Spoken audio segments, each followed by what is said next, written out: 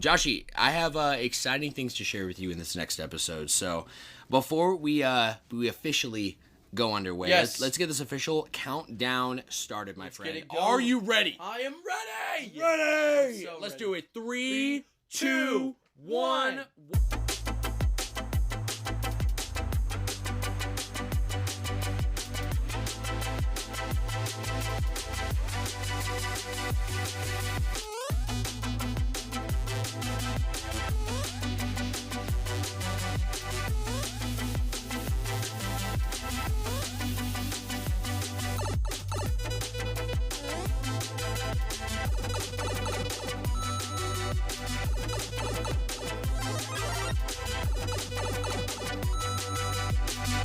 What is good, my friends? Welcome back to the Flash Brothers podcast. Joshie, it is episode 31 today. Yep. Let's go. Man, we just wrapped a crazy pregame. Yeah, we just talked. We went a big Star a Wars minute. tangent. Yep. Which is really, I actually feel like this pregame was probably the least, I don't even know if it's correct, but the least focus on personal with us. Yeah, we talked a definitely. lot about Definitely. like other like concepts Yeah. and Star Wars. Talk And we about started Smash. with Smash. Yeah, right. we talked a lot about Smash Brothers. I think it was gonna call the episode "The Acolyte," but I think I'm gonna call it Smash Acolyte. What do you think of Smash that? Acolyte. Let's Yeah, do it. that sounds good. What does I like acolyte that. even mean? Acolyte? I'm not sure. Let's look up the definition real quick. The On acolytes? cast right now. Let's take I've a only look. seen that word used in maybe a couple of like video games. I never say that word that much. Acolyte. Acolyte? Oh, wow.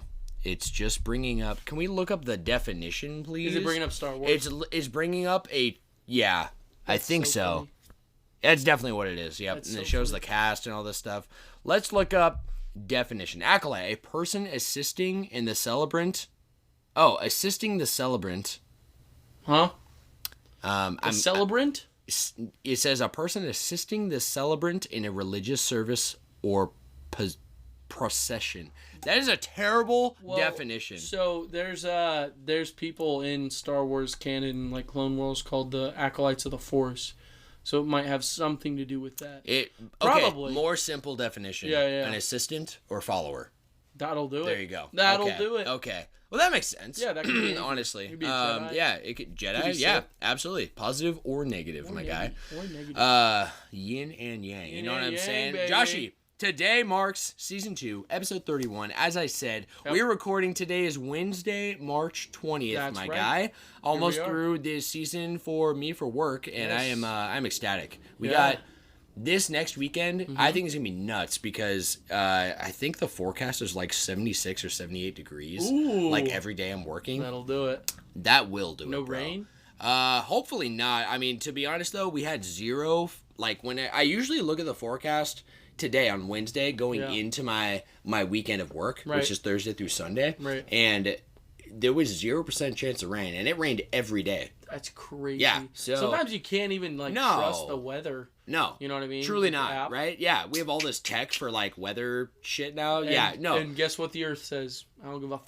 Fuck you, bro. I don't give a shit. Yeah, exactly. I feel like Arizona is unique because we have these storms, and they'll just form, do a little Passover in like a circle, Yeah. and then they'll just disappear. And it you know? doesn't rain for long either. I don't No. know if you've noticed. I mean, like, it'll rain maybe, like, pretty consistently and it'll come back. Yeah. But, like, that's the most you'll see it. Like when it rained really hard recently. Yes. It rained really hard. It was pouring. And it was down to a drizzle. You know And what we're I back mean? to sunshine. Back Like to 20 minutes sunshine. later. Wonderful Yeah. sunshine. Kind of a blessing, to be honest. Yeah, absolutely. Joshie, let's do a little introduction Let's here. introduce My name ours. is Sam. Hello, Sam. And I'll be hosting and running today's show, my friends, and joined as always by the Star Warrior himself, my brother, roommate, best friend.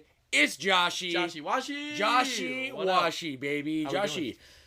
I'm doing it really good, bro. Yeah? Yeah. I feel immense, like, there's almost like not so much running through my mind, which is kind of an amazing feeling. That is nice. Because I feel like I've had nothing but thoughts running through my mind for months on end months right now. now. Yeah, you know what I mean? I do know Yeah, exactly it's what you mean. kind of like a freeing Yeah. feeling. Could have been that extra day off you had. It could have been, yeah. And I actually got caught up in a lot of things I needed to do, and like bills, and you know, stuff just keeps coming up. I just got a low tire pressure indicator, bro. I actually just remembered. What? I probably got it oh shit, there's probably a nail in my tire. What? Because I pulled out of the driveway on Friday. Our driveway, yeah, to go. Yeah. I was going to work, and then I got called out because of the storm. So I just went over to Kendall's place. We stayed there going into the weekend. Right. I pulled out, as I normally do, and I got like a backup camera, so there's like a little angle to our garage. Sure. As I probably pull halfway out of the garage, I literally hear and feel a loud snap, like I just ran over something that broke. Okay. Right, like a snap. So I pull back forward. I'm like, what the fuck was that? I also didn't see anything through the camera. Yeah. So I was like, all right, really, what the fuck was that? Right. Get out of my car, go out and look. You know, like when you go to the store, like Walmart, and you buy like a little box of nails, and it's in like a plastic little cartridge that slides open? Yes. Yeah.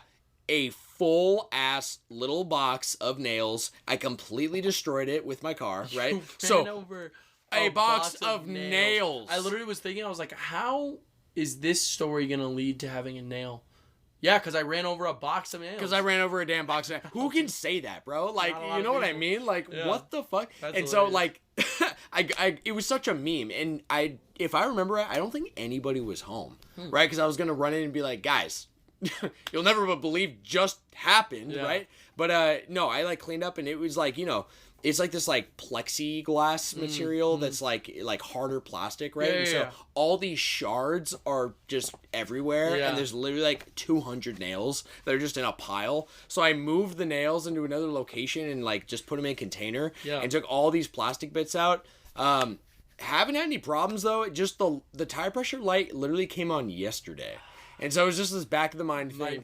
It might be a nail, low key. Could be. But I'll even extend. It's more of like really like what I'm getting at is like, damn, just one more thing on the list, right? One more thing in the back of the noggin to get down. I think I just renewed my car registration for the next year, you know, so you can never be fully caught up, you know what I'm saying? But I do feel like a lot of mental clarity, and probably like the least amount of like overdrive for the podcast I felt in a while. Oh yeah? Yeah, I feel like very just like chill, and I'm really excited for all these things planned for season 3 once we get through this. Hell yeah. You know what I'm saying? Yeah. And I usually go through these pretty blind because it's your baby. I want you to, you know, kind of make decisions the way that you know, want to make them. For sure.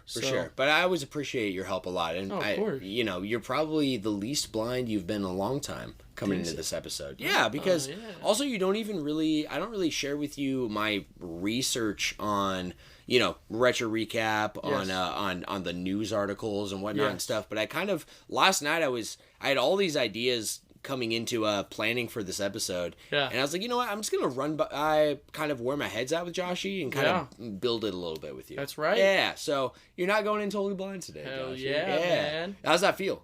Feels great. Yeah? I feel ready. Yeah, ready. Let's go, bro. Let's do a quick catch up. Yes. Gaming wise, all right, because we just talked extensively on our pregame episode, right? Yes. I wanted to catch up real quick. Pokemon Go, okay? Oh, yeah. So, mentioned the last episode. Yes. I'm still barely playing, but we just came off the weekend of the Primal Kyogre event. Yeah. Right? Specifically, the shiny hunt was actively on my mind. Like, finally, I get Primal Kyogre, and I really want a shiny because, as you have seen, because I got a fucking shiny Kyogre, baby. Yes, sir. You got that shit, buddy. It is sexy. It's got like, it's a true version of a shiny. Yes, I would say. I've seen it. It is everything you'd want a shiny to look at, and also like referencing the original shiny. Yes. And what it looks like. Yes, you know what bro. I mean? Yes, 100%. So kind of like something I've seen pretty consistently for the most part with a lot of really good mega evolutions or primal or whatever, kind of like those kind of things. They fix pretty shitty shinies. Like the one I'm thinking about is Gengar. Gengar's shiny is sick. It is shiny, so hype. What? Shiny Mega Gengar? Oh, Mega, yes. Oh, yes, yeah. Yes. I thought you meant like the original shiny sucks so many balls, dude. It's the same problem with Garchomp. Yeah, exactly. Yeah, a slight cell shade.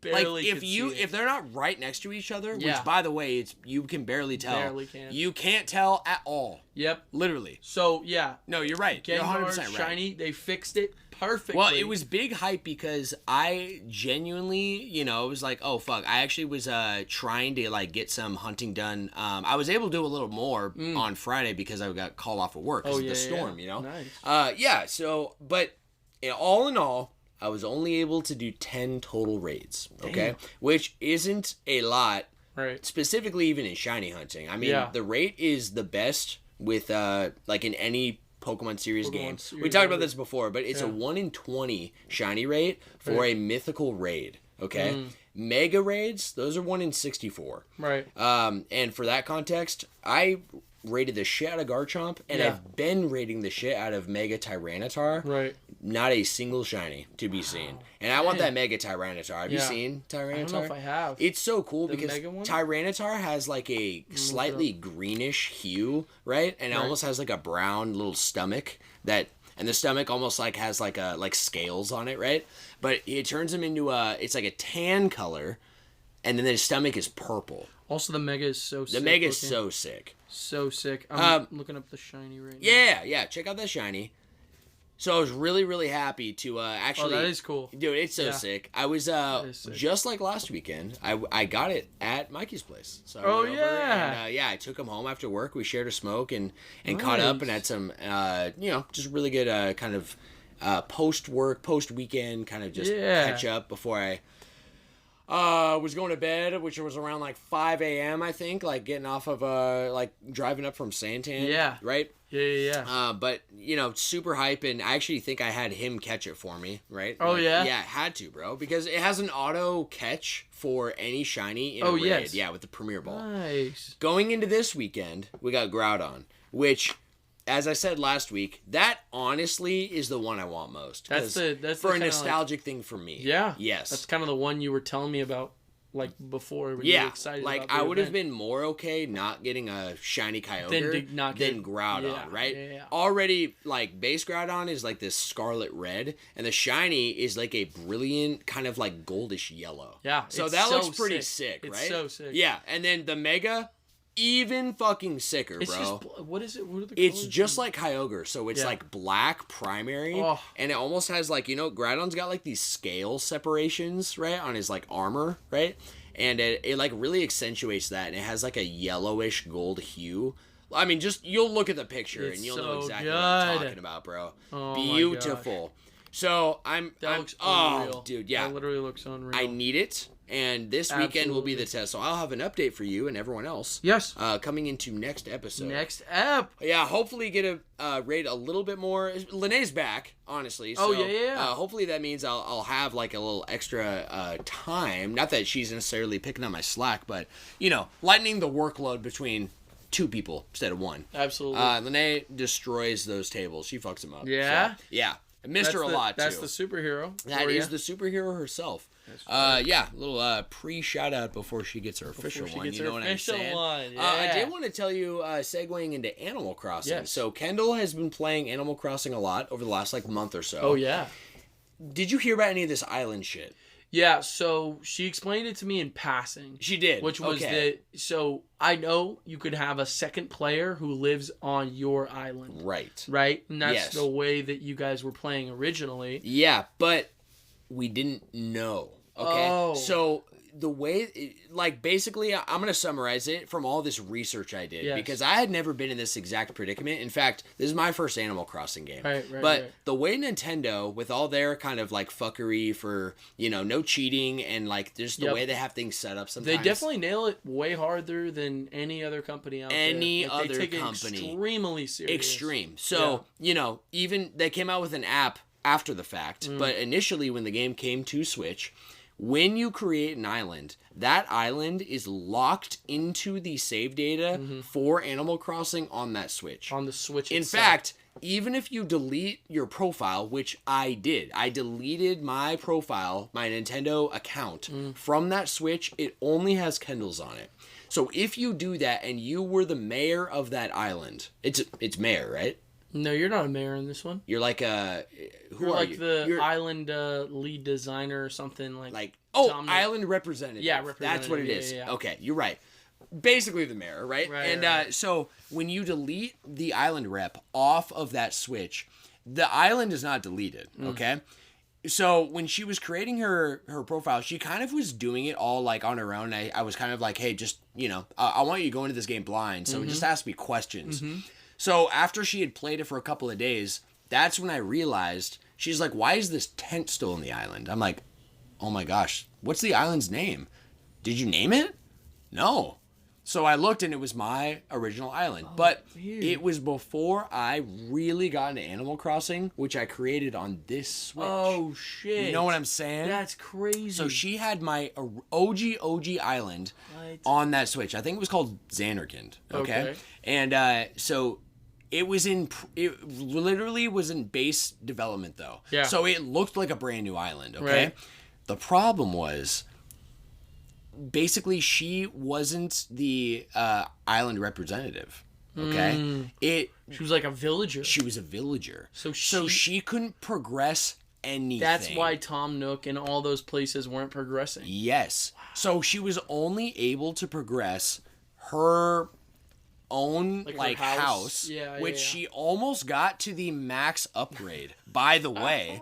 What the hell? That is crazy. But she wasn't able to advance the Nook's Cranny, right? The name of the shop. Right. She never got that. We basically found this out because she'd been playing, like I said, she'd been playing for like a few months in total. Like a long time. Right. Like pretty much since January, I think is when she started. So I kept checking in on like a semi-regular basis. So have you still not gotten Nook's Cranny? That's so weird. And over like at the beginning of last week, she realized, she's like, okay, I just looked it up. I have 60 days of actual playtime on this game. That's crazy. Why do I not have Nook's Cranny? Where the fuck is Nook's Cranny? So we started going ham, and I'm like, what if the game fucked up? What if, it's locked to my character? So I tried doing all these things. I tried loading my account back onto the Switch. It did prompt, like, I don't know if you've ever seen this prompt, but when you boot up the game after, like, you have, like, a user profile, like, kind of like switcheroo. When I tried logging in, it prompted me as if it knew I was already the island rep. Okay? So then I'm like, all right, can I manipulate this to get her to be the island rep? Right. So I looked up on Reddit, and I saw that other people have had this issue before in a family setting. Yeah, in a family situation. Yes, exactly. Yeah. So I did everything that I really could, and the answer is no. Basically, she was locked out from ever progressing. She had to completely restart. So that's exactly what we did. That's crazy. We did that it's honestly probably been 4 or 5 days now. And so you did that by... What we did was I went over to her island, like with the multiplayer. I had my whole inventory emptied out, and I had her just have everything she wanted to transfer, right? Except bells, because I'm honestly wealthy as fuck on my island, and I'm chilling, so I'm like, I'll literally just loan you whatever you need, because I've already seen you do this work, right? But she hasn't even gotten any of her shit back. It's still waiting on my character, and I haven't given her any loan of any kind, because she is... So she's not the representative still? No, I'm sorry, I didn't get to that. After she gave me her shit, she completely wiped all the save data off the Switch, so she was able to make a new island. So she literally did all the things that she never ever did the first time, right? Wow. And you just had you have her stuff as also like a safe, basically? Basically. Yeah, it's just chilling, like right when you come out of my airport, it's all sitting like right there. Shit, but she has told me that I was coming from a perspective almost of like, it sucks to restart, right? And I hope this doesn't break the game for you, right? She actually enjoys the game more because she's like, no, I love it because I now understand how to do all this stuff, and I can get it done. Yes, she got Nook's Cranny in 2 days. I believe it. She got the museum day 1. Yeah, like. She's fast tracking her entire progress. Absolutely. And her perspective is really cool. Like, honestly, like it's been really fun. So I wanted to share that, especially because you're a big Animal Crossing guy. I love it. I think it's so great. I also think, there's a lot of, there's a lot of stuff to Animal Crossing. A shit ton. Just a lot to like take in. I would say a metric fuck ton. Absolutely. A metric fuck ton, no question. No question. So it's cool. I'm with her, and I also think when you really enjoy a game, you can really just hop into it. You know what I mean? Like, you can really just, like, get into where you're at. You know, I would probably be a little more upset, but since it's her second time playing a game, right? You know, I could feel the same way about, like, all this shit I had in New Leaf, you know, that I was learning about, but I put hours into, you know, and then going to Animal Crossing, blibbity blibbity. New Horizon. Blibbity. Yes. Not the old Horizon, the new Horizon. There's two different types. Yeah, bro. What, you know, I want to wrap with, we're still watching Seven Deadly. Yes. We're like 2 episodes away from finishing season 1. In fact, I already know what is in this next episode. Oh, yeah. And all I'm going to say is one line, I see it. Oh! You and I have quoted that so many times. I have made that quote. I see it. I've literally done that in front of her, and, you know, I'm like, yeah, you know, Seven Deadly quote, right? Just whatever. Yeah. I made the quote on accident. Yeah. While we were in the car the other day, and I was like, oh my gosh, that is literally the next episode. You don't even know. Oh! You don't even know, dude, bro. I'm so hyped. That shit is so hype, and I know she's out there, so I don't want to say too much. Yeah. Because she's sitting right outside our door with her ear perked up. I know, while she's snacking on the Chick-fil-A we got waiting for us. Absolutely. Can't wait for it. The angel she is. The angel she is, absolutely. Yeah, and also she's been going crazy around the house. I said this in pregame, but it should be mentioned in the main pod. She is a fucking angel. It literally, like, I can't believe some of the stuff that she's just, like, taking care of and doing. I found a bunch of old clothes. She's cleaning things in the house that have never been cleaned. Never. Since we moved in. And that sounds weird, but, like, also, like, come on. Like, it was, we usually looked at it and we're like, it's good enough. Yeah. Right? Like, that broom closet, I never thought you could really make it look nicer. It's a broom closet.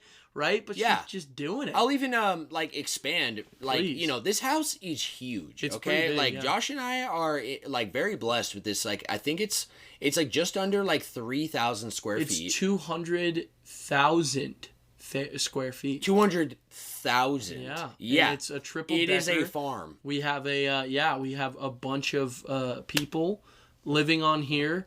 You know, we pay working in the fields. Yeah. No. You know? So it's they're still working. Yeah, they are. It's nighttime right now. At the time of now, it's 8:10. They pretty much work 24 hours. But they might as well. You know? Might as well, absolutely. No, I'm just kidding. Yeah, it's like 200? No. It's like just under 3,000 square feet. 3,000. And it's a single story. Yes. So it's very spread. And so we've referenced it before, but, you know, if Josh... his house is in the complete opposite My house? Yes. Yeah. Josh's mini house. My little house. His room. Josh's room is on the complete opposite side of the house than my room. Mm-hmm. If I could be blasting shit in my room, Josh could be blasting shit, we can't hear each other. If we screamed as loud as we, like, could, we would not hear each other. No. If we even had the doors open, to be honest with you. Yes. Yeah. Yeah, no, it's literally wild. So, it is wild. Because of that, you know, and we took this house over from our landlord, which was essentially like family related to one of our roommates, Dory, at the time. At the time. So we were moving in from, you know, his parents kind of moving out. Right. And they just had like stuff that they were kind of like, they're like, yeah, you could throw it away if you want, or you could just leave it here. Yeah. And so there is like little things. There's like we have like a lot of cabinets 1,600 closets in the kitchen too. Yes. There's so many where I'm like, we have this. Yes. This is something we have. Yes, bro. I actually want to go through so bad in that corner, where there's like that Lazy Susan inside. Oh yeah. Right. That just needs to be completely redone. That one should be. That absolutely should be redone. What I mean? The one I think about the most is right underneath the microwave.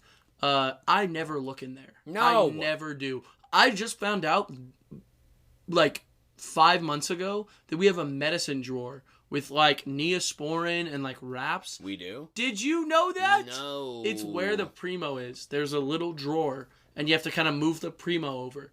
Crazy, right? Yeah. Isn't that nutty? I had no idea. Yeah. You're telling me. So, you know, like, she's going through and cleaning the stuff that, like, is... essentially to me, you know, invisible, right? Totally. Yeah, has been for a long time. So used to it, I just look right past it. Absolutely. So big blessing. But Huge blessing. Joshie, I want to wrap with Dune. Okay. Oh yeah. Yes, because you know we came off of our pregame last week, which is last week. Literally, yeah, wow. Because the episode title was Dune, and so you kind of the episode title. Me. Yeah, pregame. Oh, yeah. So pregame, we went all out on Dune because you would just watch Dune 2 in theaters. I thought we talked about it in the. Damn, that was pregame. Mm-hmm. Wow. Yeah, we went ham on Dune. You really inspired me because like from coming off of. To be honest, I thought it was just a bunch of Hollywood hype, right? Mm-hmm. It had like big actors, like people are gushing over. It does have Zendaya, a lot of people are gushing over. Timothy Chalamet, which is what turned me off in the first place because for sure I'm not a fat actor guy. I don't like just sitting down and watching a movie because it has someone in it. Yes, even big guys like like Blade, he consistently watches who's that one guy? The guy from Nightcrawler. Did you see Nightcrawler? Fuck. He's Donnie Darko. No, I don't know. Do you know Donnie Darko? No, and I'll be honest. I was thinking of the Nightcrawler that was with Jake Gyllenhaal. That's Jake Gyllenhaal. Yeah. Oh, it is. Yeah. Oh, yeah. You never saw Donnie Darko? That's like his first movie. I don't think I did. Yeah. It's pretty crazy. Yeah, but yeah, Jake Gyllenhaal. Crazy so movie. he'll watch a movie because it has Jake Gyllenhaal in it. I've never been that guy, ever, to be honest with you. And so I did see that because it came out in 2021. Yeah. Was when the first one came out. Dune. It's just called Dune.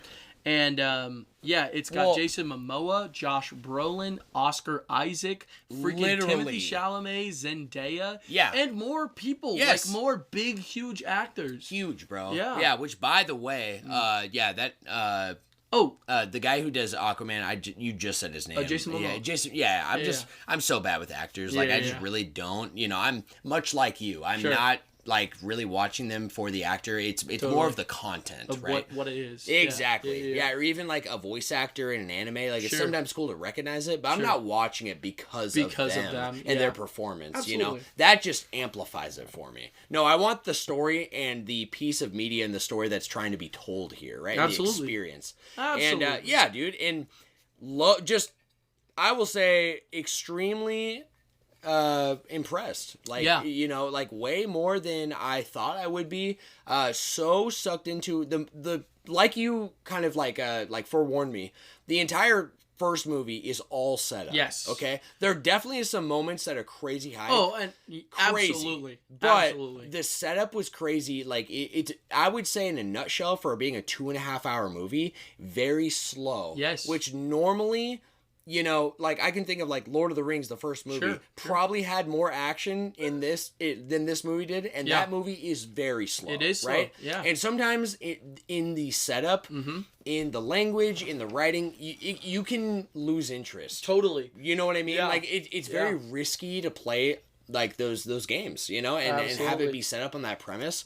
But I was thoroughly hooked. Good. The entire movie, I couldn't look away. Yeah, man. Truly. Yeah. So I am so hyped going into Dune 2. And, honestly, I'm planning, my current plan right now is next date night, next Monday, for Kendall and I to go through and, honestly go to the theaters, watch Dune 2. So I'm hoping if that's done. That Cinemark is right there. It's right there. Yeah. And I literally have the Cinemark movie pass. Yeah. So I get 2 tickets a month. You know? Hell yeah. Right. I got no excuse. Deal. Yeah, yes, man. Sir, bro. So I'm so excited to watch Dune 2 now, especially knowing from your perspective and what you think about film that it is better, right? Yeah. It's like the reason to watch Dune 1 is because of Dune 2. Yes. I am extremely hyped. Highly recommend it to anyone out there because not a fad movie. No. It is so deep. The fact that literally I'm so glad I went in blind because I'm like, dude, the premise is on this resource. Like we were talking about in your room, right? Yeah, we were. It's equally like the most precious resource in the galaxy. Right. But also a hallucinogen. An extremely powerful psychedelic. Yes. Yeah. What? Dude, it's and such not done in a stupid way. No. You know, because I could. Yeah, but absolutely. Yes, man. I think the whole movie, if they didn't handle it the way they did, could feel goofy.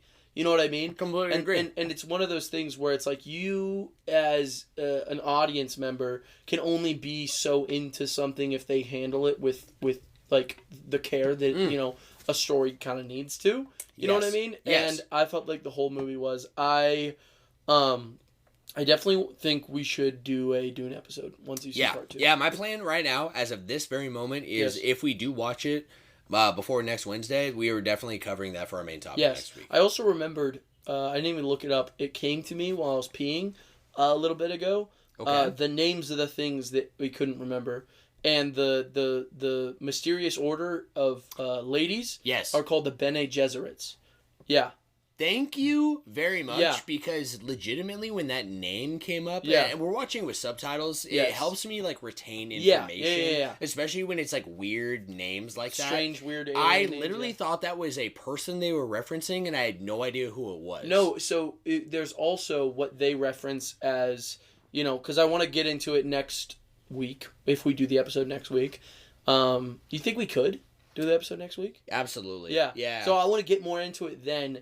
But the Kizak Haderach is the prophecy. Kizak Haderach. Haderach. Yeah, is the prophecy, the one who will be able to see through space and time. The person that the Bene Gesserit have been setting up for all these years to consistently be born to, who Paul's mother believes Paul to be. Is the Kizak Haderach. So which, by the way, I also like, because I do want to save most of this combo like for that episode, but that's what I was saying. Just coming off of what you're saying and very fresh in my mind, like everything that happened. Yes. Very obvious that his dad also believed in him, right? Like, absolutely. Like there was a setup, there was that initial scene that was almost like, it's a king and his son's out and his son is saying, "What if I don't want to be a king?" Yeah. Right? And in that, like, even if I was in his dad's shoes, it would be like, I get it, but this is your duty. But it's your duty. Yeah, and he kind of starts saying that. Kinda. And then he drops it and says, "You've already done enough because you're my son."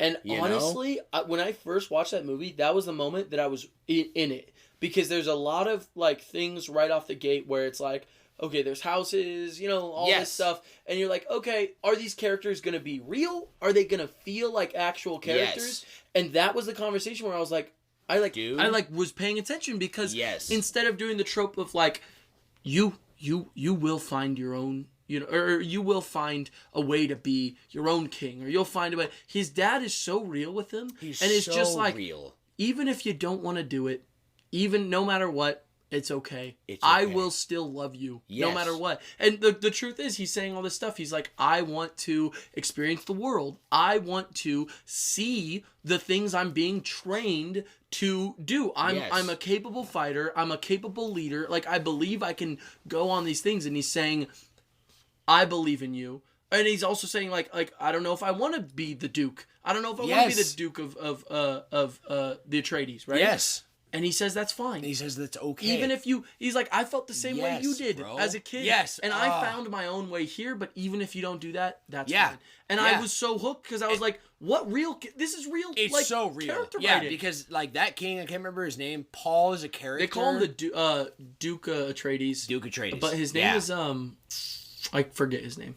I'm sorry. Well, you know what I want to say is that Paul and Anakin have a lot of parallels for me of kind of like they're being told early in their life that they are the chosen one. And how do you handle that? How would you handle that if you were in their shoes? And so looking at, Star Wars with that prophecy wrapping up the original 1 through 6, right? It was ultimately the prophecy was fulfilled. And it wasn't in a way though that you thought it would happen. They would expect it to happen. Yeah. No, if anything, it's a whole story of how Anakin is still a human with free will. Yes. So he chose to do things that were very opposite of what the prophecy kind of was like thinking, or what the Jedi like idolized, right? Yes. Because all the prophecy foretold was balance. Yes. Didn't foretell any of the shit that he went through. Absolutely. And the corruption and the killing, right? Yes. Like to get to that balance. Absolutely. But it was all necessary to happen in the way that it did. Yes. Right? And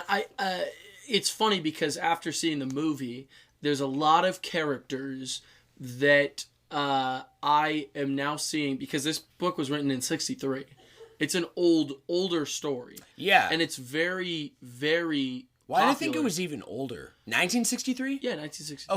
Okay. No, 1863. Honestly, I thought it was fucking old. No, my mom read it when she was like a kid. Okay. So it's pretty... Oh, you know what? 63 makes sense because I think the original movie that this is rebooting, right, was like 70s. Yeah, it was right? 70s. Yeah, okay. Which that was the first time they adapted it, which they tried to do one movie and you can't really do that. And instead of trying to stretch it to a trilogy, they were like, it's the smartest move, just being like, let's just do 2 movies. How many movies are just a part 1 and a part 2? Honestly, not a lot. Very rare. You usually see they try to, like The Hobbit. They stretched it into 3, and it just shouldn't have been. It should have been 1 movie, to be honest with you. But like that, I'd say 2. Yeah, you know, 2 because there's definitely hype moments. No, and you're totally right. I'm happy with like how The Hobbit, right? Yeah, of course. Yeah, but very much so. Yeah, 100%. That's the idea of like just do it like that. That's the perfect way to do it. I want to go back to the king. Okay, yes. So the king has that moment. Call him the Duke, Paul. by the way, Duke. because there's a bunch of different ones. There's the Emperor, and then there's also the Baron of the. You're right. Of the Hana, whatever. The other tribe. No, it's right? the. Fuck! I forgot it. The other house, right? Yes, the other house. Yeah, the big fucking like fat dude, crazy dude. Yeah. Who, by the way, is the same actor from. Yeah. He's in Marvel. He's in Thor. He's in Thor, right? He's the crazy scientist. Oh, it's I can't remember. Fuck! Damn it! Well, he also is in Men in Black. Have you seen the original Men in Black? Bill Skarsgård. No. Something Skarsgård. Okay. His last name is If I'm not mistaken, he's the original actor in the original Men in Black who plays the alien. And his body gets all morphed and fucked, and you know what I mean? Yeah. He takes over that guy and he becomes the guy. The cockroach guy. So how he looks when he's in a grotesque form and it brought me back there. And I was like, that's so funny. Whoa, what the hell? Yeah. Crazy. Something Skarsgård, but yeah. Well, the Duke. Yeah. So then he has the scene later with right before his death with his wife, right? Yeah. And he basically is saying, you know, I've done nothing but trust you, and I still don't even understand why you gave me a son. Right. But I trust you. Right. I only have this one question. They have this scene, and he basically, you know, it kind of ends with him being like, you know what, I still trust you. Even if you didn't, you kind of cryptically answered my question and didn't really give me what I want. Right. I'm still going to trust you to the end. Yes. And then at his death, he says some quote that was very seemingly from the prophecy. Yeah. Right? Sure. Showing his faith on his deathbed of the prophecy being true. Right. And I think that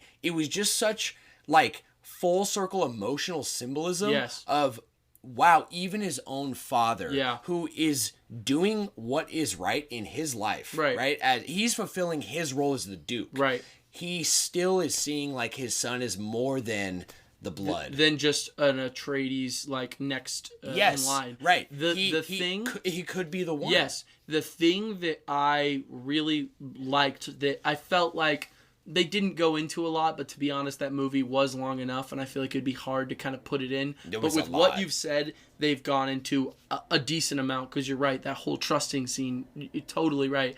But my mom explained in the books the reason that this Bene Gesserit woman, who's supposed to be cold, genetically altering, and running the galaxy, the reason she went against her people was because she was in love with the Duke.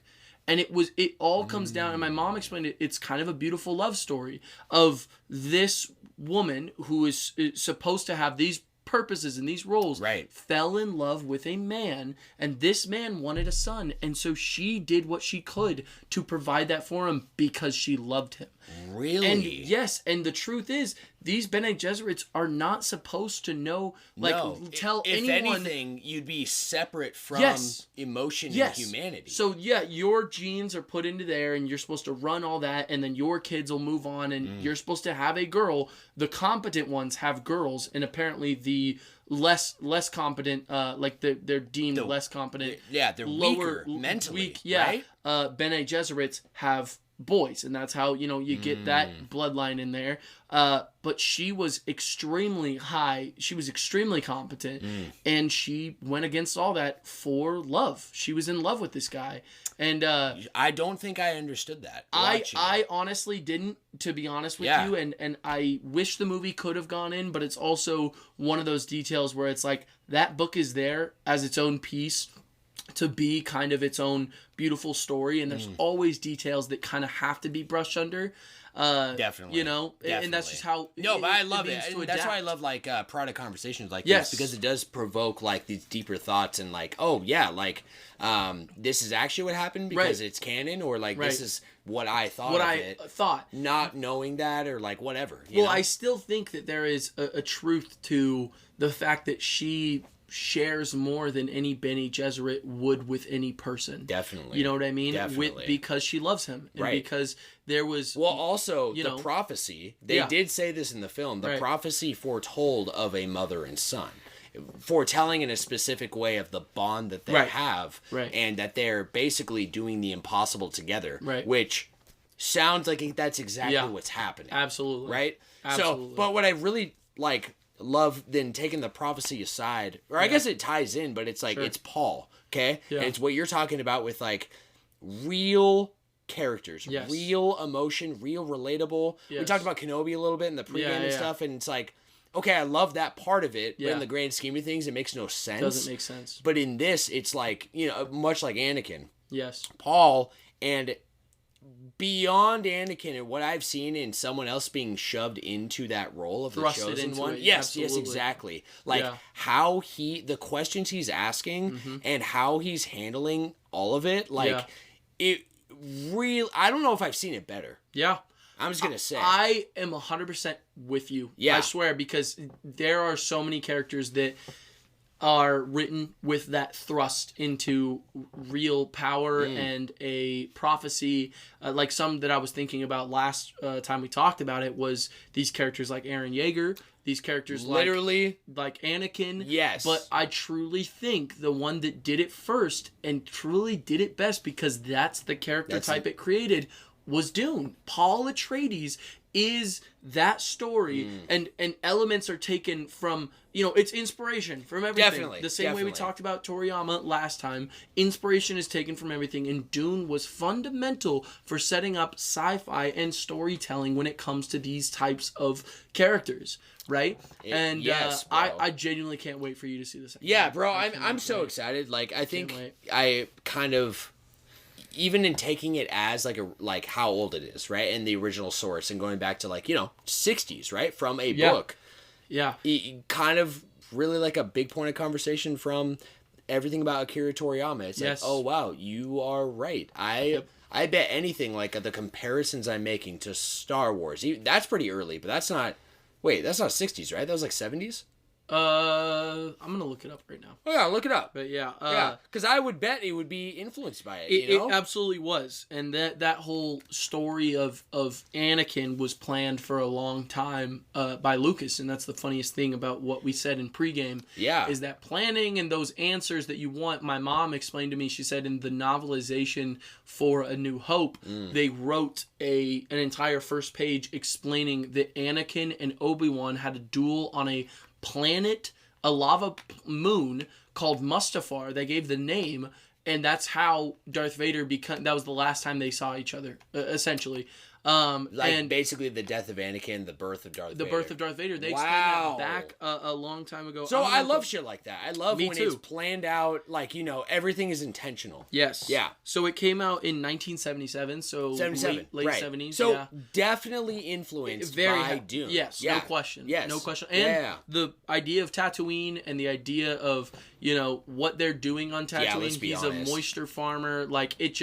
It's very much inspired by Dune. For sure. You know what I mean? For sure. Yeah, well, I mean, let's take into account that Anakin is, hidden away. Yeah. And from Tatooine, right? With the middle of the desert. Nowhere, right? It's... Yeah, no, I'm 100% with that, but...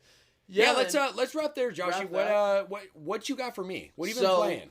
You finished Power World. Are you still kind of... So, that's something I wanted to tell you. So, the last thing I told you last time we talked about Power World, we were at the dinner table. And a few days ago, we were talking about it, so they had a release trailer, there's no release date yet, for a brand new raid boss. There are no raid bosses yet. Yes! But in the update notes that they wrote, they said raid bosses, PvP, new pals, all these things that they were planning on talking about. To be honest, it feels pretty soon, to be honest, because this game, I feel like it just came out, but it has been out for, a month or two, maybe. Yeah. Brand new, Bella Noir is a brand new raid boss. Such a cool design. Like, I... Love the name, love the design. Love the name, love the design, the color schemes. It's, to be honest, it's sometimes, like, I look at it, I'm like, damn, Pokemon needs to be doing this kind of shit. You know what I mean? Like, this is the type of shit Pokemon needs to be doing. For sure. But that kind of hype that I'm already feeling, super huge. But I checked today, I am no longer 100% achieved on Steam. Is this what we were talking about when I told you that they added in new achievements? Oh, maybe, yeah, but I didn't see any of those until now. So they took away my ribbon. I had all the achievements done, but there's 2 more they added, which means I have 10 out of the 12 achievements done. Wait. That is so backwards. That's like getting a platinum trophy and then revoking the platinum trophy because they added more. But that's how Steam works, especially because it's a not an early release. What is it called? Oh, early access? Early access, yeah. So that I can get down with. Okay. But it's funny because there's 2 new achievements, and we can't get those 2 new achievements until the raid drops, which, they said coming soon. I'm hoping it's, very soon, because I had that game 100%ed. Yeah. And that was my first Steam game I got all the achievements on. No way. Yeah. Was Power World? Yeah, Power World. Now I don't have That's kind of amazing. Yeah, no, actually. It is because I love that game so much. So that's exciting. That's really exciting, and I'm really looking forward to that. I'm really hyped specifically for me as not being in it yet. Yes. Although I've been seeing that they're like publicly talking about their work on trying to get it, just it's on Xbox, it's on PC, and they are trying to get it on Switch. Oh yeah. Which, what? Yeah. I didn't think it would be possible to play on Switch, but Switch and PS5. It also, they just had a new announcement. They just released it on Twitter. They just talked about they just hit a brand new milestone. Combined from Xbox and PC and Steam, 25 million units. 25 million in what? 2 months? Like sold? Sold. Yes. Wow. Yeah. They released it with like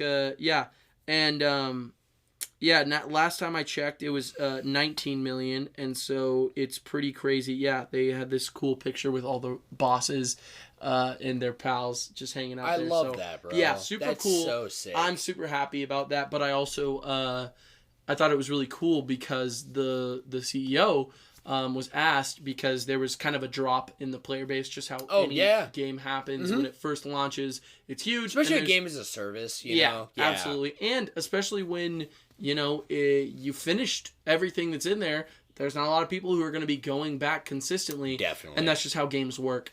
And so someone asked him in an interview, they were like, how do you feel about that drop off? And he was like, I feel great about that, to be honest. And what he said, it makes me so happy for the future of gaming, because I just am so certain that these smaller studios are going to become the games that come out that everyone plays. So he just basically said, he was like, I think that's great. I think that's the natural way that a game happens. We have more content coming, and come back for it. Once we have more stuff coming out, then that's when you can come really back. Humble. But he also said, he was like, there's a bunch of amazing games out right now. Wow. Go play other games. No, he didn't. Swear to Gorsh. I swear to Gorsh, bro. Dude, that's sick. Yeah, and I've never heard a developer really just say that. Instead of trying to sell his game, be like, oh, we got a bunch of stuff coming. He's like, we have stuff. Come back when we got it. Right. But right now, go play other stuff. Go play other games. If you don't want to play Power World right now, that's great. because we're working on it. Bro. So come back later. And it just sounded like the least CEO thing I've ever heard. No, for sure. Because I bet anything, like, when we find out from things in publications, usually there's the guy doing the dirty work, okay, right? So there was probably a guy I'll try to find the that was trying to interview. Yeah, that'd be great, because my guess is there's probably a guy representing a publication coming to the developer, right, and saying, hey, sales have dropped. What do you got to say about it? Right? Yes. It's almost antagonistic, right? What's your game plan here? Like something provoking. Yes. And that is the response, which is a very relatable human level. You and I are consumers. Like, that's the response that we want. And that doesn't sound fabricated in any way, especially if that's the first time this guy's really being asked this question publicly, with the mass. Dude, it's beyond, because this isn't just some offshoot, okay? This is a game that has broken so many records. Yes. Right? The fact that like you said, it's still in early access, and that is the sales they've put out. What the fuck? And honestly, that is insane. It's exciting for multiple reasons. Like, truthfully, I think, this is hopefully where the gaming genre or the gaming landscape will go, because there's too much oversaturated garbage that's being released, and we want new ideas not even just new ideas, perfected ideas of people who are willing to make a game that is fun. A fun game that you don't have to rely on huge IPs. This is a game that is a monster catching game in the style of Ark that is trying to make something. Which, by the way, has been tried for decades. They tried to make by they, I mean any offshoot small developer. Pokemon has tried to be copied effectively and been deemed nobody talks about these games. Yeah, some of the craziest things are it's the faith that they had in their actual game, and not relying on Pokemon and doing turn-based combat, or making there be a rival, or just making their own world of whatever they wanted to do. That's the kind of shit I want to see, and that I consistently am excited to see about. Yes, bro. Yeah. So, can I add on too that this was a Cut News article, but there was also the president of the CEO of Pocket Pair. Pocket Pair. Thank you. Yeah. The CEO, he was interviewed and asked, it was basically found out that they made 10 times their production cost in profit. Yes. So, I don't know the exact numbers, but something like it costed them $6 million to make the game. It was $10 million. Yeah, okay. Yeah. So, somewhere around 10, and they've made 100, okay? Literally 10 times the amount that they put into the game, right? Yeah. Well, that would add up if it's a $30 game, right? 25 million sales. Yeah. Right? I mean, we're not taking in, because if we're talking direct profit, that's different than gross. Right. And so, being on Steam, being on Xbox, you're paying a flat percentage there. Right. I think what I read was that it was 6.7 or something million, to make the game. Yeah. And they were sitting at 67 million in profit. Right. Okay. Yes. So when we say profit, we're also saying that they've already paid off the game. Right. Right. The whole production. Well, so he was asked, "What are you going to do with that money?" Yes. Right. And most of the time, if not all the time, the answer that is given out from that standpoint, from a nobody developer, is a partnership with someone bigger. Okay, hey, this is our value. Someone come get it, and we'll take the best deal. Right. And it's a sellout, or it's a partnership, and we just talked about Rooster Teeth, and how that's fallen through. And it's all these things. His response goes almost exactly with what you're saying about that, right? His response on the money was, that is too much money for us. We don't know what we're going to do with it. But all I can tell you is that we're not selling out. Right. We're not going to a big partner. They're not looking for a Microsoft buyout. Right. Which is very likely in that scenario. Yeah, and especially Microsoft. If you're a small studio. Yes, bro. And extremely successful out the gate. Yep. No, his response was, we're going to sit on the money, and we're going to figure it out, and I want to keep the studio small. They're sitting at 55 people right now in the studio, which is way bigger than the initial 7 or 8 that they had, right? But he says they don't want to grow bigger, and they want to take the money and they want to put it into the game. Into the actual game, which is so fucking awesome because here's something that I've respected so much about Pocket Pair, and you know, we can wrap up after this talking about Pal World, because in a lot of other interviews he's explained very consistently, and it's funny, 3 days before the game dropped, he wrote this giant, it was only translated, like there's no official translation for it, I watched a video of someone translating it, and he basically wrote saying they have put every single dollar from their sales from their previous game into, so their budget, they just kept taking the money from their past game. Really? Instead of setting a certain budget, they would just keep going, and they kept consistently making the games, new pals, new parts of the map, and they said, let's just go until the money runs out. And they dumped everything they could into this game. And he wrote this memoir before the game, and he said, whether it's a success, whether it's a failure, this is everything we could have possibly done. We did not cut corners. We put everything we could, and we'll find out in 3 days is basically how he ended it. Like, we'll see. And look at this success. That makes me happy. I'm so tired of giant companies making massive amounts of money off of garbage like microtransaction games and just like, you know what I mean? You're so right. Yes, absolutely. It's just exciting, and it makes me happy. Tell with everything we've already said just this episode and many times on this podcast. Yeah. You know, when your focus is not on the money and making the money, that's when beautiful things like Pal World come to be. Absolutely. You know, like in every regard. And you as a consumer can feel it. You can feel it. It's impossible to not feel it, Sam. Yes. I said this like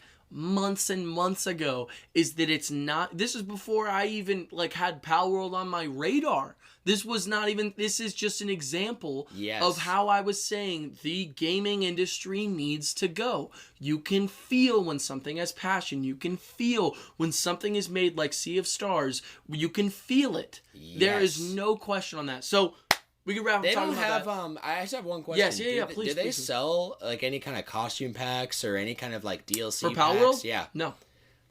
Not a single, and if anything, when I bought it, it was on sale as the first week sale. Right. They did $10 off. It was $20 I paid for that game that I've invested 138 hours into. Like, that is damn good deal. That is one of the best deals you can get for a game. Yes. And it was all a new experience. It was all something that I was learning. It wasn't some kind of like, I know I'm going to love this game. It was just something I fell into. And so, dude. Yeah. Wow. That makes me so happy. Yeah. Still loving it. What else? I am trying to pick up Tears of the Kingdom again. Did I tell you about that? No. Yeah, so I played a little bit with Blade was telling me how to get the exact there's like this Yiga clan outfit. So it's obviously the whole game is pretty changed, but you can infiltrate the new Yiga clan. Oh my gosh, I just said it again. The hell I'm cursing you. Yeah, the Yiga clan hideout you can infiltrate by getting these costume pieces to look like a Yiga clan member. Totally. And I'm at that point, and you can get a weaponless attack, which is crazy. If you unequipped your weapon, you do like this punch that that punch they would do, and it would like create a thing, and then rocks would appear, and you could use your glider. Quite remember. So if you fight a big Yiga clan guy, he would do that like attack, and it would like produce smoke, and you could use that smoke to like get above him. Yes. You can do that attack. I just got it. It's fucking crazy. It's sick? Yes, dude. Oh my And you can, God. The longer you hold it, the further away it'll go, and it'll make a huge explosion of rocks. This game is so incredible, and I'm still learning shit about it. Wow. Yeah, Tears of the Kingdom. So fucking good. I just played a little bit, so I just want to pick that up at some point. What's your goal? Like, do you want to complete it? Yeah, I want to beat it. Yeah. I want to beat that game, man. It's the sequel to like my favorite game of all time. I want to get to the end of it. And Blade was telling me he's a pretty. I don't know if you ever talked to him. He's way more critical than I am. And I'm on anything in general. Yeah, if something bores him, he won't watch it. If something is like mid, he doesn't want to fuck with it. Yeah, 100% if there was a final boss that he just didn't like, he'll tell me. That's just how it is. Believe me, he's not a fan of 7 Remake. So, yes. Very much aware. In that kind of way where he's just like, I didn't feel it, I wasn't feeling it. Right. That's not my game. Right. He was raving about the final boss, just saying so many good things about it. And he didn't do the same for Breath of the Wild. No. He was honestly disappointed, and so if that guy can be pleased, I am so fucking hyped to play this shit. So fucking so exciting. That's why I want to beat it. That's my plan to beat it. And then I've been playing. I absolutely will. I've been playing Ratchet and Clank Rift Apart still. Love that fucking game so much. I love the whole series, but it's one of those games where your character is consistently, it's like a 3D Metroidvania. Yeah. There's consistently parts you can't get to. And as you upgrade and get things, you go back. You can constantly go back. Totally. There's always shit to do.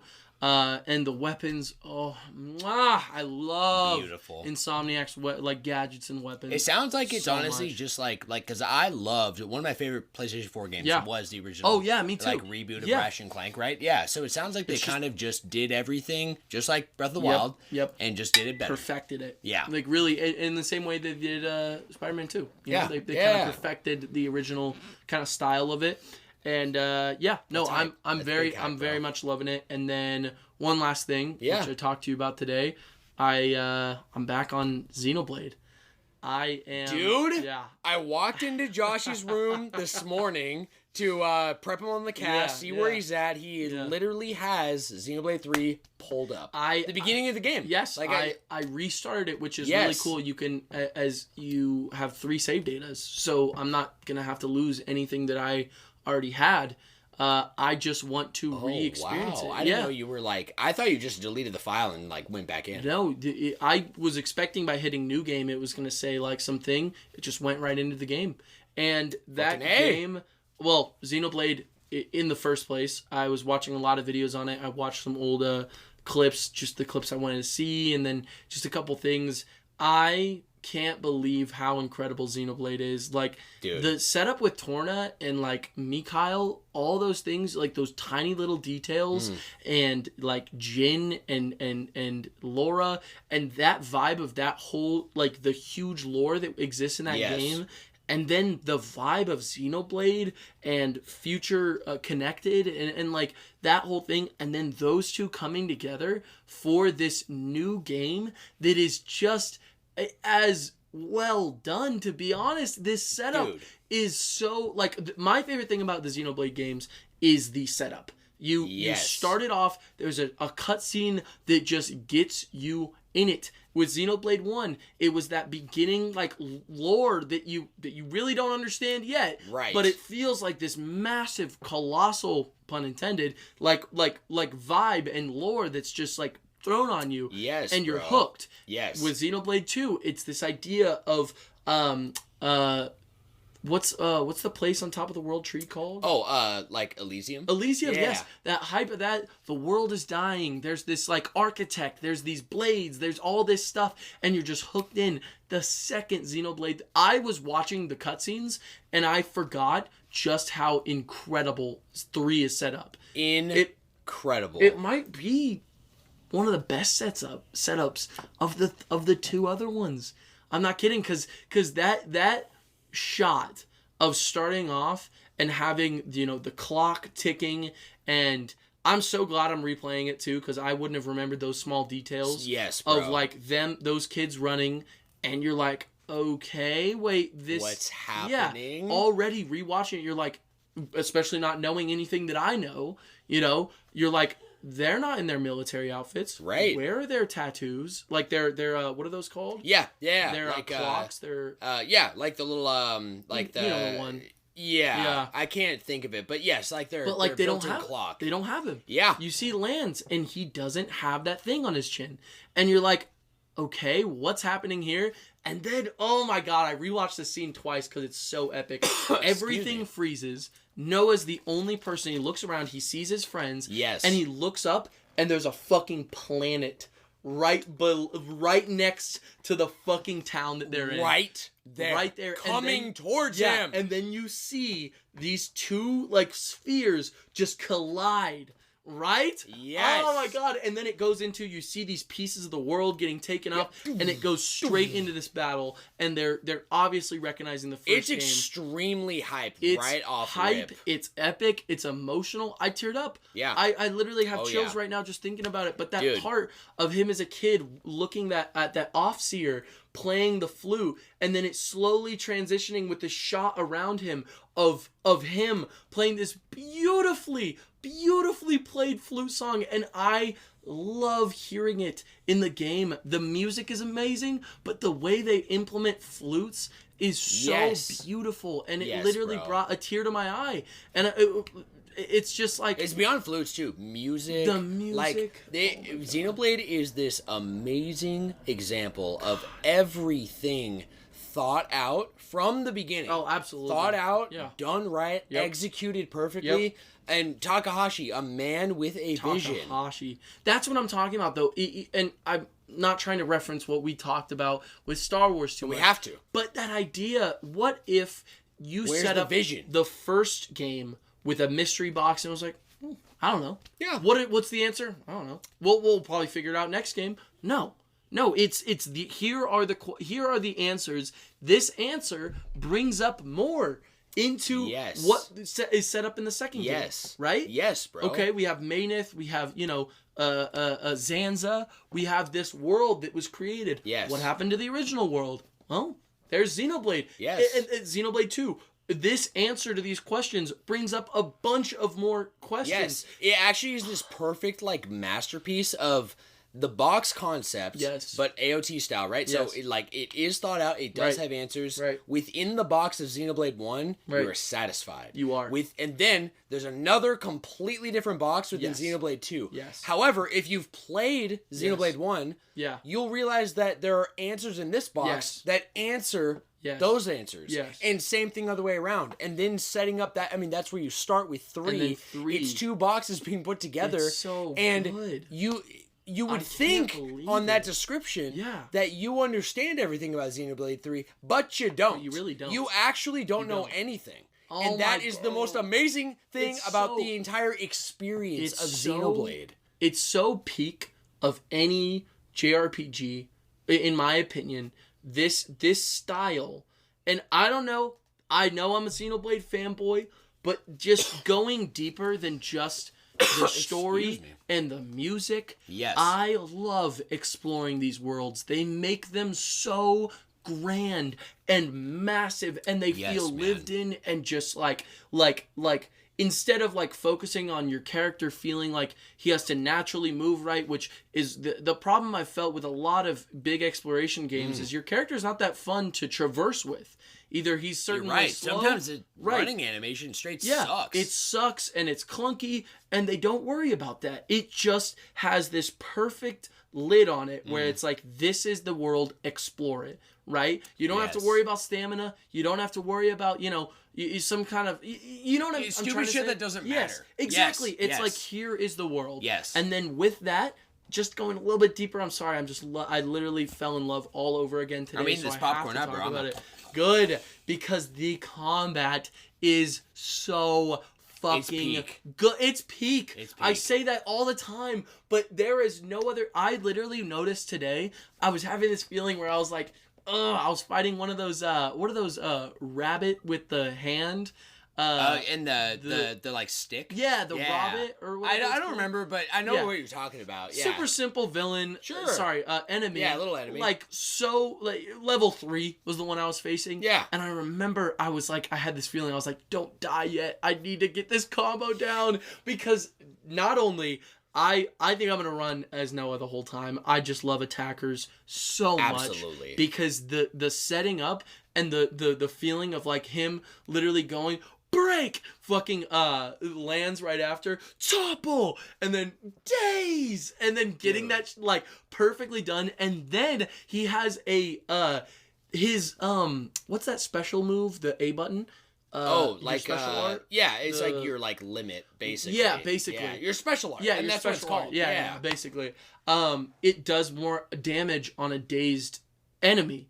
And so you're setting this up like this fight is just this patient in real game. Time. Yes, this patient game of just setup, boom, attack. You're waiting for the auto attack. You're getting like every second you're engaged, and then you're like, I don't want this fight to be over. And then it makes bosses even more fun because I don't know if you've ever experienced this in a game or maybe JRPGs. Sometimes bosses feel like, all right, let's get it let's get it done, dude. Absolutely. I adore bosses in Xenoblade because I'm consistently feeling like I don't want the villains to die because I want to set this up. Yes. And then you get into chain attacks and arc canceling. Yeah. And all this that comes later in the game. I am so excited. Dude. This is like the and it just gets better. It literally only gets better. And I got pretty far. I got to chapter 4. I don't want to know how many chapters there are actually. Yeah, that's okay. I don't even remember, so we're good. Okay, cool. But if I remember right, you probably got through like about the halfway point. I got to the reveal of Maybe. Jay. Of Jay? Yeah. Yorin. Yeah.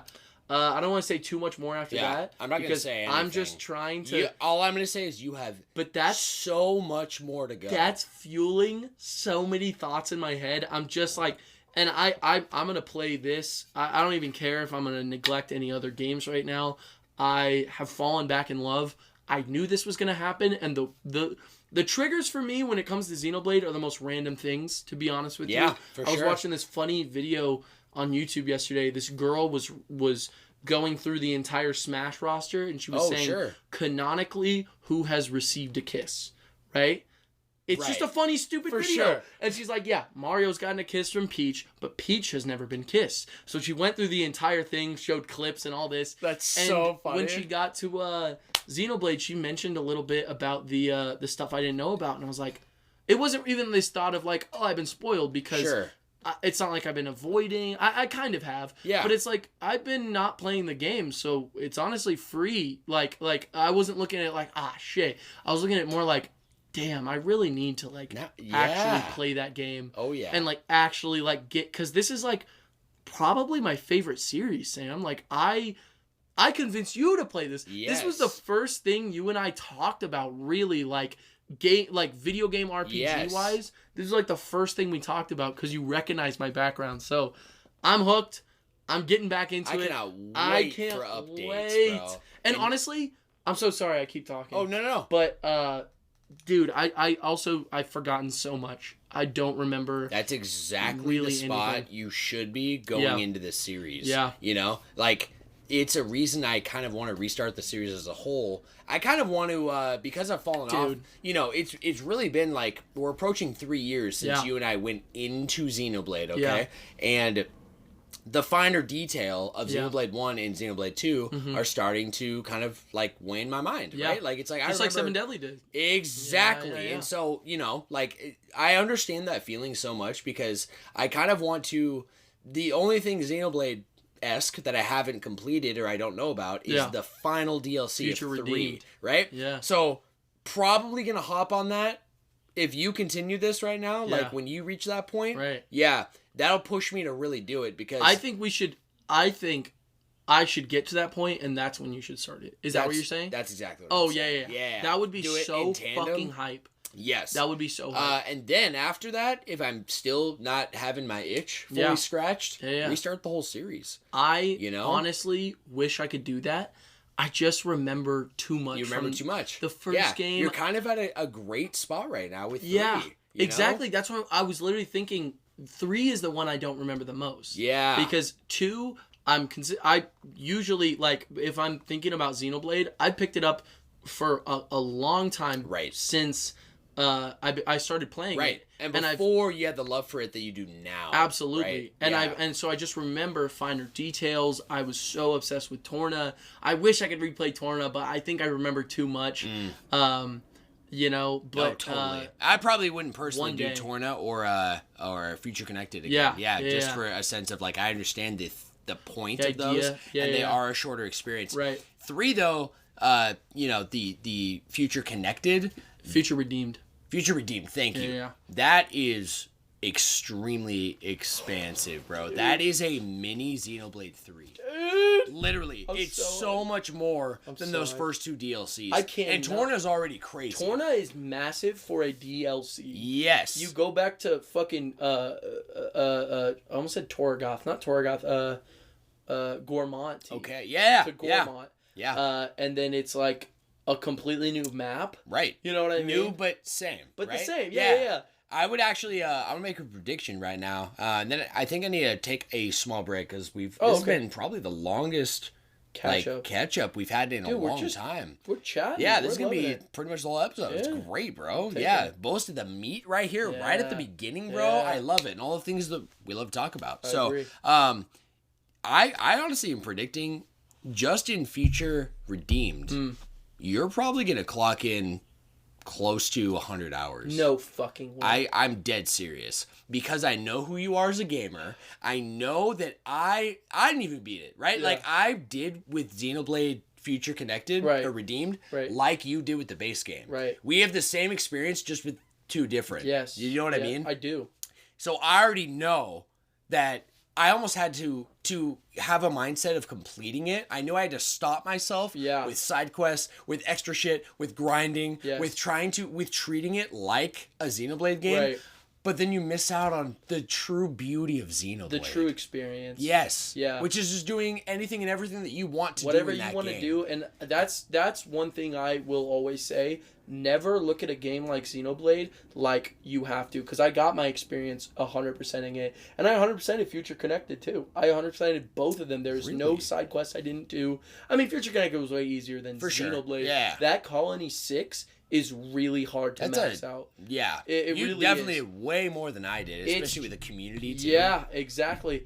But I didn't 100% Torna because I was left with such an emotional feeling. I had this like you felt complete. I felt so complete. Yes. And yes. The truth is, it's not that I didn't feel that way after the first Xenoblade. I just was so into it that I just wanted to almost metagame. I wanted to just get it all. I wanted to see everything. And I'm glad I did. Bro. At least for that first one. Yeah, me too. You know? Yeah, let's cut right here, Joshie, and then let's dive into this episode, my brother. Let's dive it, dude. All right, Joshie. Yes, we are back. We actually took a kind of a fat break. Yeah, we actually did. Yeah, that was like 45 minutes or so. Dang. Kendall got us some Chick-fil-A. We were just kind of chilling. Yep. I got this new weighted blanket. Oh, yeah. That I am kind of obsessed with. I'm so excited to actually like sit down and oh yes, dude. Yep. It's so comfy. I tried it on. You can vouch? Yeah. Yes. Okay. Are you kidding me? Yeah, dude. And it's better than I had a weighted blanket when we like first moved in. Yeah. And I think that was like a heavier one. That was like 45 pounds. Yeah, it might be kind of similar to... Where'd you get it from? Like, Amazon, I think. Okay. Yeah, this is from Target. Kendall picked up last night because we both wanted a weighted blanket for the Fort date night we had. Yeah, and... Fort date night? Fort date night. But not Fortnite. Oh, we put the date in the middle of it. Right, so you wouldn't be confused. Yes. You know what I mean? So it's not legally like anyone can But that reminds me of the one that that you had, right? Like, I think that's probably the same. It's like beads. As soon as I took it out of the thing, I just lifted it, and I was almost waiting for it. It was like a rain stick, right? Yeah. The beads. The beads, man. Yeah. No, I was at a buddy's place, and they burst. Way better. Yeah, mine broke at one point. Oh, okay.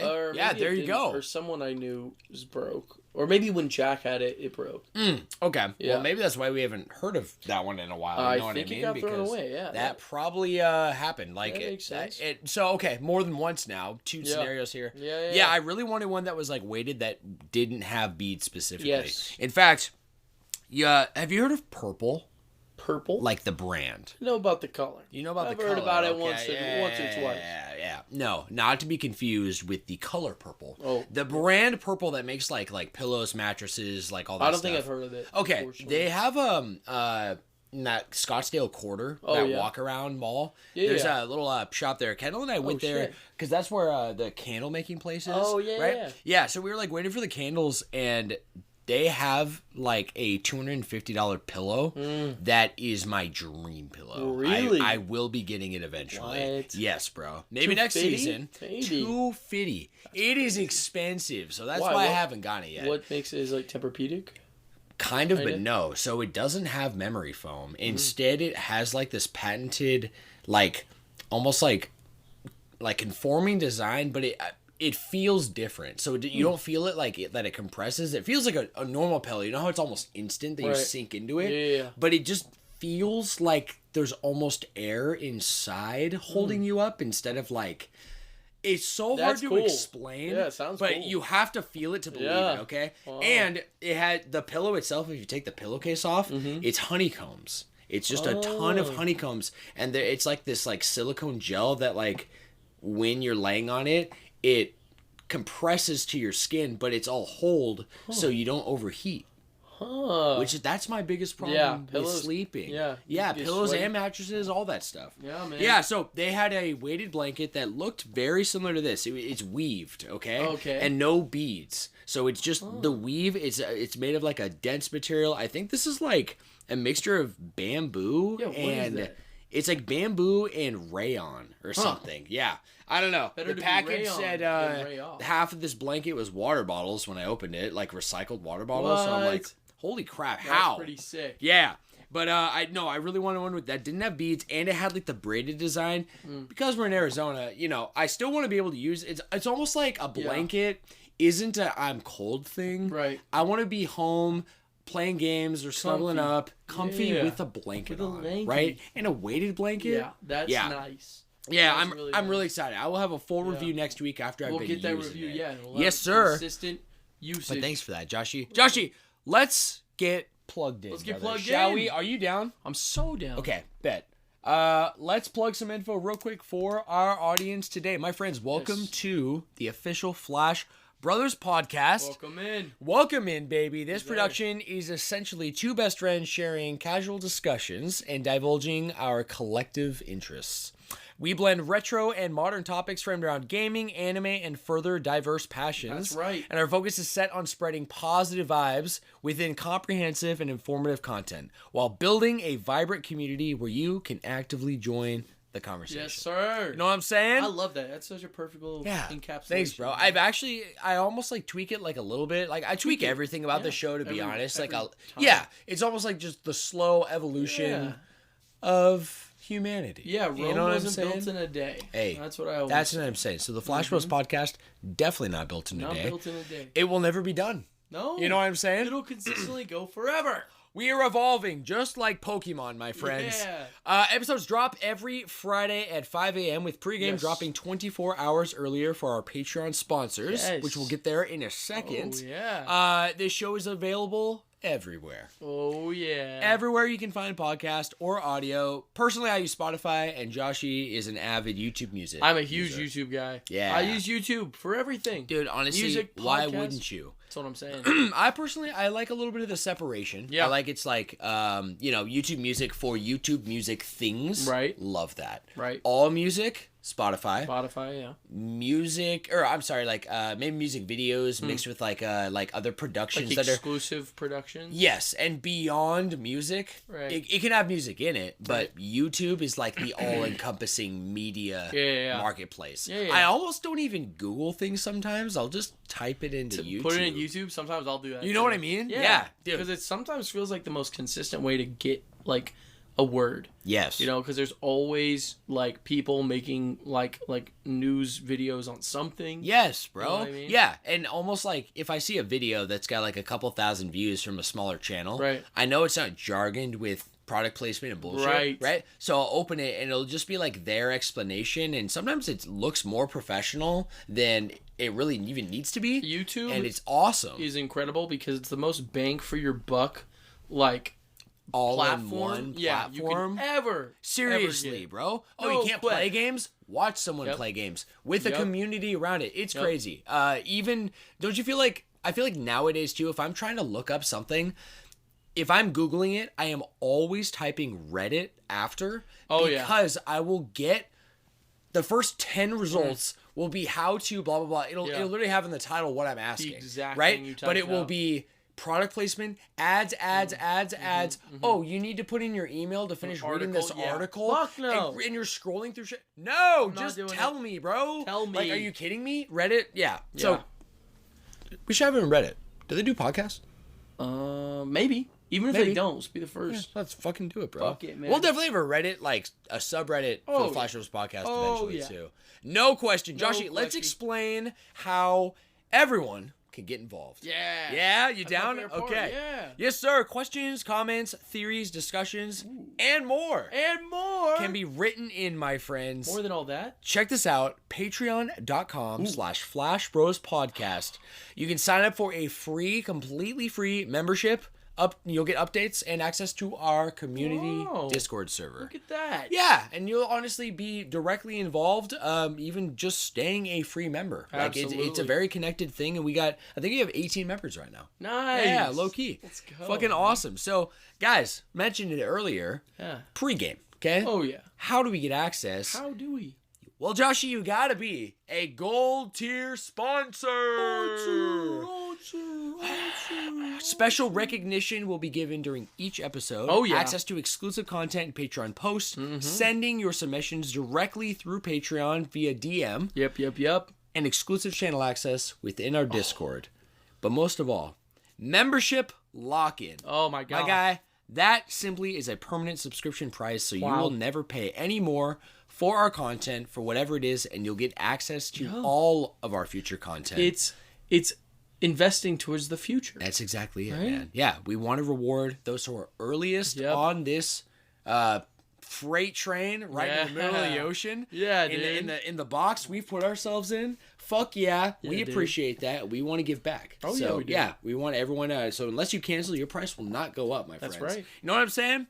But Joshie, what if that takes too much effort? Well, what if I don't want to sign up for anything? Well, that's okay, right? That's completely okay. Yeah. Absolutely. You can just send us an email to flashbrospodcast@gmail.com or simply respond to this week's Q&A, which will be live on Spotify when the episode drops. And that happens every single week. So there's always a way to pop in and say something. And if you say something to us, we will respond. No question. Absolutely. Thank you so much, Joshie. Yep. Your support, honestly, for everyone out there, does mean genuine growth for this podcast and our community and our vision. That's right. And we appreciate it more than you know. We love every single one of you nerds. We love every single person, and there's no way you'll ever be able to know how much we love you. That's right, Joshie. So it is time, my friend, to get into our gold tier sponsors. Gold tier sponsors. I mentioned the recognition earlier, so let's dive right into that. Number one on this list, our first recognizer, Annette.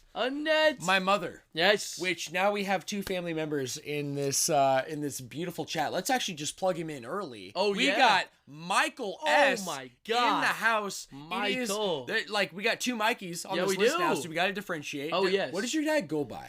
He goes by Mike. Mike Sims, and he's okay with having his name in there too. Cool.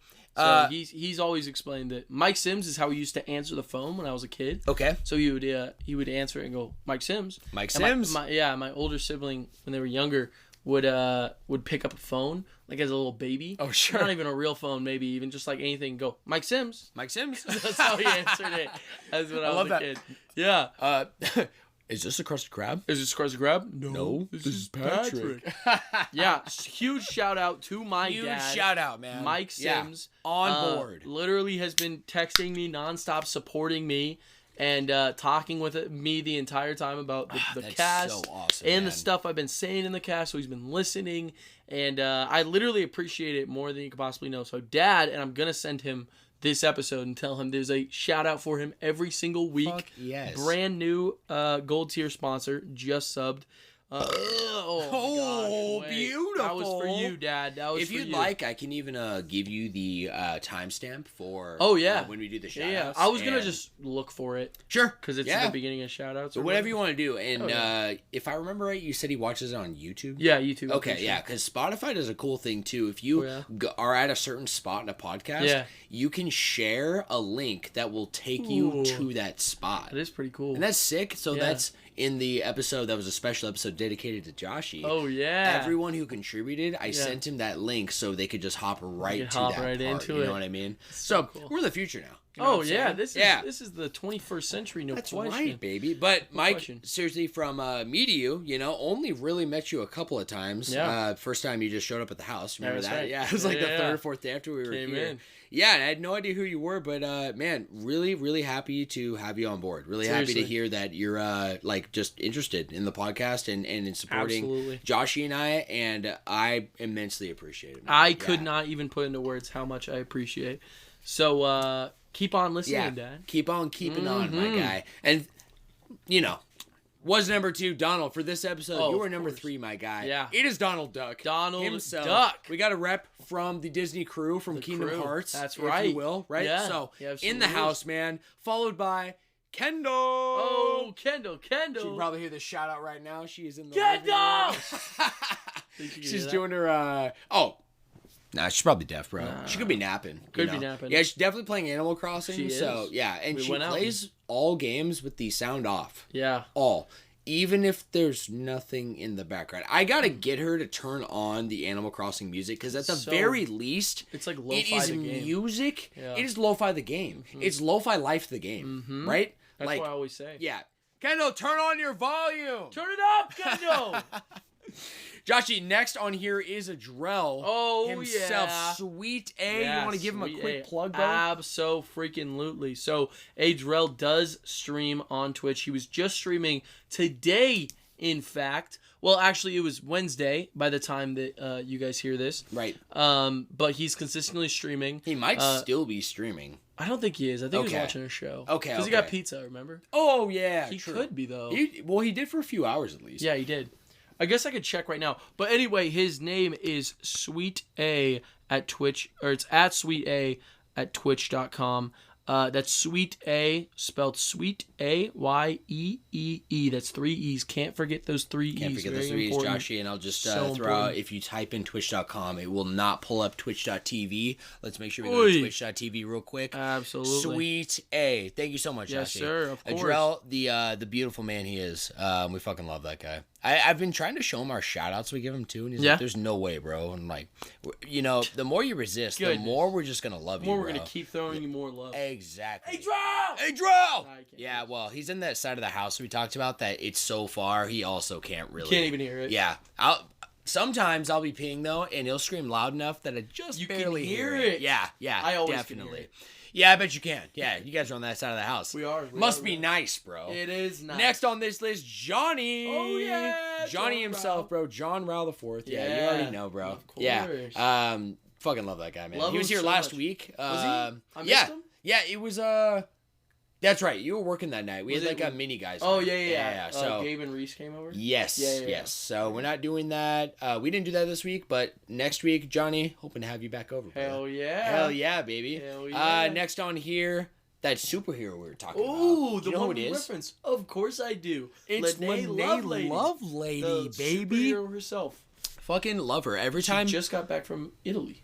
Yes, she did. She was taking a superhero visit to Italy to make sure everything was safe down there. That's right. Because with great power comes great responsibility. Exactly. So when they call on you, you got to show up. That's right. You know what I'm saying? Yeah, what are you going to do? Say no?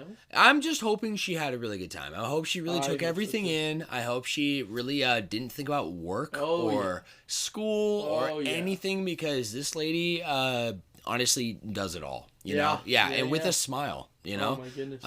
So fucking love her. I hope she got the vacation that she very much deserved. I completely agree. And she should know, if she doesn't hear it at work, she will definitely hear it on the podcast that everyone was asking about her. Oh, you know? Yeah? Where's your sister? Where's your partner in crime? Yeah. Where's your other half? Where's where's the other Corona shirt? What's happening? Yeah. Mikey and I, me, Lene, and Mikey, we're doing these matching shirt vibes, right? Yeah. So Mikey and I have been working just us in the last 2 weeks. Right.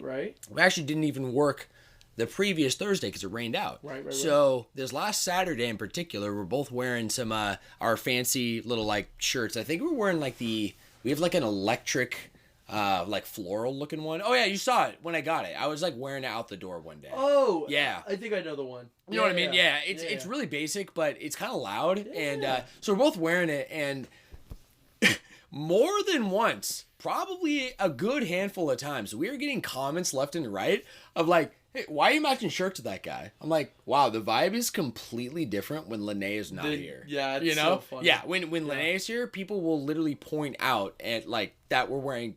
Oh, now it makes sense. You guys are wearing the matching shirts. No way, she's got your shirt on. Okay, can I get one too? You know what I mean? So, Trooper to Mikey, which, by the way, speaking of Mike. Yeah. He is the next one on our list, my guy, of the Sandoval 7. Mikey Sandoval, the Sandoval 7. Yes, sir, man. Shout out to him. Shout out to the legend himself. And that wraps our Patreon sponsors here. Joshie, our gold tier sponsors. Shout out to the other Sandovals who do listen to the podcast, too. Oh, yeah. Yeah, thank you for bringing that up. Absolutely. Yeah, I met Landon this last Sunday. Yeah, when going out to breakfast. Yeah. And Tayden, still have yet to see you, buddy. Yeah. Well, I think we had met maybe once before, but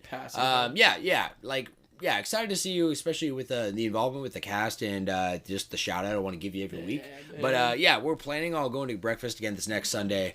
Specifically because Raleigh, it's his last week. Oh, what? So he's about to go back to Minnesota. Oh, shit. Ooh. Yeah, and it's crazy because it's already here. Yeah. He has lived here since pre-Christmas. That's crazy. Crazy, man. Yeah. His kids are running the bar. Wow. You know? His wife will go back sometimes. Yeah. I think he did for like a thing once, but literally he has been here. I see him every night at work. Dude. You know, it's awesome, Still man. a great guy. Amazing. Love it. Amazing. Love it. Yeah, you know what? I was gonna share something. I think I'm gonna save it for next week. Hell man. Yeah. Save that shit. Let's do a special shout out real quick for Team Flash Bros. Oh, okay. Yeah. Or the Flash Bros team. Yes. Should we come up with like a name for it? The Flash team? Flash team. Yeah. The Flash team. I like that. You like that? I do. Yeah, well, they make sense because we're the Flash Bros. Yeah, exactly. Flash We have the team. Flash team. Flash Squad? Yep. Flash Squad is tough. Flash Gang? Flash Gang. Ooh, Flash Gang. You know what? Or maybe all of the Patreon sponsors were all the Flash Gang, and the Flash team would be these special people we're about to shout out. Yeah, absolutely. That might be the vibe. Guys, let us know what you think. If you want to be a part of it, if you think because we can totally, you can still be labeled the gold tier sponsor. I feel like that has like a big kind of loud label, right, to be proud of. But you're a part of the Flash Gang. Well, I was going to say anyone can be a part of the Flash Gang, but then a gold tier sponsor would be You're right. a part of that. I like that better. Yeah. So every listener out there, even if this is your first episode and you like this content, you're a part of the Flash Gang. You're a part of the Flash Gang. Yeah, yes, Joshie, that's a great idea. Yeah, I literally wrote that down. Hell Perfect. Yeah. Okay. This is why Sam pays me the big bucks. Yeah, you know. Yeah, it's all under the table. $10,000 a day.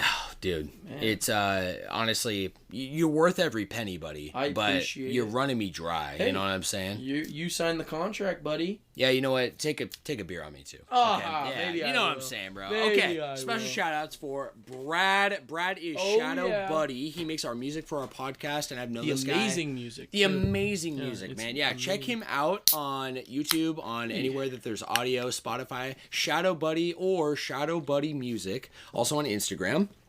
I've known this guy pretty much my entire life. Yeah. Same thing with Caleb, which is an additional co-host for the show. And honestly, we have been best friends for well over a decade now. And he has been a huge part of the fuel for getting this podcast off the ground. Off the ground and existing in the first place. Man. And he is an example of someone that, you know, sadly distance separates us. I feel like he would be a part of a lot of our episodes or shows, or maybe even in a more alternating, like a rotation sense with you if he lived here. If he was here. But he doesn't. Yeah.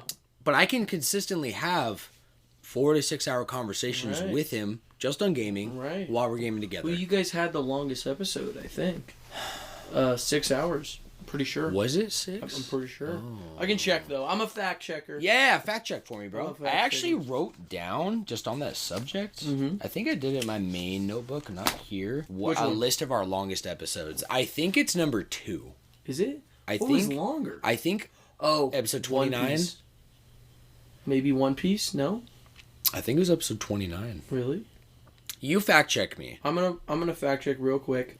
I think our longest was 5:37. No. Which was Pokemon. No. Keep going. Are you sure? No. Go. Maybe Go. it was a Episode 28 or 29. Oh, Pal World Prodigy is 547. Oh no, The Deceptionist. That's it. 557. 557. Almost 6 hours. Yeah, that is our longest episode. That is the one. That'll be one to beat. Has to be. All right. Hell yeah. Let's get back. Joshie. Yes. You know how we do, my brother. Oh, I know how it is. Let's you ready? kick this off, shall we? You? We have our first official section. And you know what? We're probably trying to wrap up the rest of this. It's not the right word I want to use. What? I want to say marathon. Ooh. The rest of the show today. Yeah, I felt like we had a really quality catch up and Prelude. And pregame was peak. Same. I felt like it was like, it was almost 4 hours, right? Yeah. So it was like the same amount of like length of just quality, letting content flow. Yeah, so, I do got some things I want to talk about today. Yes, but I think we can make this really concise. Yeah. Shall we? Let's do it. Yeah, so let's dive into the classics with our first segment. You already know what it is. Retro Recap! Yes, sir! Go! I've never gone that long before, but no, honestly, it's perfect, bro. That's why the show's amazing. Each episode is new and exciting. That's right. You know what I'm saying? Always doing something different. Always doing something different. Always evolving. My friends, Retro Recap, our first section here is a curated piece of gaming history, specifically for this day, which is March 20th. Right. As of I think 3 episodes now, we've switched probably completely out of Game Facts for getting this list of things. Yes. To just list of gaming history. That's right. To Moby Gaming. Yes. They even have a subscription where you can. Do they now? All of the it's almost like this massive Wikipedia of gaming info of all kinds. So software, hardware, companies, developers, all these things by tons of people. I have no idea how many people even work on this website, but I think it's a lot. Okay, like they even have pictures I think they've taken of each instruction manual and box art and cartridge. This place sounds, it sounds like the all-encompassing. Yes. You know what I mean? Like the gaming area. Yes. And especially the Moby score. I'm like, that's fucking lit. Yeah, dude. Literally. Like their own score that is like almost like a true meta score, right? Like without any BS. Yes. So that is where we're getting our info here with a critic score, which is an average, the Moby score, as I said, the average of all publicized scores here. And this week's retro game today is Metroid Prime Hunters. Yes, sir.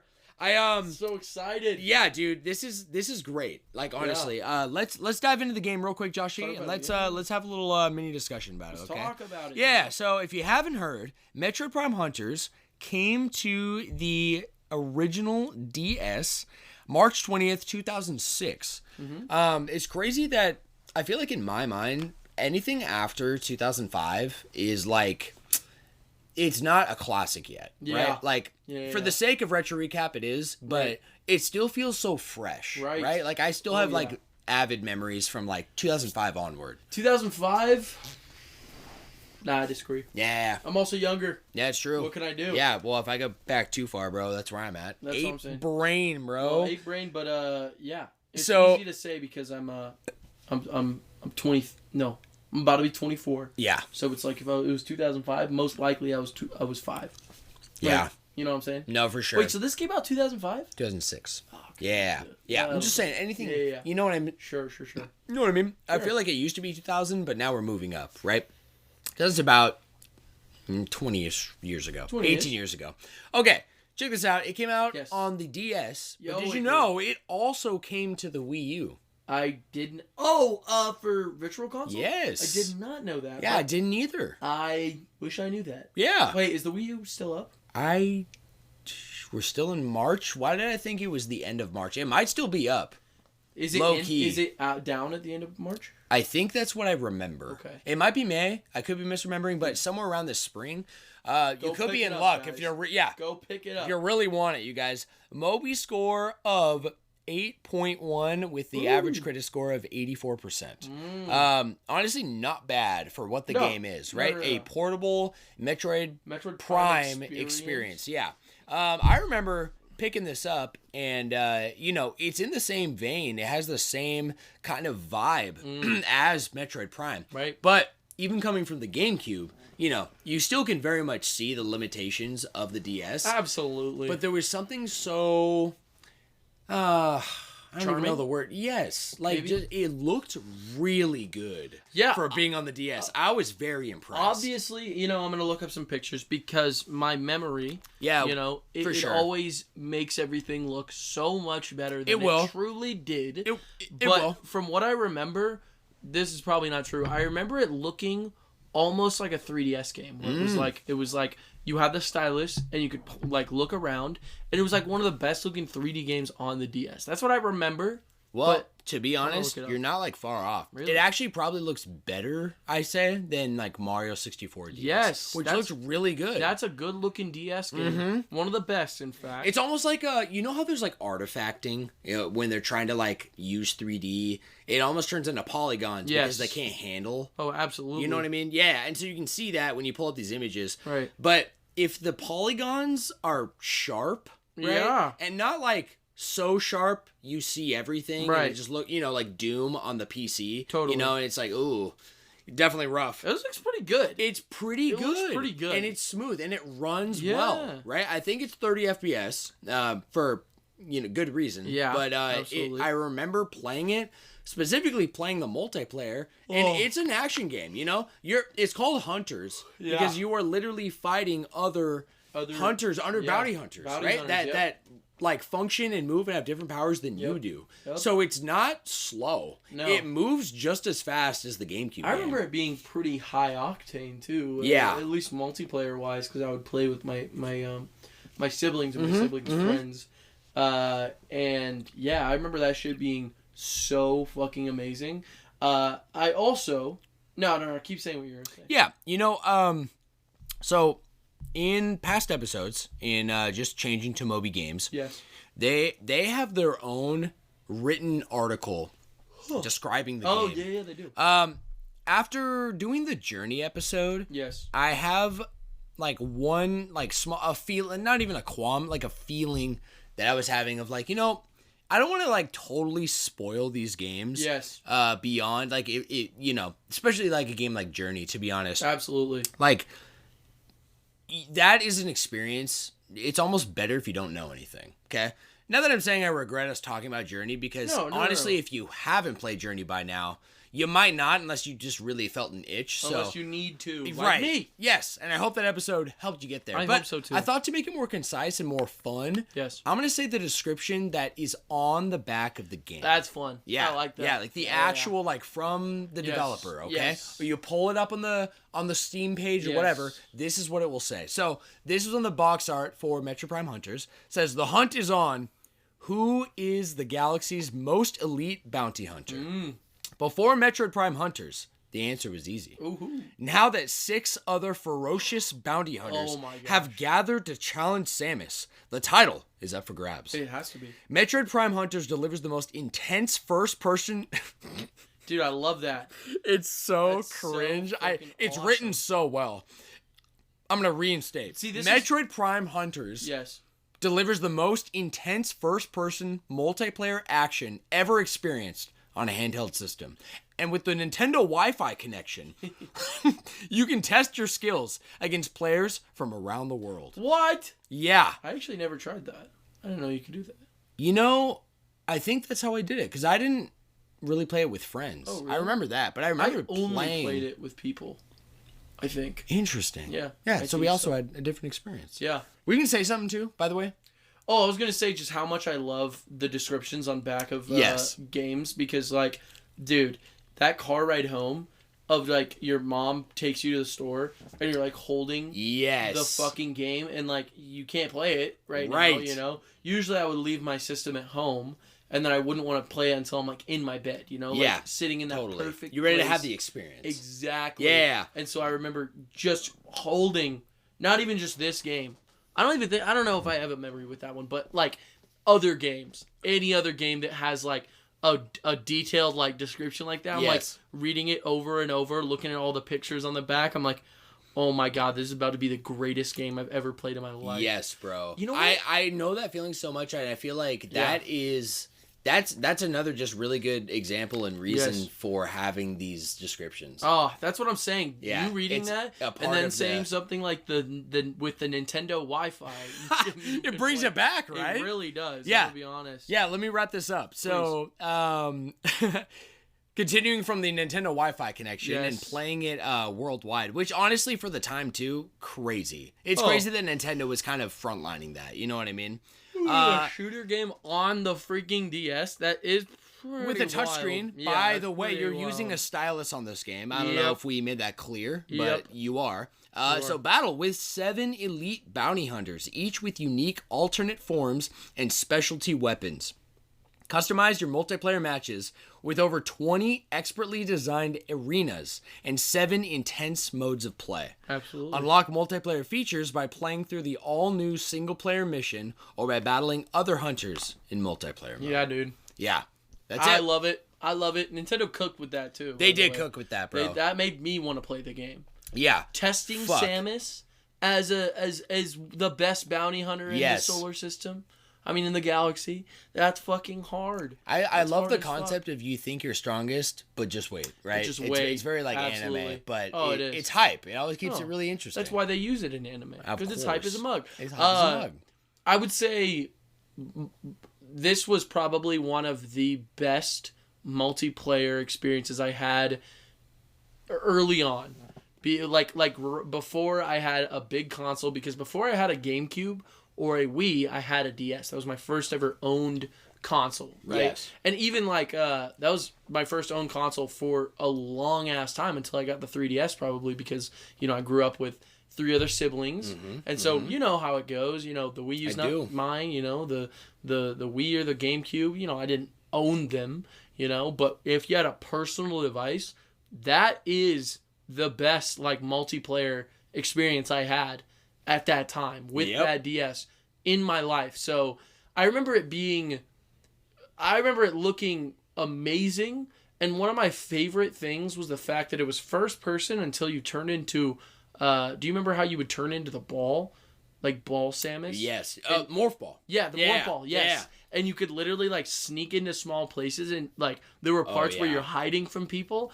That feeling of being holy shit, I gotta get out of here. Turning into a morph ball and just fucking booking it is so... I don't even know if it would be as fun nowadays. For sure. Beyond the fact that I experienced it as a kid. Yeah. So good. No, it's awesome. I feel like, I appreciate it in seeing good Samus players in Smash Bros, right? It kind of brings that out. It's that's a very unique thing to Samus. She can do these bomb drops, and she can also second jump, and she literally shrinks to this size. Her hitbox turns tiny, and her falling. Yes, no other character stops. Who she's made of steel. She has a fucking gun. She is insanely fast. Right. Crazy. No, Samus, force to be reckoned with. I'll tell you that much, bro. Force to be reckoned with, and also one of my favorite IPs that Nintendo has. Yeah, because it's so. Excuse me. It's so unique, to be honest, because the vibe of a Metroid game is not the traditional vibe you'd feel from a first-party IP of a Nintendo game.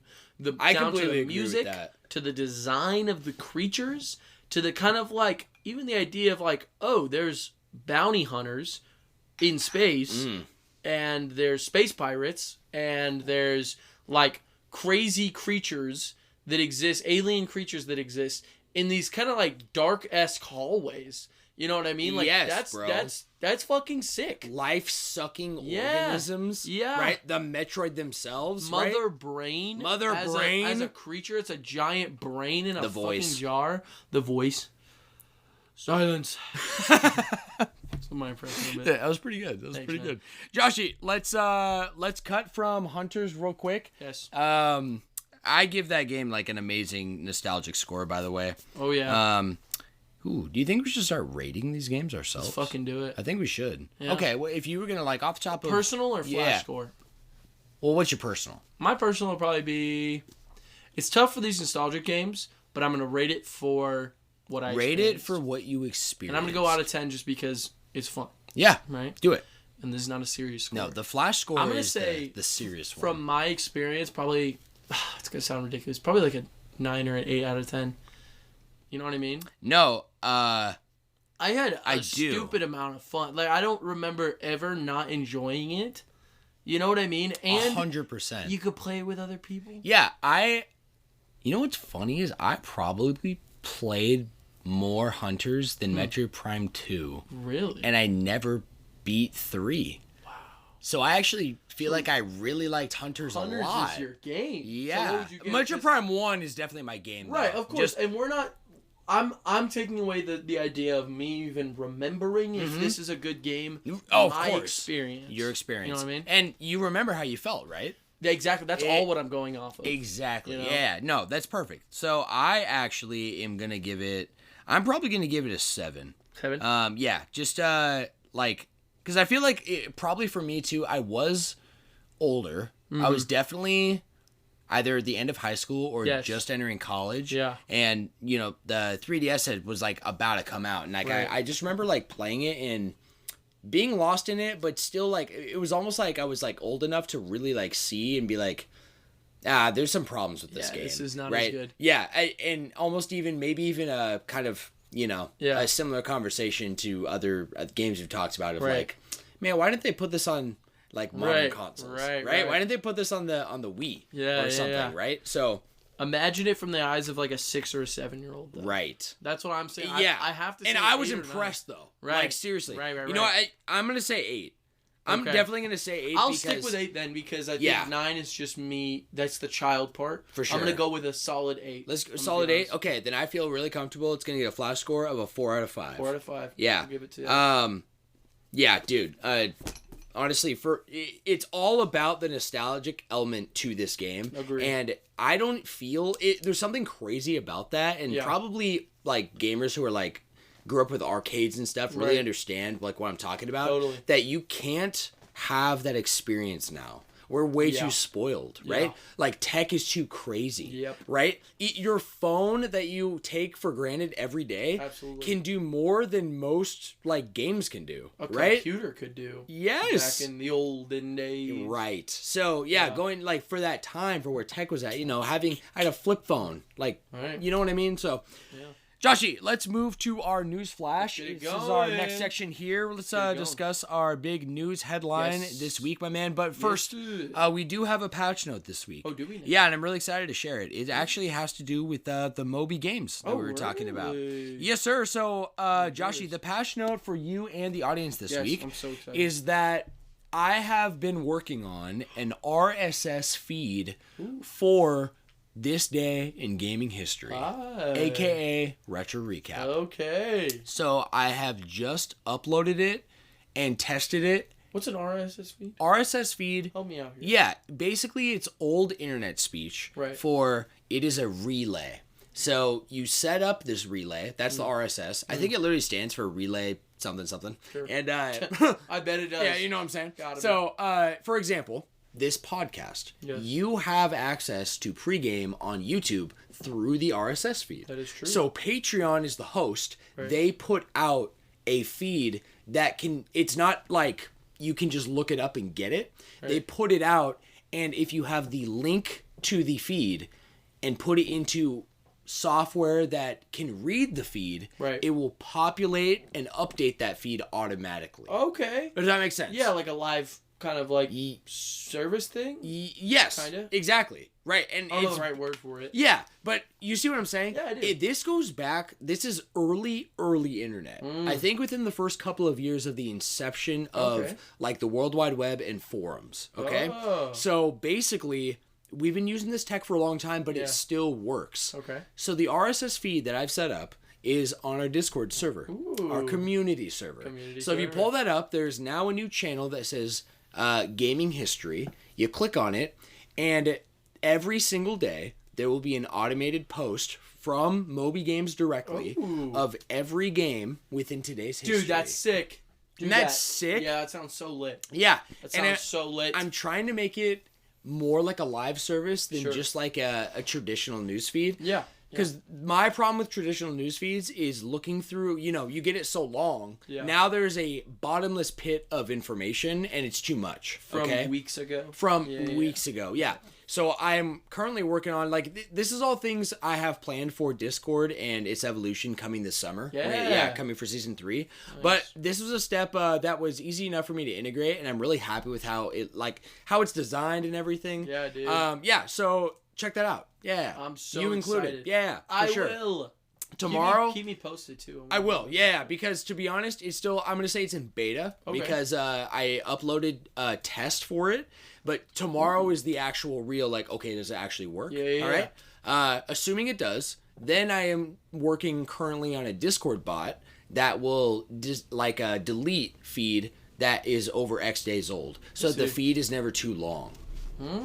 Okay. So it's either going to always and it'll keep being a little fresh, yeah? It'll refresh every day. I like it. And it's all automated. I don't got to do a damn thing once I get it all set up. Something to check into. Yeah, bro. Day. I like it. So bless Moby Games for making that possible. Thank you, Moby Games. Yeah. Awesome. I think GameFAQs was doing it too because I first thought about it with the GameFAQs feed. Yeah. So with that being said, Joshie, yes, sir. We are through the patch notes. Yep. Our headliner today. Ooh. You have an idea though, because our headliner. Yes. Do you remember? No, I don't think I do. Great. Yeah. We just from when we talked last night, and then we were talking about the episode and building it kind of together a little bit. It'll probably ring a bell. The title of today's news article is PS5 Pro specs leak online. Oh, yes, of course. That's so stupid. I thought we called it the news flash. What did I say? The headliner. Oh, well, I said headliner right now, but the section is definitely newsflash. Did you say newsflash? I think I did. I think I didn't know we were moving on. I was literally trying to think. I was picturing. Pay attention, Joshie. I was picturing it in YouTube, and I was like, headliner. I've never seen. No, I don't know what's happening. No. Yeah, for your confusion, Joshie. Yes, this is Newsflash. Newsflash For sure. This is the headlining news this week. Flash. I'm just throwing shit in there. Yeah, so this story comes from IGN, and I'm just gonna read it straight from the article right here. I'm so excited. I basically just wanted to cut to what exactly was revealed. Yes. So blah blah blah. And also, was this a reveal? Is this leaks? What are we looking at? Yeah, actually, I'll cover exactly your question. So the specs first emerged via YouTube channel Moore's Law is Dead before Inside Gamer claimed that they were real. So basically, it seems like a couple of third-party publications have backed up that it is real. Yes. And subsequently, the Insider Gaming article actually added further details to go with what was said in this video. Right. IGN then makes a claim saying they understand that the leaked specifications are indeed genuine and emerged from Sony Interactive Entertainment's developer network. I see. So these it is a leak seem to be, but it's a confirmed leak. Yeah. Well, so not confirmed in the sense of it's been confirmed by Sony themselves. Right. But it seems that these are 100% real from major publications, and usually I feel like someone like IGN, they have their reputation on the line. Right. They would not definitively say that if they weren't pretty damn sure about it. Right. You know what I mean? Plus, let's also take into account, like I've heard from other podcasts, there are people who have information and actively choose not to say anything. Right. But if someone else comes forth, they'll say if it's real or not. You know what I mean? Yeah, absolutely. Yeah. So, here are the improvements for the PS5 Pro. Which, let's start with the CPU, okay? Yes. So the CPU, by the way, all these, I kind of skimmed through the article, but I wanted to kind of really dive into it with you. I'm so ready. This is a major step forward, I would say. Yeah, for not PlayStation in general, I think as gaming as a whole and where technology is going, because, like PlayStation 4 Pro, that was a very real thing that came out 3 years after the PlayStation 4, which, by the way, it's been 3 years since the PlayStation 5. Wow. So it matches up. But if you were having the list in front of you right now for the PlayStation 4 Pro, maybe even the Switch 2, some of the stuff might be pretty straightforward, like what we talked about with our predictions, right? Better this, better that, better that. Yeah, done. It seems like, now that AI is a thing, we're starting to now see kind of like what the future of AI tech actually looks like beyond like the scary robots can take over the world. Okay? Yeah. So The headline improvements are focused around the CPU, which is said to be identical, actually, to the PS5's standard CPU, but with a high CPU frequency mode, which basically means it has like a variable increase of up to 10% of its like 3.85 gigahertz. And the GPU, which is able to render faster and at higher quality with ray tracing, powered by 33.5 teraflops. I don't know what teraflops means. I don't know that either. Exactly, yeah. I feel like that's been a meme since the Series X was shown off, right? But I'm guessing that's a lot. I'm going to say that's a lot. Yeah, I'm guessing it's a lot for sure. Officially, the Flash Bros say that's a lot. Yeah. Let's continue. The standard PS5 offers... here's a reference. 10.28 teraflops. It's over 3 times the amount of teraflops for the GPU. More teraflops? More teraflops. I don't know if that directly means it's teraflopping 3 times the amount of the, power. But kind of sounds like it, right? Yeah, that's crazy. However, a direct PS5 to PS5 Pro comparison would work out around 10.28 versus 17 teraflops. So I don't know, that's technical jargon. If you're a PC guy, maybe that makes more sense. Sure. Sounds like it's just a lot more powerful. What I'm really getting from this, translating, maybe this means a 60 FPS ray tracing experience. I was going to say. And in performance mode, it's going to be more blended than just being, okay, here's 60 FPS yes, or 30 pick FPS and choose. With, Yeah, a more tracing. streamlined experience. Right. Of particular interest, the PS5 Pro is said to have an upscaling and anti-aliasing solution called PSSR. PSSR? Called what the flip? PlayStation Spectral Super Resolution Upscaling. That sounds extremely fancy. It does. Custom machine learning architecture. That's the and an AI accelerator. Oh, what does that entail? So basically, I'm guessing that means with the variable kind of like CPU and like the variation there, that's AI tech powering that, right? So this is definitely some kind of like AI tech powering the graphics in a way that's not been done on a console before. Are we talking like, okay, so the way that I've seen a lot of people upscale certain anime clips online to 60 FPS when naturally they're not, right? Right. Is through AI scaling, which fills in the blanks of more frames using the current frame. I'm using my physical hand. Yeah. Imagine, there's one frame here and there's one frame here. The AI would interpret that the frame in between would be in the middle, right here, right? Yes.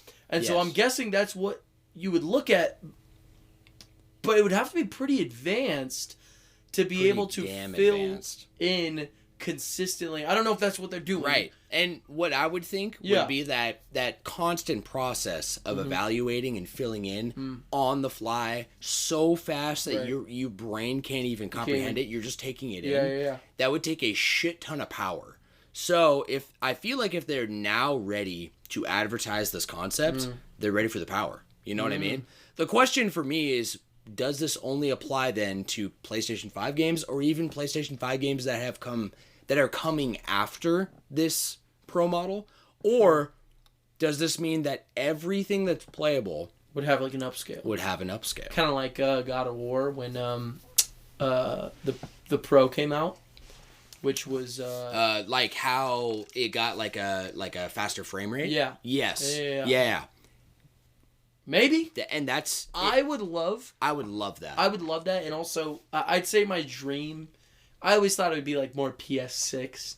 But even this would be amazing if there was some kind of ability to have high frame rate and ray tracing. Because I think you're the same as me, where we prioritize frame rate, right? Absolutely. Yes. Yeah. So... No question. When I played all of Spider-Man 2 and every other PS5 game I've played... with ray tracing off, right? Because I want to prioritize them damn frame rates. Yes, especially in Spider-Man, bro. Yeah, no question.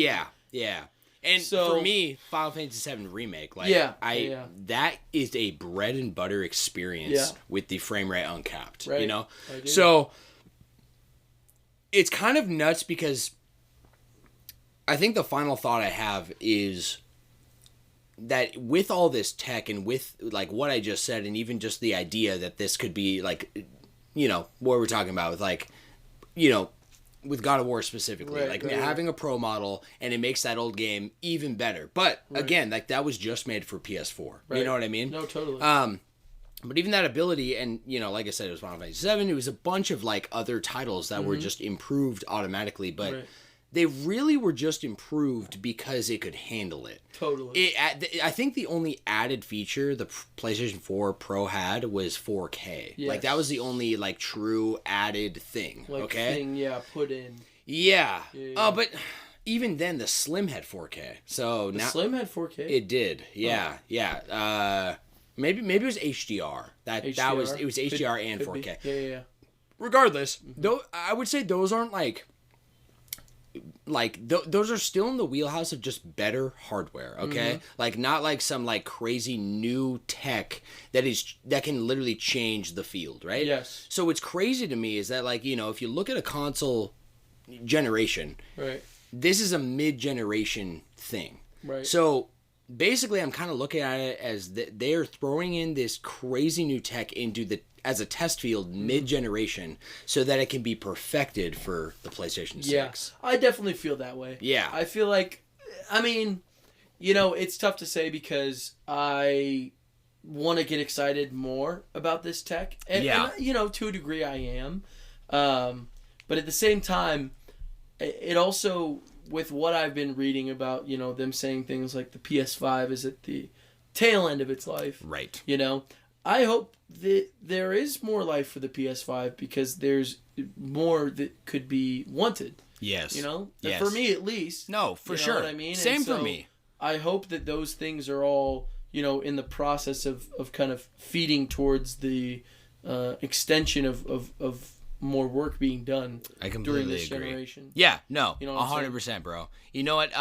Let's wrap on that story, brother. But I do want to add one last kind of footnote here, please, which we talked about a little bit last night, and I thought it was definitely worth mentioning, especially because the servers are about to be shut down soon. But this is that Team 0%. Yes. Okay, I'm gonna really summarize the article that like this was like the Final Cut news piece, okay, that was about to make it into this episode in full, but I'm gonna cut it down and just really like spell out this incredible feat. I think it's just worth a shout out at the least, right? Absolutely. So Team 0%, if y'all haven't heard, basically, crazy. It started as a small team. I think it like.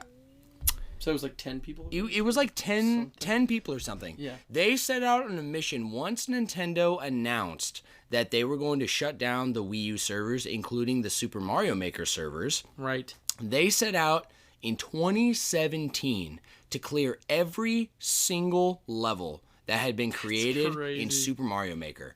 So if you had ever created one and uploaded it once, these guys have already beat it. Absolutely. Someone from this team. So basically, in summary, it got so ambitious and they got such a fan following community around watching them succeed. It grew to over like 3,000 people actively participating and then submitting every time there would be a level, right? So crazy. Last night, Josh and I were a little mind fucked because y'all have no idea how many levels are on Mario Maker. I literally was like, there's got to be like hundreds, right? Hundreds, right? It's got to be like thousands, right? Guys, there is like 30 million. Where is this? Oh, no. 68.6 million. Oh my God. I can't believe you tried to guess by thinking of a massive number before you saw it, and then it was double that. And it was, and more. Yeah, I think I memed around. I think you're 100% right. Yeah. So there's 68.6 million. The team said that basically, like, I'm not sure in the nitty gritty, okay? Right. And I'm not going to, like, keep skimming the article and try to, like, find out, like, the more info, but when they attempted this run, the total had shrunk. Like, that was like the total that had ever been uploaded ever. Right. But maybe you can like remove your uploads, right? Yeah. Yeah. I mean, if you want to. But sure. I think it would be a manual thing. Like, it wouldn't just automatically. But what if you deleted or like your account got banned? I think theoretically it would be removed. For whatever reason, possibly. The team, their mission, after they identified the number of levels, it was 10.5 million. So that is the total number of levels that the team set out for their mission to beat. Because that was like the only playable amount. Right. And still, guys, 10.5 million levels? How? That's crazy. Crazy, man. That's literally crazy. So they've been working at it, and they basically, to wrap, they are down to one final level. One level. And they have like, what, a week to go if my initial guess of the shutdown is at the end of March? That would be so sad if that was they just didn't. That would be insane. Yeah, and if y'all don't know either, basically Mario Maker, how you can even upload a level is you yourself, after you're done designing it, you have to go through and beat it to basically prove that it's playable. Right. Okay? Absolutely. So this is a very notorious... I've seen this level before. I think Dusty tried even showing me this level and showing me how insane it is. Oh, really? Yeah, I'd seen that. I didn't see the whole video going all the way through. Right. If anything, maybe if I'm right on Dusty and he showed me, if anything, I just watched him try it over and over and over again. And I'm like, this is actually insane. Right? I believe it. So, guys, I saw the clip from last night, and I was like, Jeez.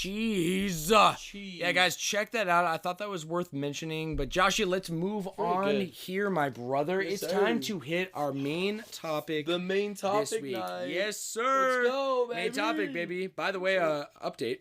Update. It's been an hour since we said we were gonna like fully dive in and see if we can wrap it an hour. Oh yeah.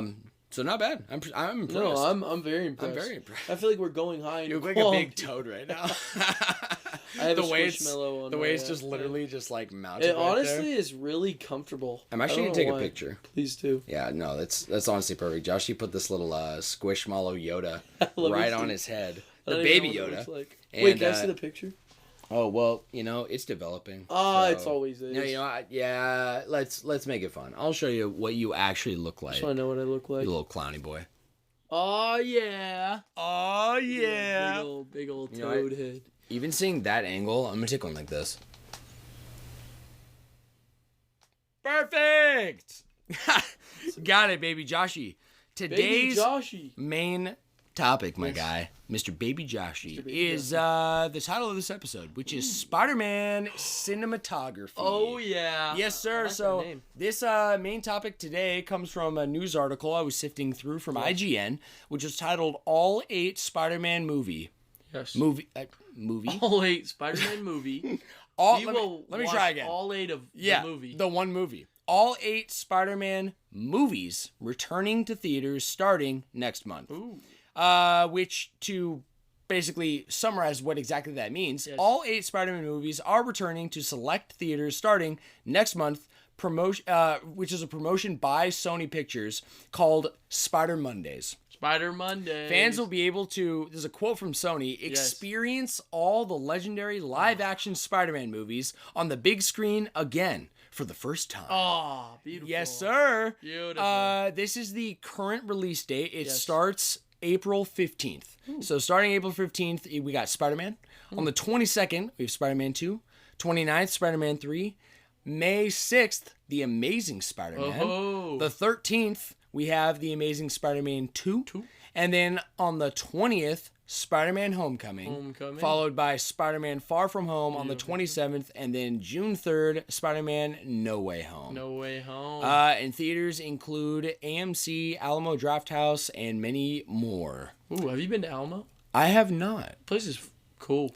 It's like a movie theater. I thought I had heard of it, so maybe I definitely heard of it. It's a movie theater with there's like a bar in the front. Yeah. It's kind of like it's like the Topgolf of movies. Wait. Is it the one that Malik and his girlfriend used to work at? Oh, like in Tempe? Maybe I have been there. Maybe it's like like there's servers and stuff you can drink, and oh, that's so cool. It's like a movie. Yeah. I've been there a couple times. It's pretty fun. There's one like that is like my go-to whenever I go back to Oregon. Oh, is it? Right? Yeah. Mm-hmm. It's called Cinebar. Mm-hmm. That's cool. Yeah, it's a fun experience. It definitely is expensive, because you got a server and all that fun stuff, and then you got to get into the movie. Yeah. But it's fun. I feel like it's like a rowdy boys' night or a date night. It's like perfect. I definitely agree. The couple times I went with a girl, so it definitely was more of like a date night vibe. Right. But it's funny reflecting on it, because when I went, I was like 18 or maybe 19. True. And it was fun. Like, it was fun, but it definitely would have been more fun with alcohol. To be 100% honest with you. Yeah, no, dude, I feel it. So, Joshie, I thought it'd be fun, especially with kind of bringing it back up. Like, this has been very like extensive episodes so far. I thought it'd be fun. We can keep it super brief, okay? I think we should. Yeah. I was gonna say, I think we. What were you gonna say though? I was gonna say, let's run through the cinematography. Yes. And I wanted to throw in also Into the Spider-Verse and Across the Spider-Verse to wrap it up at the tail end, right? I like that. But all those movies that I just listed, let's bring it up. Yes. Let's have like we don't even need like mini discussion if it comes up. You see, but I keep saying cinematography. Yeah. What do you mean by that? The filmography. The filmography. Yeah. Just like how it's filmed? Yes. And cinematography does have multiple definitions. Yes. The most obvious really being like the cinematography would really technically be like the creation and like every aspect of creating the film, which that's kind of like our wheelhouse, what we're talking about too, right? But we're going through the entire filmography of all of these live action Spider-Mans plus the two that were made also by Sony, right? Into the Spider-Verse and Across Spider-Verse. Would you call that like what miniseries? What do you mean? The Miles Morales Spider-Man? The Spider-Verse. The Spider-Verse. I would say Spider-Verse. I mean, you could say Miles, just because he's the main character. I was curious what you would say. I would say Spider-Verse. You're the big Spider-Man nerd around here. Definitely Spider-Verse, because I look up to you in that. I am hoping that there's kind of a little bit more to come from the next movie too, because like I really loved the way Across the Spider-Verse started from Gwen Stacy's perspective. Yes. Like that was just really, it just made the whole movie feel a little bit more in depth, Yes. Not that I don't love Miles. I almost was getting a throwback to the first movie. How it was almost, and that was a throwback to Spider-Man 1, right? So I completely agree. I thought that was let's go through the list. Yes. Give a tidbit if we wish, and give a score. Let's do it. Like a score just for the movie. Like a flash score for the movie. I'm so down. Okay? And you are the guy to do this with, I am so down, buddy. Let's start with the original. Yes. Spider-Man. Tobey Maguire. Toby. Yeah. I feel like you're going to have a lot more to say on these movies than I'm going to say me, a lot. Yeah. Especially with the first three. Definitely. I'll say. Right. I feel like this is like the true... This is almost the truest of all of where Spider-Man's at. It's almost like the Spider-Verse series. Got it. That's the one. It feels so different, but at its core, it's more Spider-Man than ever. So it almost feels like actually a new Spider-Man. Absolutely. Right? Like series, right? Yeah, absolutely. In the very same way of the original. So for me, it was really special even just getting into the series at all, because I was in middle school when the original Spider-Man came out, and like I remember my dad taking me to the theaters and wanted to go see it, and I didn't grow up with comic books like at all. Like if anything, like I had heard of most of the big superheroes. The big ones. I watched X-Men as like my first superhero movie ever. The first one, and then X2, right, with Wolverine, and like I'm like, oh, this is sick, right? Yeah. Spider-Man, the original, I remember being in it with my dad in the theaters and loving it, man. Like, absolutely loving it and taking it in and really going into high school being like, I'm Peter Parker. Yeah. I'm fucking Spider-Man, Yeah, dude. Yes. And how... I want to say, like, I'd probably just had, like, this feeling of, like, compared to most heroes, most superheroes, most main characters...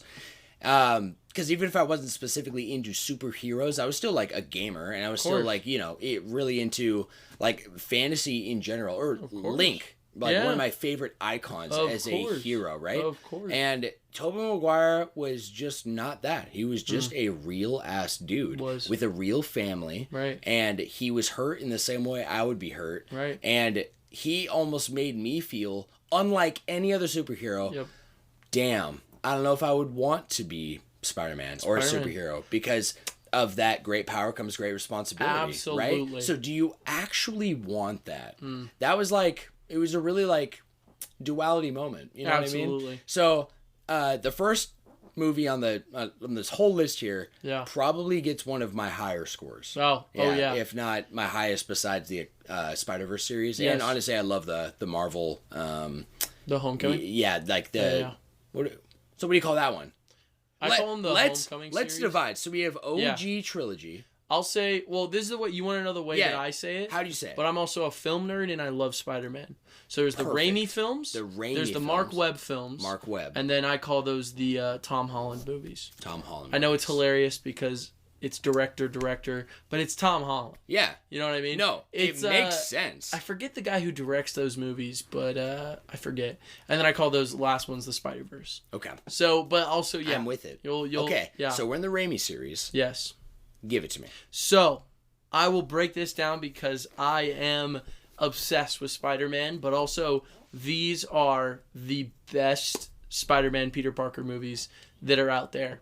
Objectively. Sam Raimi is a madman genius. Do you know what he did before Spider-Man? No. He was a horror movie director. Shit. Yeah, so he did The Evil Dead with Ash.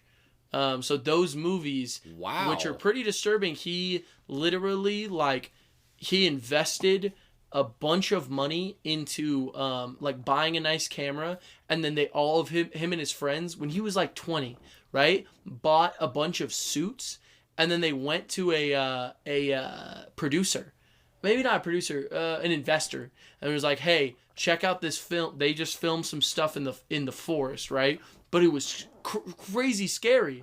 He went with all his buddies dressed in suits that they just bought, investing, right? Right. Went to this guy and he said, "Yeah, I'd love to give you money." That's how he got the money for the Evil Dead series, and he moved on from the Evil Dead after they saw his style. They gave him the rights to the Sony Spider-Man movie, which was up for a bunch of directors for a time. Leonardo DiCaprio. But they gave it to him? They gave it to this guy. Like, he wasn't asking? He was not a big... Well, no, he definitely probably asked at one point. But he was competent. He knows... Sam Raimi knows what he's doing as a filmmaker. He gets shots in ways that are just symbolic. He gets, like, every single reaction from random people in the crowds to, like, build up this feeling of, like, almost like it's a comic book, or like it's in its own world. It doesn't have to feel like it's exactly real, because you see it, the New York, it's kind of like, it's not colorful because it's like, you know, it's gray, it's whatever. Sure. But the people are so, like, colorful. Like, all the side... There's so many iconic side characters in the Sam Raimi universe. It's almost like the other movies kind of forgot to do that part. For sure. You know? Like the Doorman in Spider-Man 2 or Spider-Man 3. And then, like, all these characters who are just, like the guy he talks to in the elevator in Spider-Man 2. You remember that? When he's just don't. But there's just a bunch of... I know what you mean, because I do remember, like, more than just a, I don't know, like, just like a one-off comment to a side character. Yes. Side characters had a lot more screen time and stuff, like, to say. Like, it made more of a point. So, yeah, I feel like I'm getting too broad. I'm going to stick this to Spider-Man 1. Yeah. You can wrap up the Raimi series if you would like. I would like to go through each Let's one do of it. them. Let's do it. So I will say I believe that this first one, I'm not going to give a score right now. I'm going to give it a second in my brain to cook. Okay. This first one encapsulates everything that it means to be Spider-Man in a movie. And it's the first one to ever bring that ideology that was dreamt up in the comics and drew on the comics that affected so many people, it brought that to the forefront of fucking Hollywood and showed that, you don't have to be some dark, the movies that were coming out at the time were X2, movies that were kind of taking the whole superhero thing and saying, how can we get dark with it, right? For sure. Spawn, how can we get fucking Daredevil dark? How can we get all these characters? Let's take them, the Punisher, all these people, right? And Sam Raimi took it and said, what is the point of Spider-Man? And it just blew up. Of course it blew up because Spider-Man is the most relatable superhero. He's not super attractive. I don't care what actor plays him. You know what I mean? Yeah. The truth but is... But that's almost not the point. No, he's not supposed to be some handsome man. He's not supposed to be some a smooth talker with ladies. He's not supposed to be rich. He's not supposed to be some kind of... He is a freaking high school kid who's just trying to get through the bullshit he has as Peter Parker and the shit he deals with as Spider-Man, while also dealing with the traumas that come with losing his uncle. And that movie does it so incredibly. And I'm excited to talk, because you can relate this one a lot with The Amazing Spider-Man, because they're the only two in this order besides the first Spider-Verse that is truly an origin story that isn't an encapsulation of stories we've seen or stories we heard about off screen. And this movie just does it perfectly. It does this whole idea of how do you handle great power. Totally. It's with great responsibility. Green Goblin, amazing villain. Oh my God. Amazing portrayal of the villain. It's the best portrayal. It's the only Green Goblin. Oh, no. There was another Green Goblin. It's the best. No question. Yeah. And I know there's not a lot of competition. Even beyond Green Goblin, just as a villain, there was so much human to the Green Goblin that we got to see too. It was almost like he was also a main character. Absolutely. Right? No question. It was done so well. Yeah, and the way his dialogue, it's so he's walking around in his apartment house thing, right? And he's going crazy and then looks at the mirror. Just, speaking of cinematography, for it being the first one and you're absolutely right. Raimi had a vision. He did. And he executed it. I don't know how that matches up with the comic. Does he go crazy like that in the comic too? I think it's a little bit different, to be honest, but I think it's mostly the same. It's not that in-depth, to be honest, and a lot of Spider-Man villains, a lot of superhero villains are usually not as in-depth as when you see them in the movies, because villains, unlike the heroes, were usually, throw a bunch of shit at the wall and see what sticks. That's kind of the vibe of most comic book villains. Got it. You know what I mean? Yeah. Heroes, they're here to stay, so their backstories would be complex and interesting. Sometimes it's, I made robot arms and then I went crazy. And now I rob banks because I have 4 arms. You know what I mean? Yeah. And so, it's not as complex, but I think Raimi just knocked it out of the park. That is the best way to depict someone. And, oh my gosh, William Dafoe as the Green Goblin. Yes. Insane. Okay, I love this movie so much. I'm going to say it as a Flash score. I'm giving it a 5 out of 5. 5 out of 5. No question. Absolutely. In my mind.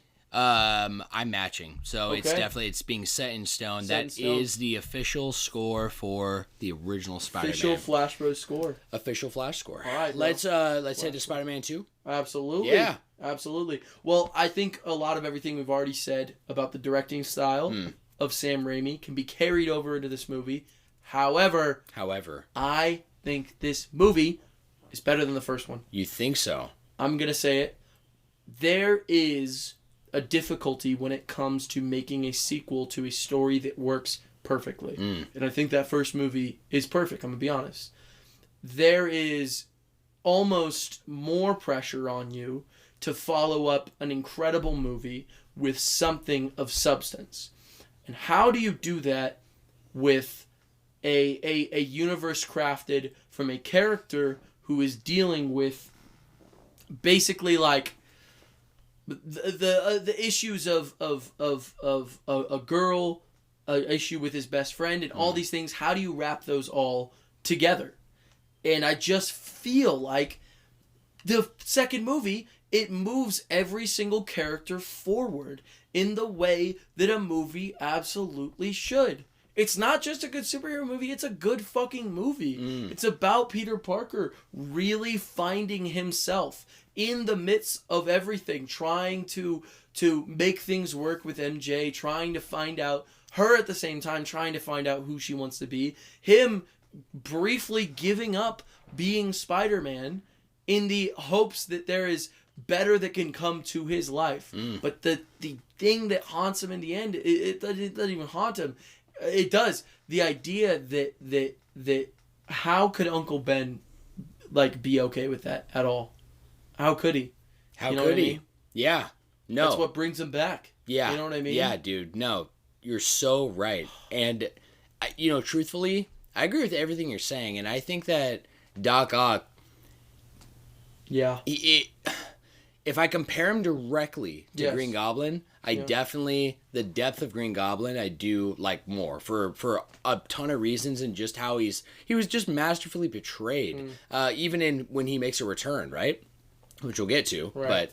But Doc Ock, though, is uniquely amazing, right? Yeah. And a lot of depth as well, right. And even in very similar ways, it's almost like this like crazy kind of like PTSD experience for Peter. Sure. I feel if I was in his shoes, right. of I just went through this with my old guy, right. with Mr. Osborn. So what the fuck? Can I not trust anybody? Right. Can I not get close to anybody? Or even I would say it's worse than that, because he truly, and not to say he didn't look up to Norman, but Norman wasn't a scientist. Right. He wasn't this rounded man who is exactly what Peter wants to be. He has a wife. He's got a life together. He makes money off of being a scientist, and his experience and everything that he has, he's able to balance it and make it work. And Peter sees that. And he sees Doc Ock, Dr. Octavius, as who he wants to be.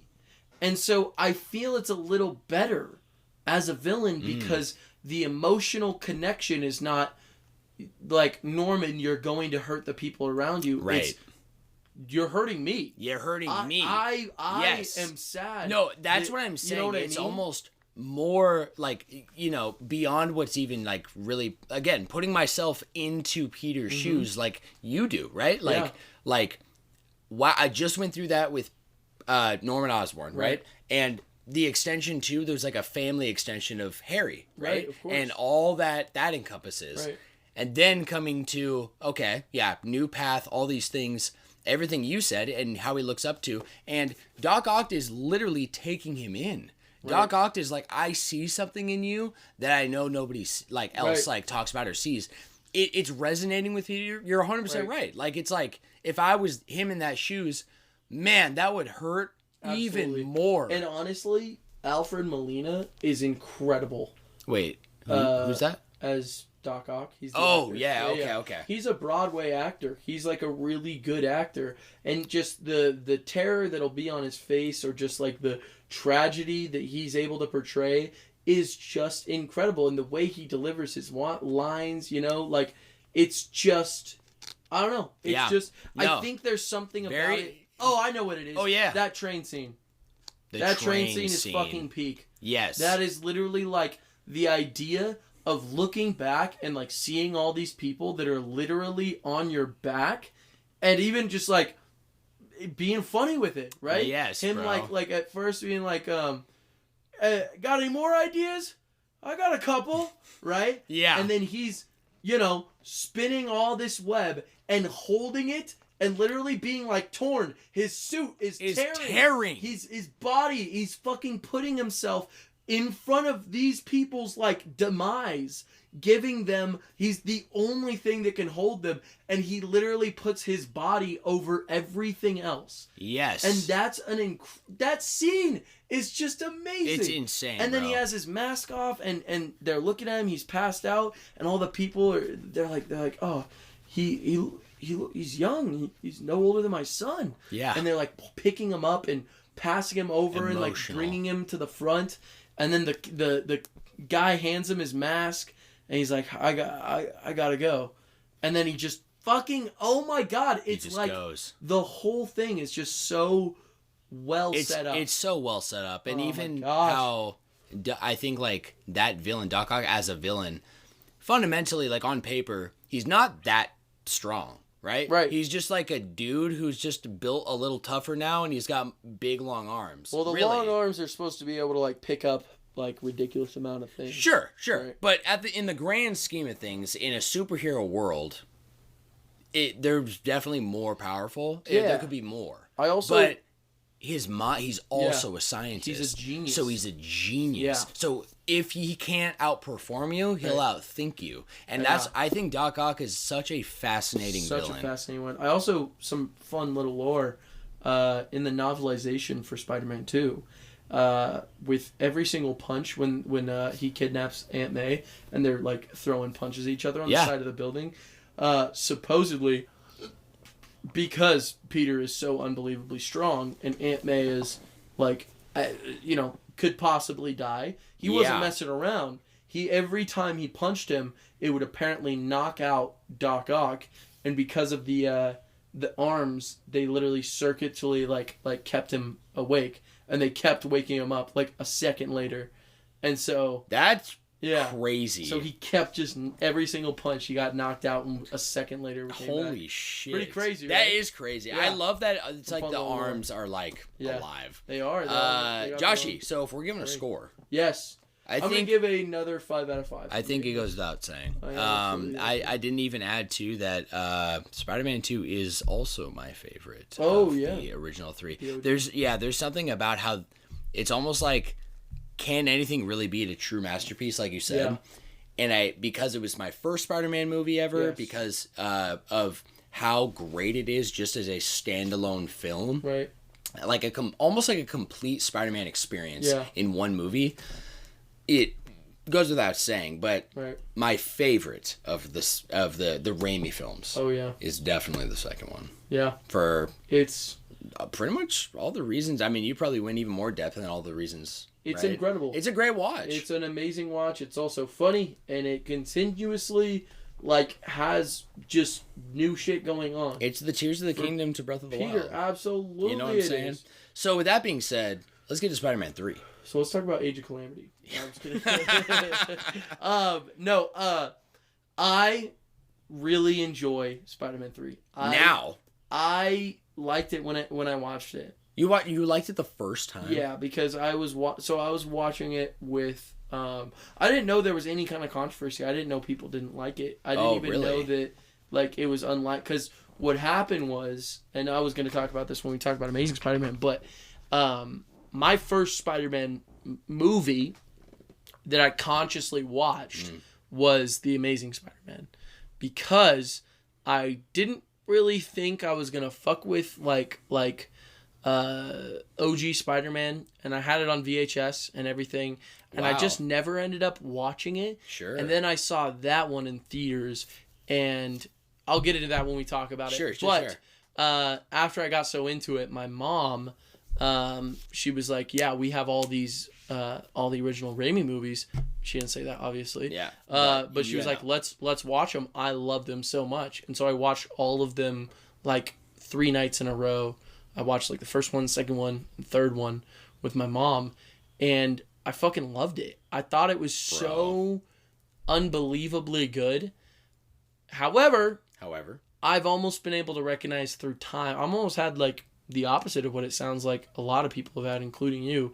I've realized over time it's not as tightly written as the other ones, not even close. And a lot of that has to do with studio meddling. And a lot of that also has to do with Avi Arad, who... Have I told you about him ever? Maybe. Oh, he's the one who's heading the new Zelda movie. That guy that I told you about. Got it. Yeah, okay. Raimi's original plan for this movie was there was going to be a Spider-Man 3, Spider-Man 4, and a Spider-Man 5. Okay. That was the original plan. And Spider-Man 3 was going to be Sandman. And dealing with all the shit that goes on with Sandman, he was the exclusive villain. That was what the movie was going to be about. The 4th one was going to be about the Vulture. And dealing with maybe a couple other like shit that's going on with Harry, right? Possibly. Okay. And then the 5th one was going to be probably about Venom. Right. Because of the whole appeal of his character. Yes. Right? The symbiote. The symbiote, exactly. The black suit. And Avi Arad, the one of the producers, and he's an executive at Sony, I believe. He just literally was like, this movie cannot get made without Venom in it.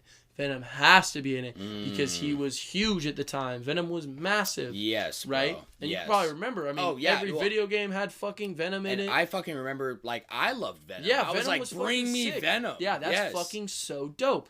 The issue is, it just does not work really that well because there's not a lot of setup. There's no setup from the previous movie into this one. There's no really explanation beyond, what kind of, a meteorite falls down, like an alien meteorite. That's cool, I guess. That's pretty cool. But it just felt a little bit rushed, and then all the other things had to be pushed aside to make room for Venom. Right. And then even Venom was rushed. Totally. And it just kind of created this vibe of like, this is happening really fast. This is happening a little too fast. Some people were not liking how goofy, Black Suit Peter was outside of the mask. Well, me included. Right. So I can recognize all that. However, I fucking love this movie. This movie is fucking baller as shit. I think Peter Parker experiencing the black suit as almost this feeling of like a metaphor, and this is always what Peter Parker goes through. It's the character arc of his is it's a euphemism for addiction and drug abuse and alcohol and those kinds and what that can do to a person like Peter. Peter is not truly like in a perfect scenario in his life, consistently there he's his best friend. By this point, his best friend fucking hates him. He's barely able to make time for MJ. He tries his best. He's living in a shitty ass apartment and he has a small ass support system and like he's trying to go to college. He can barely afford rent, Yeah. And how does one get over those things? And with his case, it's this promise of power and this ability to literally be a better Spider-Man. That's the idea. It starts off as, oh, this stuff makes me better. This like black suit makes me better. So it becomes this thing, and then it consumes him, and it consumes his life, him completely. and it consumes his personality, and it becomes something he relies on, something he literally can't tear from his body. And if anyone has ever even suffered from addiction, that's a pretty cool metaphor for that idea of him trying to rip it off of his skin, and it literally not he can't even he can't get a piece of it off. Yes. So on that deeper level, really fucking amazing. And Sandman, I think, is incredible. I seriously can't believe how fucking sick. He's probably my favorite character in that movie. Yeah, besides Peter. Besides Peter, of course, but side character. Holy shit. They made this really in-depth Which you said exclusive, so what do you mean he hadn't wasn't he a villain in the comic? What do you mean by that? Well, earlier you said in the plan for the movie series. Yeah, it was just going to be him in the movie. Oh, him exclusively in the movie. Not Venom. Got it. And, okay. I misunderstood. The New Goblin and shit. Yeah. Which they were trying to do. All mashed. Yeah. I, honestly, when I was watching it as a kid and rewatching it now, I honestly have no problem with the amount of villains that are in it. I don't know if Venom should have been in it. I think they could have done Black Suit and then set up for villain. Sure. I mean, fucking Venom. I've said villain twice. Villain. The king of villains. The king of villains. If you will. Yeah. Yeah. The symbiote. But that black suit is fucking tough. Yeah. The tough fight The scenes of him swinging with the black suit. Yes. The scene of him finding out that Flint Marko was the one who killed Uncle Ben and going to the sewers with the intention to kill him is so fucking sick. Like, that's like, oh my God, I literally can hear it in my head. Did you kill the blah, blah, blah, blah? What does it mean to you anyway? Everything! Goes down, punches the shit out of him, holds his head up against that fucking underground subway train, just starts grinding his fucking face away. Oh my God. Crazy. It's literally so good. Yeah. I definitely have to rewatch. With a different lens. Because I'll tell you, in watching it from where I was on Disney at... Plus. Yeah, for sure. On Disney? Wait. I'm pretty sure. Really? Yeah, man. Is that like a part of a... You know what? It was like a deal. Another time. Sony. Oh, okay. Well, good for them. Yeah. To be honest, make it cohesive, at least. That's because remember we were doing the Marvel... because they put No Way Home on there. Oh. Yes. Yeah. So they wanted everyone to be able to see them all. Yeah. Yeah. Apex, because it should be streamlined like that. Yeah. Like, come on, man. Like, watch the whole cinematography. The whole no, I very much remember watching through it and, like, you know, like seeing, probably because I maybe felt like I wasn't going through, I hadn't experienced true addiction before, which different now, right? And absolutely, like, you know, as an adult, you really do in some way or another something to escape. Of course. Whatever, like, you know, and in Peter's instance, like, you know, it's a lot. Like, that's what I'm talking about with, like, honestly, would anyone actually choose to be Spider-Man if given the opportunity? Right. It's the ultimate question, because most people on the surface would say yes. And then when shown like what would happen. What you have going on. Right. Like, really sit him down and make him understand. Yeah. Most people would not, because that is insane. And you know from... You know, like you're 24 now, and like it's like the more responsibilities you take on, it can have amazing feats sometimes, but that or I guess more power you take on, but the responsibility that does weigh on you, that does follow. And sometimes you feel powerless to certain systems. Totally. Peter is unable to literally balance being Spider-Man with having a girlfriend, having a job, having a consistent way to make money off of the things he's doing, because he's putting most of his time in Spider-Man. And so and he can never escape that feeling of there is trouble that I can deal with, and it's my responsibility to handle it. And another aspect is the confidence those substances can bring you sometimes.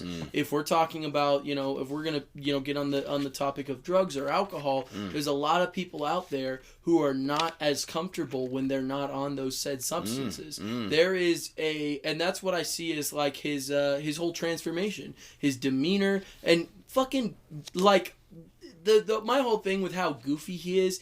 Peter Parker is a fucking goofball. This dude is fucking clown and a half. He's a nerd. And what the fuck is he gonna know about being cool beyond giving himself emo hair and like dancing?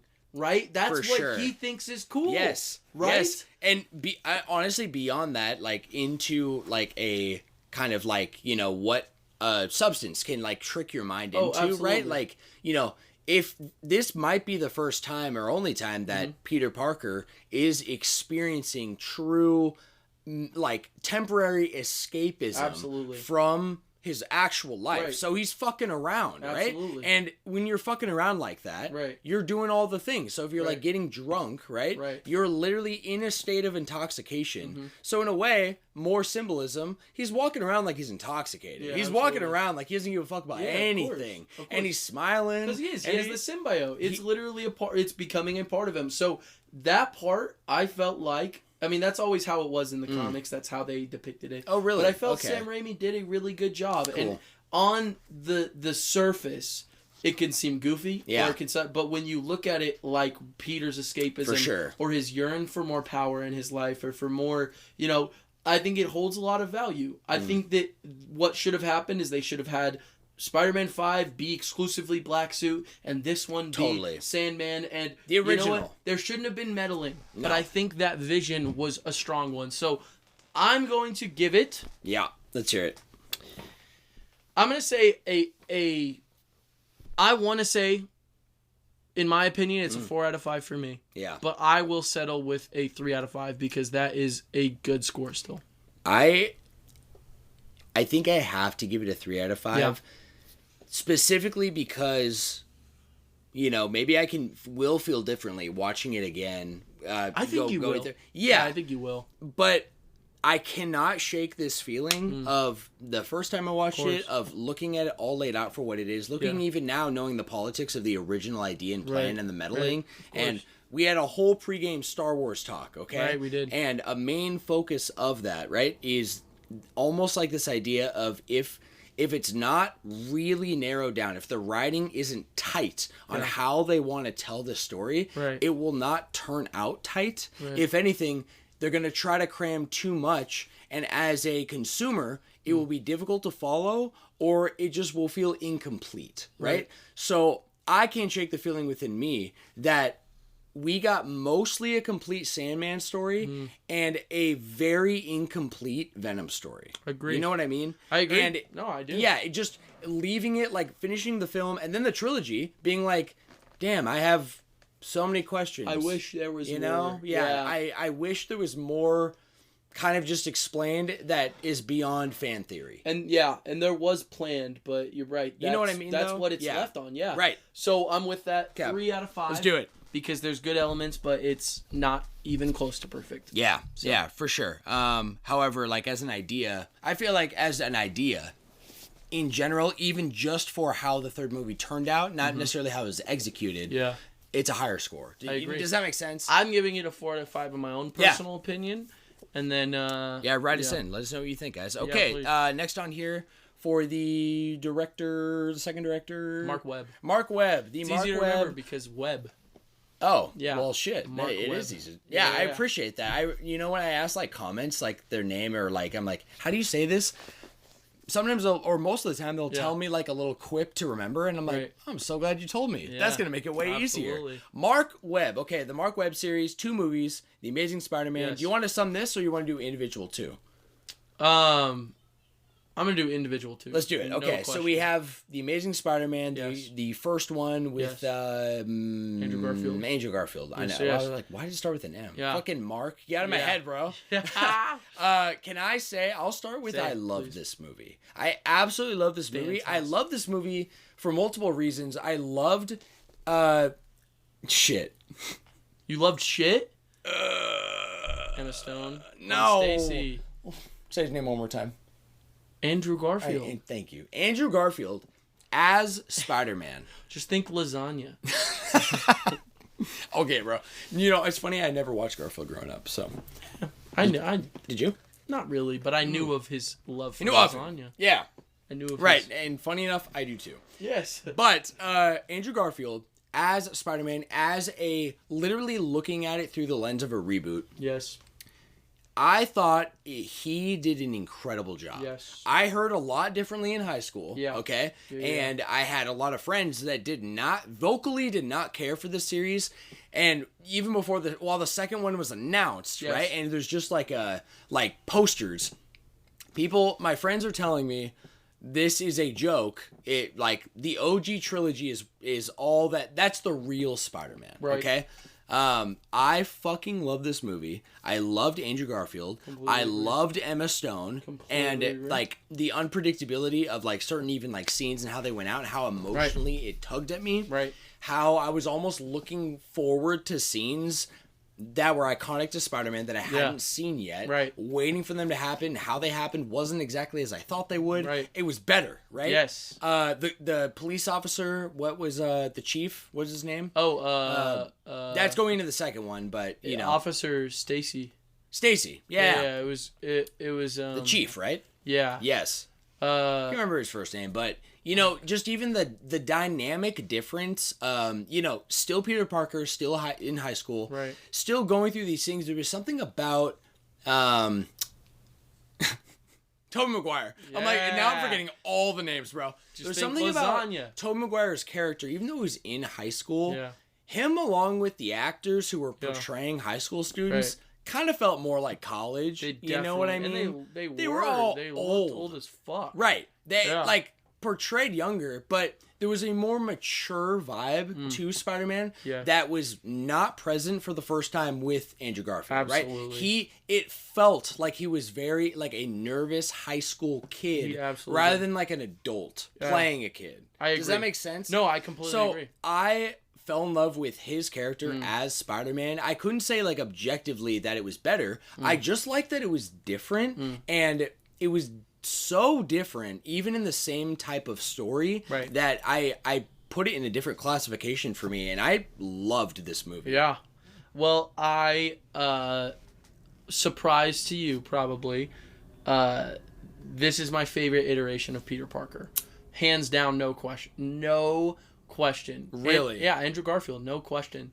Not only was he my Peter Parker, he was the first Peter Parker I saw. Right. He was also depicted in this way that not incentivized, what's the word? Emphasized what a high school kid would actually be after, to be honest. And he's a nerd in the sense that he is extremely awkward and he doesn't get along with people, but by the time that it was made, like 2012, there wasn't like big giant like it wasn't like a give me your lunchbox nerd. It's literally like, oh, this guy's gonna fuck with him because he's kind of the quiet, nervous, like weird kid, right? And honestly, I think it works the best from all the dynamics of him and his classmates so far from what we've seen. It's also by far the best Flash Thompson we've ever fucking seen in these movies. If anything, I'm extremely impressed with the little amount of character is said. Do you remember Flash? I don't remember what he looks like, but I remember almost being like, oh, that's Flash Thompson. Yeah. And like, wow, like I can't really remember specifics. More of the feeling of I remember the acting was peak. It is. And honestly, like, so he's like got a buzzed head in this one. Oh, yeah. Yeah, okay. And he's like a basketball player. And so he fucks with Peter. I'm gonna look him up. I want a visual here. Yeah, keep going. Actor has one of the best lines in the entire movie. I want to get into. I'm sorry, I always keep getting into the directors, but Mark Webb. Do it. Yeah, Mark Webb. Have you ever heard of 500 Days of Summer? Have you ever heard of that movie? I have. Yeah. So that was the movie that Mark Webb. I remember this. Remember that guy? Yeah. So real quick, Mark Webb. He made 500 Days of Summer, and in the same way they found Raimi, they wanted a small director that could take on a big budget. And what they did was 500 Days of Summer is a romance movie. And this guy is amazing at depicting romance and young romance and being kind of awkward, but really liking someone. It's the best of all the Spider-Man movies. Like, there's something poetic about the way Raimi writes his characters and something kind of beautiful about the way that they talk to each other. But it's not real. It's not realistic. Everything Peter and Gwen say to each other feels like two real people talking in a way that you'll never see in a superhero movie. It's the best, like, dynamic Peter and Gwen. Yes. It's the best. It's like this dynamic, too, of, like, the director and two actors who execute the director's vision perfectly. Well, because they started dating, too. Right. Yeah. So that was huge. Yeah, absolutely. But it's just like it's just really well written. Same thing with that Flash Thompson character. He was like this asshole who fucks with Peter the whole movie, and after he loses Uncle Ben, he's got like his hood up at school, and he walks up to Peter. He's like, "Hey, Peter," and he kind of like he's like walking up to him. He's like, "Not today, Flash." And he's like, "Nah, man, I just want to talk to you." And he puts his hand on his shoulder, and Peter just lifts him up from his shirt and shoves him up against the locker. Yes. And Flash is standing there, and he's like, "It feels good, doesn't it?" He's like, "Yeah." He explains it in this way where he's like, "Yeah, it something about like being able to get it out on someone, you feel better, right?" In this way where it's like he had fucking 10 lines and they just wrote him to feel so real, and he wasn't laughing about it. He was treating it like it was real, and he's like, "I heard about Uncle Ben. I'm sorry. I'm really sorry. Like, I just wanted to say I'm sorry for what happened." and like, oh my god, I'm like so well done. Yeah, bro. I'm there. Peak. I'm there. I have this scene in my mind so vividly. Oh my god. Yeah, dude. And the emotion invoked in this movie is it's very awesome. It's Andrew like it's Garfield. Not often that like these. It's kind of like Dune, right? Yeah. Like. Okay, very poetic, very fantasy, but in moments with the main character and how he's reacting, that's where it's like, oh damn. Yeah. Like with the Duke and his son too. It's like, wow, this emotion between these two actors, that the vision of the director and these two actors are really, it doesn't seem forced or poetic. No. And there's something really magical about that. It's very real. It's very real. And I think Andrew Garfield is also just an extremely charismatic actor. He just acts with this amount of charisma where he's fucking awkward and he's kind of weird and he's got but he also says whatever he mannerisms. Wants. Yeah, it just like literally, even if it is not the most accurate depiction of Peter Parker, it's my favorite, no question, hands down. And you know what's funny? I think I almost forgot until No Way Home came out, and I saw him, and he's running circles. The same. He's running circles around these other actors when it comes to charisma. Yes, he's bro. Fucking funny. His mannerisms be so weird. The way he says his lines. Yes. And everyone is like, "Oh yeah, that dude is fucking so good." So amazing. Really well. Oh, amazing. Yeah. Yeah, amazing shit. I love that first one. I'm gonna give it 4 out of 5. Well, I'm gonna push 5. I'll go 5. I'll go 5. Specifically because of everything we said and Uncle Ben was so good too. Dude, I just don't have anything bad to say about it, to be honest. Way realer than the first and I was also way more into, not like, like Emma Stone's more attractive, right? Yeah. But Gwen Stacy as a character. Yeah, as a character. Way fucking more than I ever was with MJ in the entire trilogy. Yeah, I'm going to give it a 5. Let's go 5. Yeah, I'm down. with that. So with that being said, let's jump to 2. Yikes. Yeah. Yeah. You know, I'm with you, okay? Like, it was, for everything I just said about the first, everything you said, it's like, oh yeah, I remember that. Oh yeah, like I'm on board. Well, I don't know about you, but I remember being so fucking hyped. There was now a feeling going into this, I'm the only one who likes it. None of my friends like The Amazing Spider-Man. I do. So I'm going to go into this and I'm like, guys, we going to go see new Spider-Man? Yeah. Fuck no, bro, right? And I'm like, well, all right, well, I'm going to go. Sure. And I was so disappointed. Even at the time when it came out. Yes. Which I was in junior high. I remember being so excited. Andrew Garfield was my Spider-Man. I loved Spider-Man since I was a kid. And I could feel how bad the movie was. I didn't have to recognize that there was a bunch of garbage going on behind the screen or anything like that. I could just feel it was just not good. Truthfully, the emphasis I felt on setting up this cinematic universe fucking ruined this movie. Do you remember absolutely how many just useless characters showed up and then they just like disappeared, or there was just a bunch of characters talking at one point and it set up like just a bunch of shit, and you could feel it was like someone was trying to sell you something. Yes, you know what bro. I mean? Yeah. And then to top it off, absolutely, man. To top it off, you kill the best character in these series in to be honest, a really heartbreaking scene, but not even emotionally like it didn't even feel like deserved or anything. No. It felt like useless punishment towards Peter for doing the right thing. Yes, for simply being Spider-Man. For being Spidey. You know, and to have, honestly, clicks, plot lore. Yeah.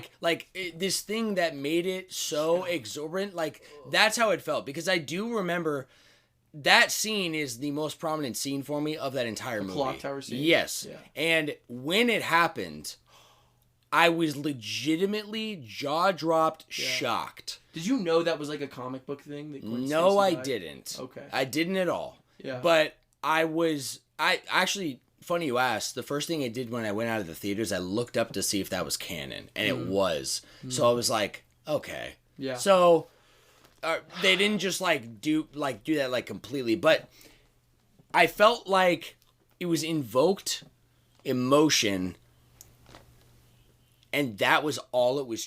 It was trying to do that. I agree. You know? But it was because... Yeah, exactly. Like, it was trying to do it by taking this thing and just saying, how hard can you cry? Yes. Right? Yes. And it was terrible. It really was depressing. It was depressing, and it was also the end of the movie. You're telling me, that's bro. How the movie ends is Gwen Stacy fucking die. Everything we said about how natural... I will say, best thing in this movie, continuously, Gwen Stacy and Peter.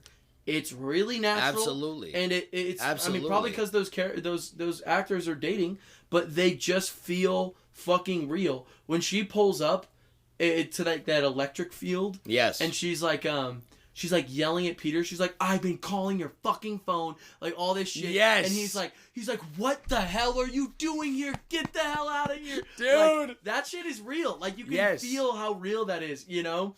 And it might be the chemistry of just the actors, but I could feel it when I was a kid. No, dude, it fucking sucked. If anything, like, what you're really saying to me is, like, you know, the movie, the direction, it capitalized on that for no other reason than to absolutely crush you at the end of the movie, and you feel like that legitimate, raw, you know, romantic emotion that Peter feels in the moment, like, like, all right, beyond now Gwen Stacy and anything, Spider-Man, dude.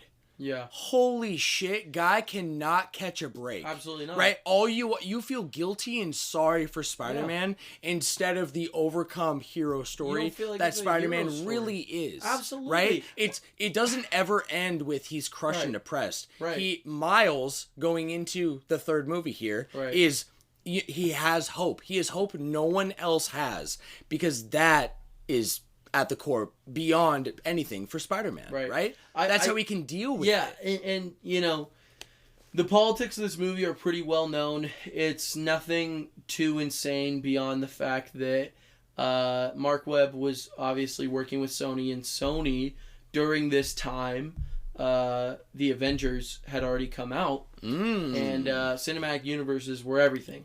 And what they wanted to do was set up, and Mark Webb has said many times, not many times, but I've seen him quoted many times on what he said about the movie, which was basically, I want this movie to be a setup for a bunch of different movies, like spin-offs and stories, and Amazing Spider-Man 3 and all that.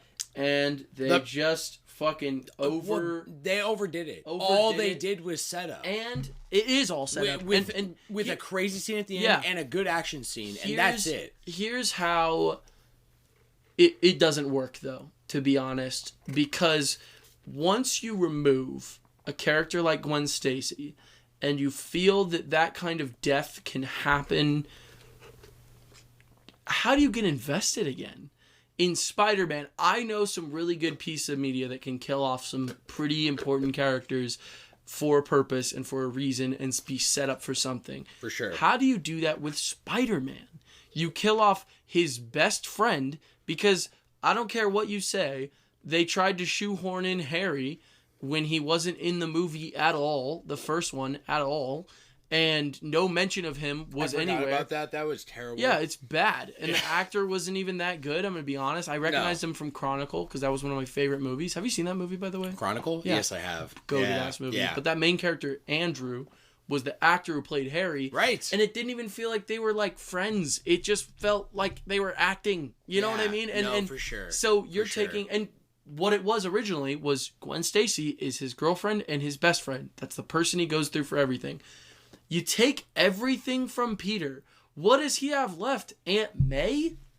What the fuck am I supposed to care about? Yeah. Like, genuinely, and if that's the case, Aunt May's dying the next movie. Aunt May's dying next, and whoever the fuck else gets close to Peter, what are they going to do? Introduce, like, Mary Jane at the beginning of the next movie, and I'm supposed to give a shit? I don't give a Absolutely fuck. not. I don't care. No. What's your score? Yeah. What's your score? Dude, fucking... I'm done talking about this. Fuck this movie, bro. Fuck this movie. I'm gonna say a 1 out of 5. 1. I'm gonna give it a 1. You know what? Okay. It's movie. It's movie garbage. Okay. It's literally the example of everything I've said about big studios trying to take something and making trash. It had no vision. It was not in any way. Maybe a 2 out of 5. I'm going to give it a 2 out of 5. Let's go 2 out of 5. Because we also haven't mentioned, I mean, like, okay, you know, it's not like Andrew Garfield, you know, we were both gassing him up in the first movie. Right. He did. He's still Andrew really Garfield's good. Spider-Man. He's still really good. You're right. You know, his action scenes, his attitude on things. The CG, you know, by the way, like, is the best CG in any Spider-Man so far. Because, you know. You think so? Absolutely. Are you kidding me? His web swinging in the city is the most realistic web swinging that we have ever fucking seen in a Spider-Man movie. I got you. Don't worry. Okay, I just want to... I guess it makes sense because I'm like, you know, pretty much after we're about to go into Homecoming, but when you go beyond Homecoming, it's not really about Spider-Man swinging around the city. He also does not swing. I just want you to see this right here. Too. He's just walking around doing his thing. He's just walking around doing his fucking thing, and I have my own opinions on those. But just look at that beginning section where it starts, and you see... Wait, I don't even know how it's set up. Look at this. Okay, Are you joking? Right. Look at this way he slips right here. Look at that. Yeah, okay. That's high-quality Spider-Man action right there. Yes, dude. So, you're right. And look, that looks better than Raimi. Looks better than anything. So, I think we're discrediting, like, you know, there is quality in this movie. Good. Yes. It's the storytelling that is the problem. And absolutely. It's almost like because of the storytelling, that's where this feeling of it's acting more than I'm actually invested in this world comes in. You know what I mean? I do. Like, and I also want to say... So, 2 out of 5? Jamie Foxx. Okay. Yeah. Like, incredible. He was pretty Love good. that dude. Yeah, he's great. Dude is a great actor already, but, like, just... Not even really as, like, Electro the villain, and, like, beyond that, like, you know, it's kind of whatever to me, like, as a villain in general, like, and even the concept, so now he just is one with electricity, okay, whatever, but him as a villain and how he's portrayed and how he's kind of goofy, how he's kind of, you know, he's kind of menacing, and how the interactions between him and Peter, solid. Right. Solid in my mind. Solid again when I saw him again in No Way Home. No Way Home. I do have some positives with that movie, so I'm gonna say 2 out of 5. 2 out of 5. I'm with. Okay. I think I was getting a little too upset thinking about how bad some of the other shit is, but you're right. 2 out of 5 is not a good score. That's not good, but that does have something below standard, I'd say. Right. And also, I want to say, has nothing to do with Andrew Garfield. No. He fucking killed it. Yeah. We'll get back to him actually in No Way Home. Homecoming. I was going to ask you, by the way, are you okay with skipping the Spider-Verse movies and keeping it strictly... Absolutely. Yeah. Live action, we can end it on Homecoming. For sure, especially because we've had so much content in this episode. That's what I'm saying. So far, anyway. I don't know, and I think it would feel a little bit separated. Sure. Because we're leading up to No Way Home in the same way the movies are. That are being, you got a good point. Theater. Yeah. So no, I'm with it. And, you know, it's technically, these are all the live actions, right? Yeah, that's what I was going to say. We just talk about live action. Yeah, let's do it. Okay, so Homecoming. Definitely Spider-Verse content, especially once 3 is revealed. And we got the trailer, right? Or at least like a logo? I thought we did. Maybe not. Maybe I'm tripping. But it's coming. Okay, so...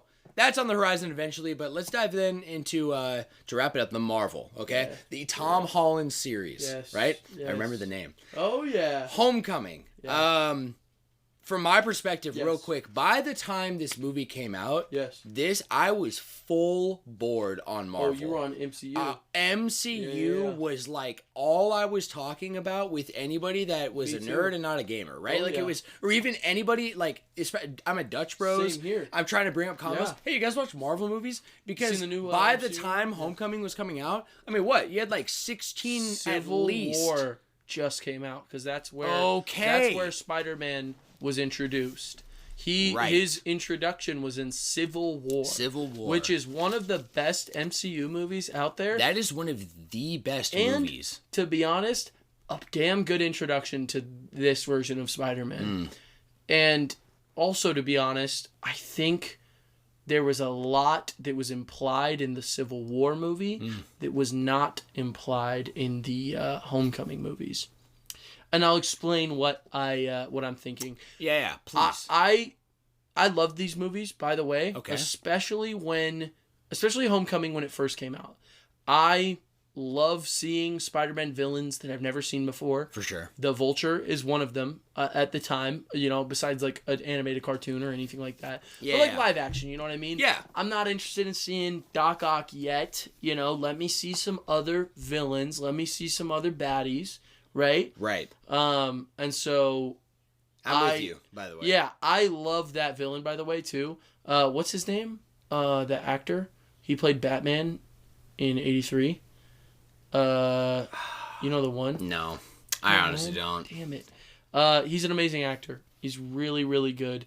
And he, so he played the Vulture. I thought the villain was incredible. I thought the whole connection to the MCU, Iron Man was in it. Yeah, I forgot. Yeah, because I'm tripping. Yeah, Iron Man was in it. Tony Stark. Not just in it. Like, he's like a big role, a prominent for character Spider-Man. for Spidey. Yes. Yeah, absolutely. And Happy. And Happy's in it, and it feels like it's completely connected with the rest of the MCU. And I really loved that at the time.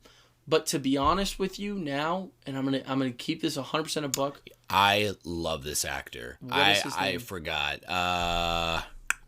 The Vulture? Michael Keaton. Michael Keaton! Yes, bro. Such a goat. This guy is such a goat. Fucking incredible. And everything he does. Also, bro. One of the best reveals for a villain in that movie. You remember? He goes to Liz's house to pick her up for Homecoming. And her dad is driving. Dude, he opens the door and you're like, as the audience member, you're like, holy shit. Like, he found out who he is. He's like, Peter! Yeah. Good to see it. That Come to on me is man. the best part of the movie. That is all from that point on, I think is peak, to be honest with you, for the MCU. Peak Spider-Man, this Peter Parker, because what happens is he loses his suit tech, almost kind of wants to choose Homecoming and this choice of the people he came to see as Peter Parker, knowing that there's something else going, knowing he has the power to at least try to stop them. And so he puts on his actual Homecoming suit, his original suit with his original web shooters and all this shit, and he goes and takes down the Vulture using his original tech and gets a fucking building dropped on him. Dude. By the way, that scene is one of the best Tom Holland's ever acted. Do you remember the way that sounds? Sounds? Yes. No. Can I play it for the podcast? I don't know if that's weird, but I literally am just saying this is. Let me see. Yeah, I can't say I don't remember the sound at all. So are you talking about like the building falling? Yeah. Not just that. It's the way he like scream. Yeah, let's get some scream tech. Dude, yeah, I got you. I don't know what the fuck to put. So the Vulture drops this on him, and you literally like don't even realize. Like, of course he's super powered, but he's a fucking kid. Like, listen to his voice and listen to... He sounds like a kid. Like, he literally, like... Yes. That part of just, like, him literally, like, unable to... I was watching the movie and I was like, holy shit, he just got, like, a build... Like, that sounds like it should be nothing for other superheroes. But he's fucking Spider-Man. He's this kid. He's barely been Spider-Man for that long, too, in this universe. And so he's never faced a villain. He's never dealt with that kind of shit. Yes. And, I just felt like that part, and also that scene is incredible because what he does is he looks down on the ground and he's like screaming, but he's screaming as Peter Parker, and he looks down because he takes off his mask because there's water leaking down from the broken pipes, right? And he sees in his reflection it's half the mask that's on the ground, and half his face, and he goes, "Come on, Spider-Man, come on, Spider-Man!" Yes, and he starts lifting it.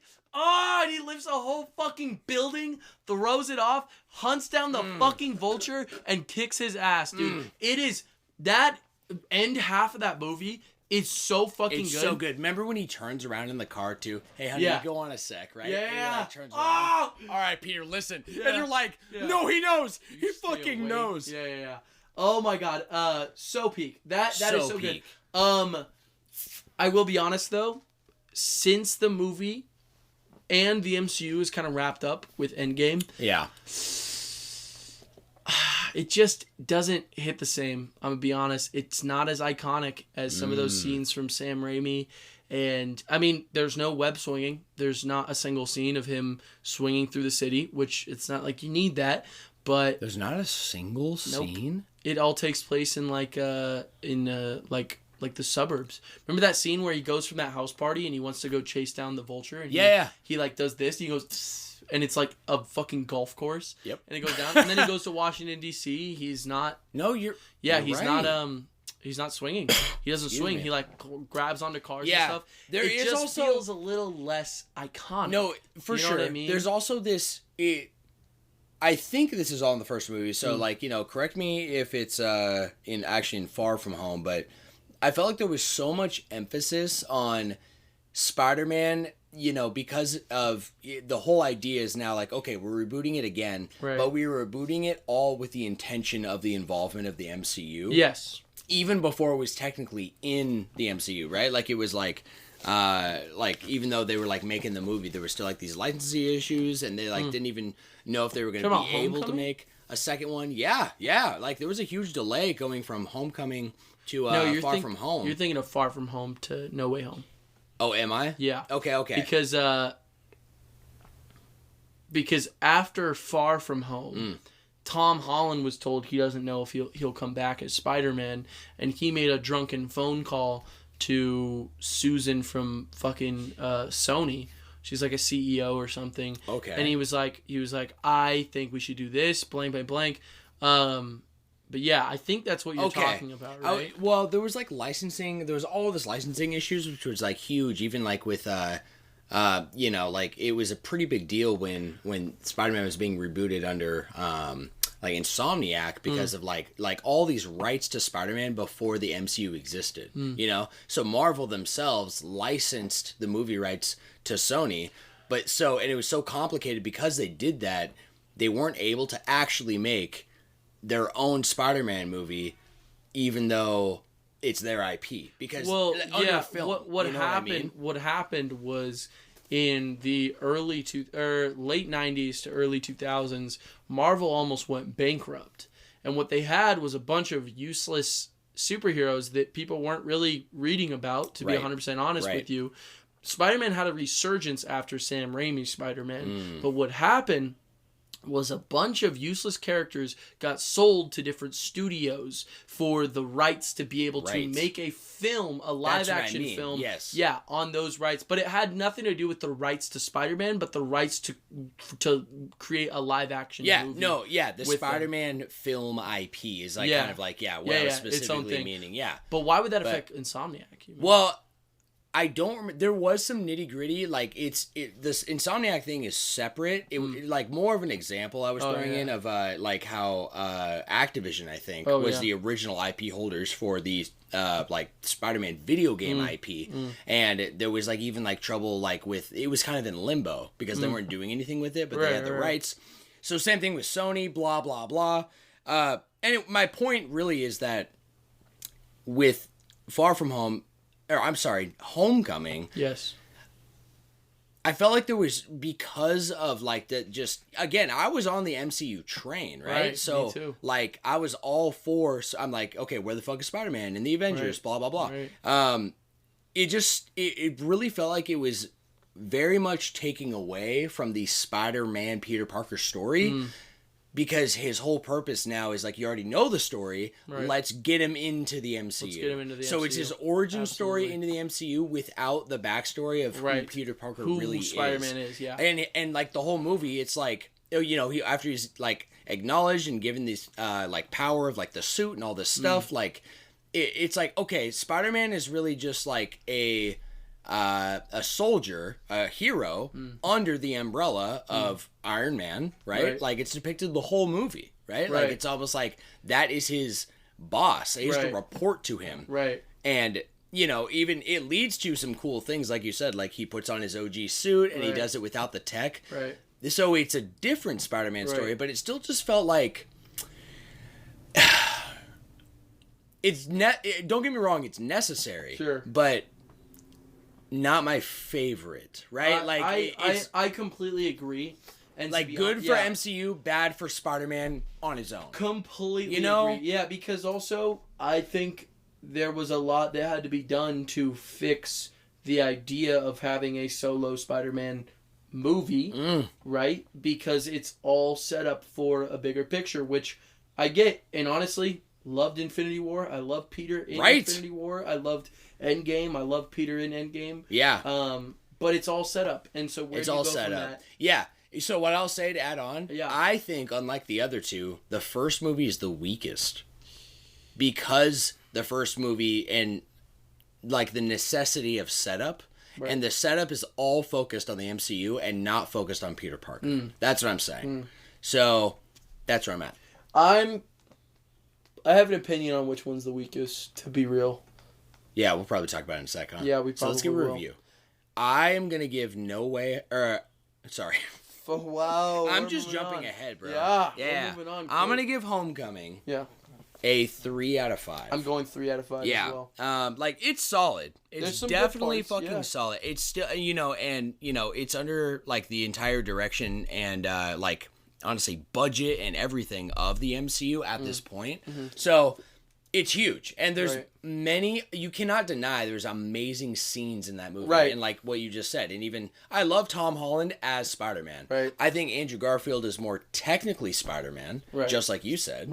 But I love Tom Holland as Spider-Man. It's almost like this alternate universe Spider-Man. Yeah. And I appreciate it for that. Well, every universe is an alternate universe, and that's why you are right. Is epic. You are right. Because it brings up the idea that you can be any kind of Spider-Man can hold value. Yes. Not every Spider-Man, and that's what I've come to appreciate Tom Holland more. Yeah. Especially as the movies went on. Want to talk Far From Home? Yeah, let's talk Far From Home. You want to? Okay, I want to say one of my favorite villains, one of my favorite ending like sequences back to back, one of my favorite kind of like depictions of what fear does and what fear and what reality is and just micro tech. I've loved like the concept of micro tech and like what do they call it, nanobots? Nanotech. Yeah.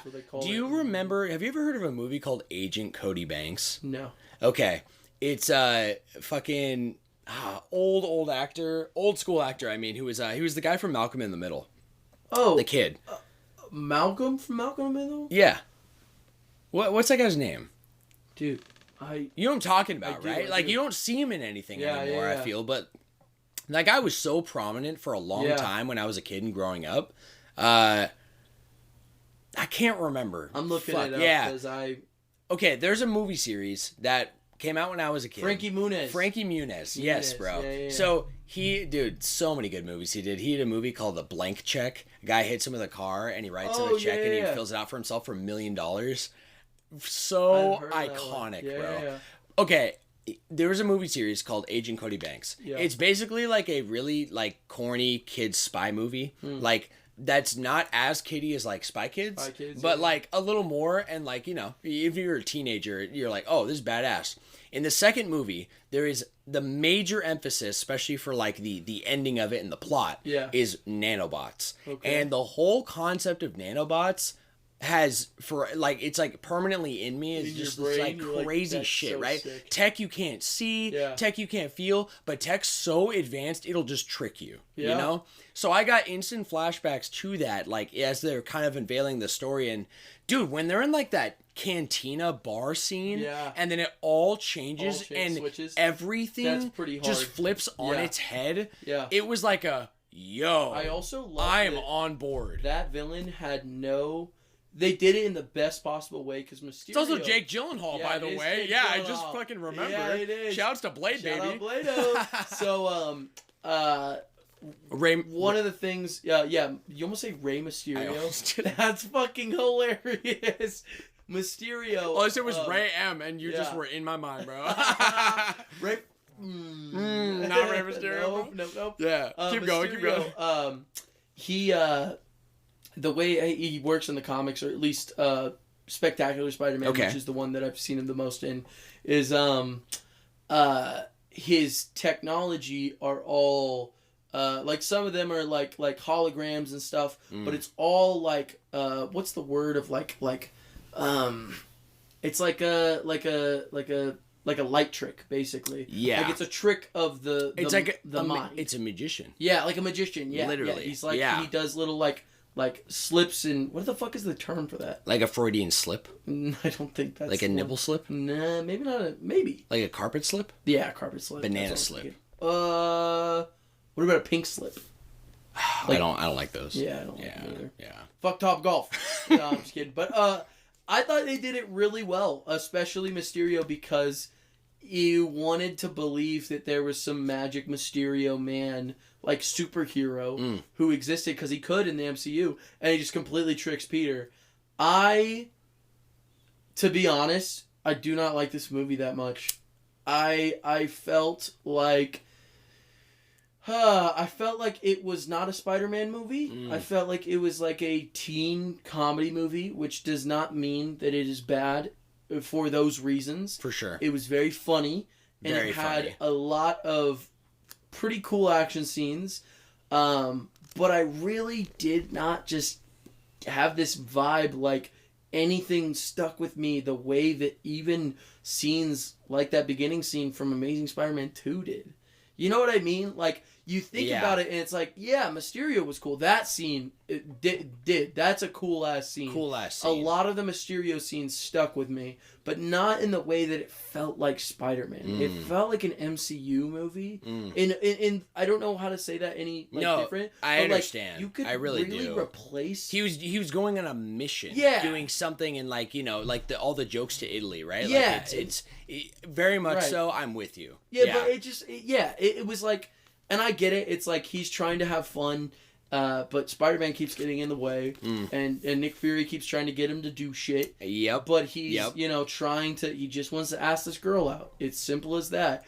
But I felt like what it was truly missing was this sense that there would be, and this is not me trying to talk down on. I don't know. There should be consequences to more of the things he does in the film. He tells MJ that he's Spider-Man and nothing comes from it. Not that it needs to, but there's always been this importance that's held towards it, and she just like guessed it. And I remember having this feeling of like, this feels like a watered down Spider-Man. This feels like a much like an MCU project and not a full-blown Spider-Man universe. I also felt like MJ was cool. I liked her. Yeah. But I just didn't really get the appeal. The way, maybe because I was thinking of Gwen Stacy, but it didn't really feel like, I don't know, Peter should have been like as into her as he was. And I don't know. It has nothing to do with Zendaya. I thought she was really cute in the movie. Oh, yeah, I thought her acting was really good. But it was just, I don't know. It just didn't leave a lot for me to really desire a lot more. And to be honest, with the way that there were not a lot of consequences to the things that happened, I didn't have a lot of faith that the next movie would truly set up consequences in this universe for Spider-Man. Little did you know. But ultimate consequences. That was when I was the most surprised by any of these Tom Holland movies. But before we get there, I was going to say, I don't think it's bad in any way. Yeah. But it's probably my least favorite. That's actually crazy to me.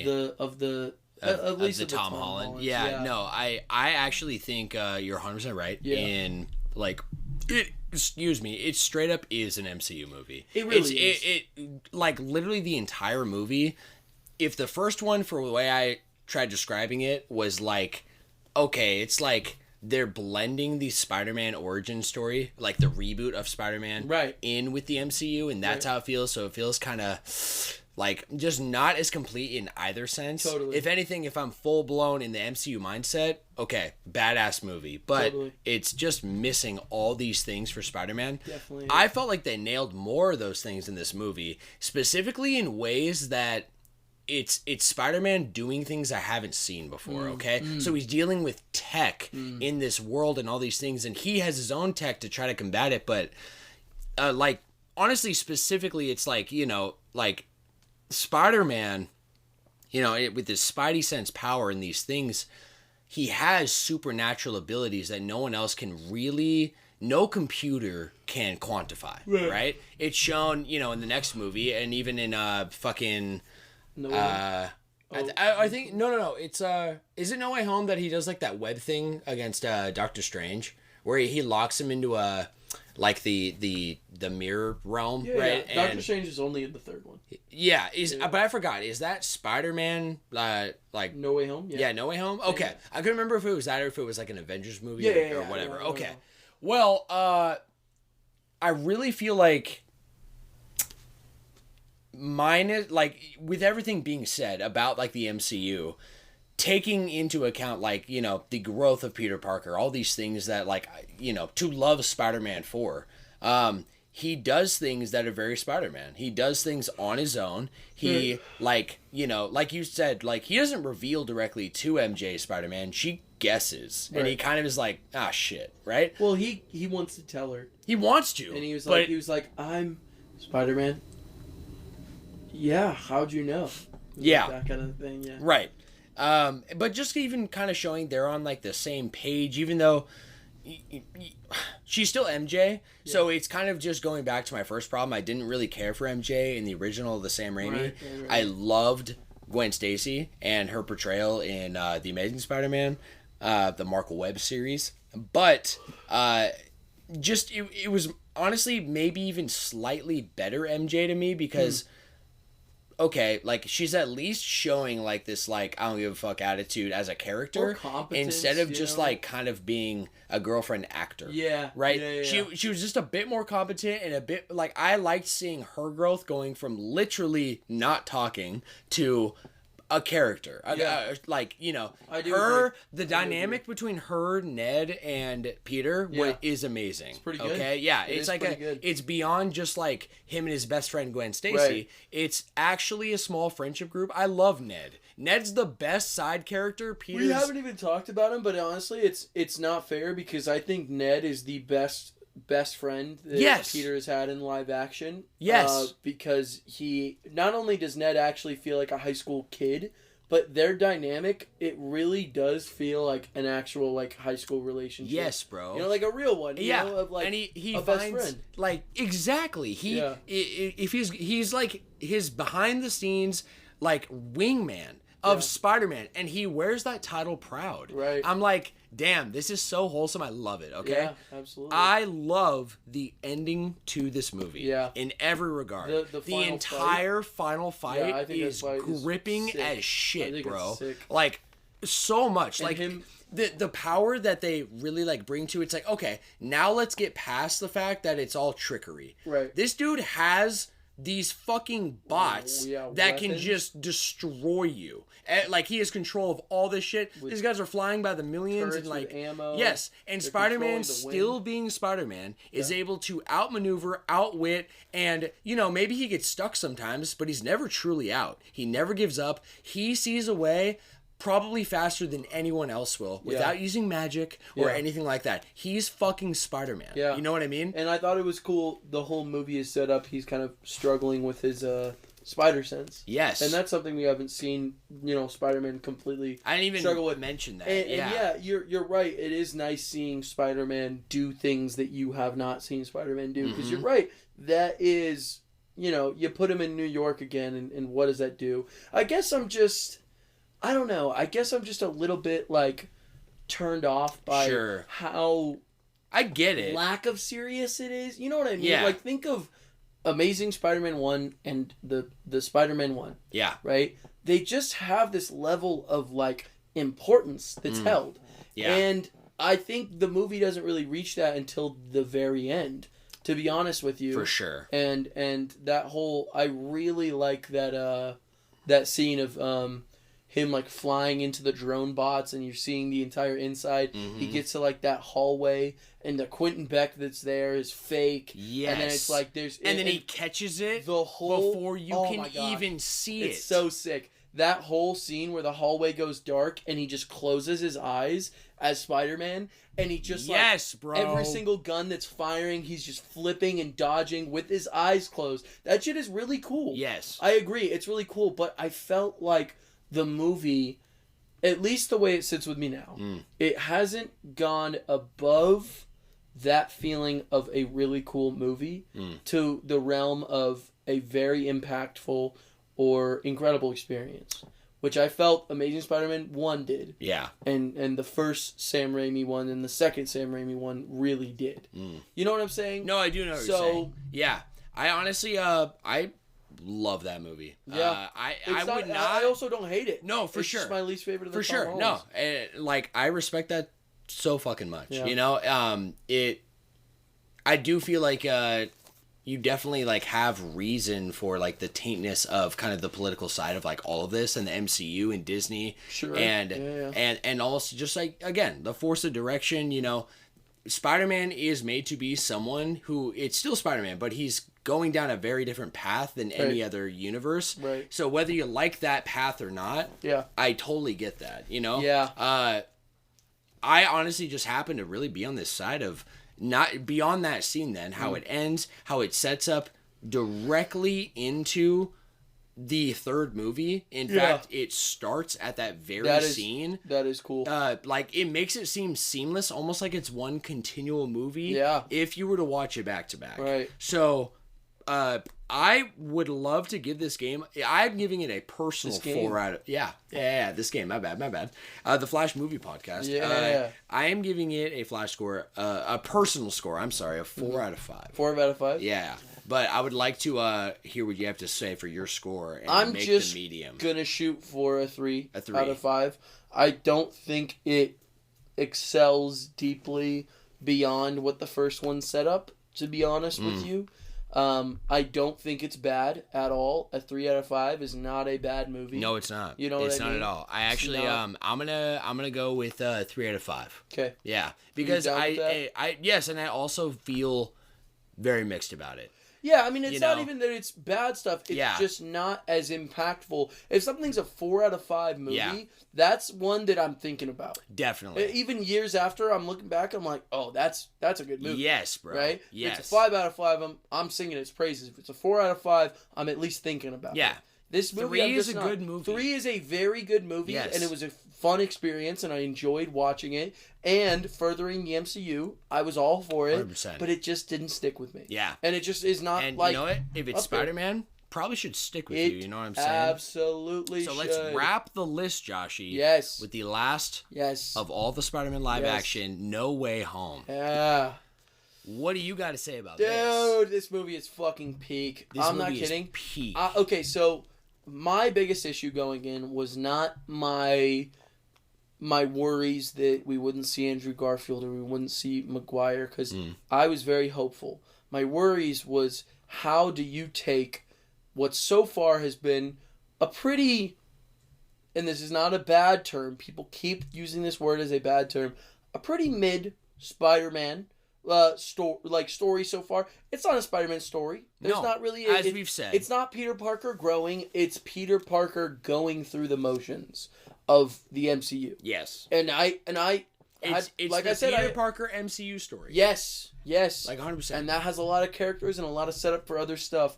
But the issue is, Spider-Man is a deeper and more precious character to a lot of people, and a very special character to a lot of people, right? And so when you look at it and you compare the GOATs, like Andrew Garfield and Tobey Maguire against Tom Holland, it's almost like 2 hydrogen bombs versus a crying baby. Yeah. Right? Yeah. I mean, I'm just being honest. No, for with sure. The setup of the writing and the seeing movies. them all right next to each other. Right? So I was incredibly... There's so much I could say about this movie, and I will say it.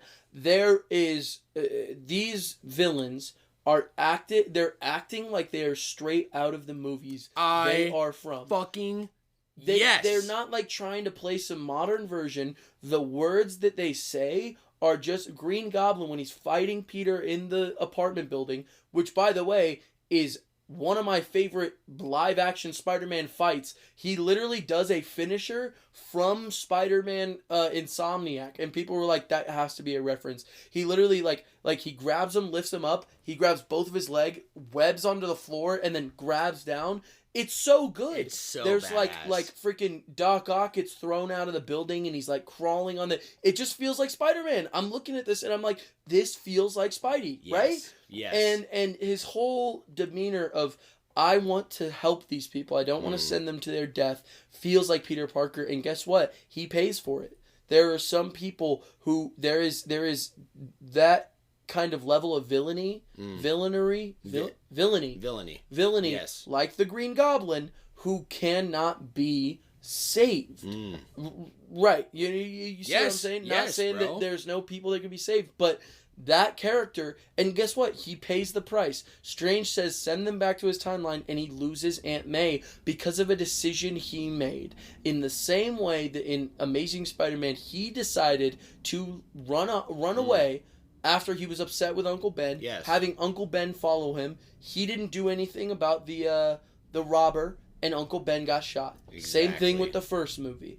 And those are consequences that Peter lives with. Yes. That's what fuels his Spider-Man. And guess what? It's a canon event. It's literally a canon event. And guess what? We never heard him here before this movie. With great power comes great responsibility. And what happens with Aunt May? She tells him that and then dies.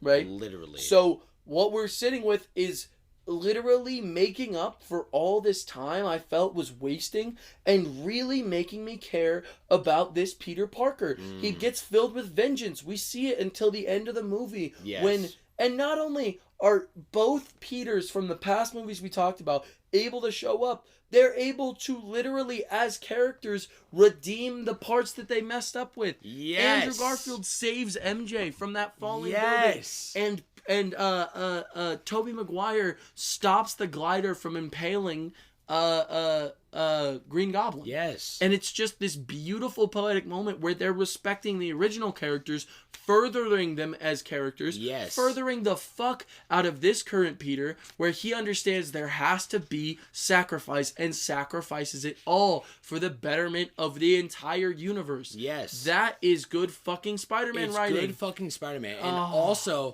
from all the problems that we already referenced, they executed in writing and storytelling and J. Jonah Jameson shows up. Every villain you just said. We didn't even talk about like Sandman's in it, fucking Electro's in it, the Lizard's in it. So many prominent fucking Spider-Man characters, both original and new. Doctor Strange, huge role in it. Huge. All this stuff is happening, and honestly, I don't know how they fucking did it. Yeah. Because the level of ambition was so high. Huge. Just like Spider-Man 3. Okay? And they executed it perfectly. And speaking on what we talked about earlier during pregame, that is one of, if not the best, I think it's the best theater experience I've ever had. No, they were keeping this shit on lock and key. If you can remember, they were not letting anyone talk about it. Tobey Maguire and fucking Garfield came out. Yes. Garfield. Just picture the dumbass spaghetti boy, bro. Spaghetti. Lasagna is just spaghetti cake if you think about it. It is, bro. It is, 100%. Yeah, but Andrew Garfield, I just pictured the fucking stupid orange cat when I said Garfield. Every time now. But Andrew Garfield, they were like super, they literally said, none of this is real. There's nothing really that I can talk about because I'm not in the movie. I would love to do a movie with them one day, but I'm not. They didn't ask me to come back. Yes. And that setup and that whole thing is so fucking amazing. It led to a theater experience that I could not ever recreate and might not ever get to the level of incredibleness.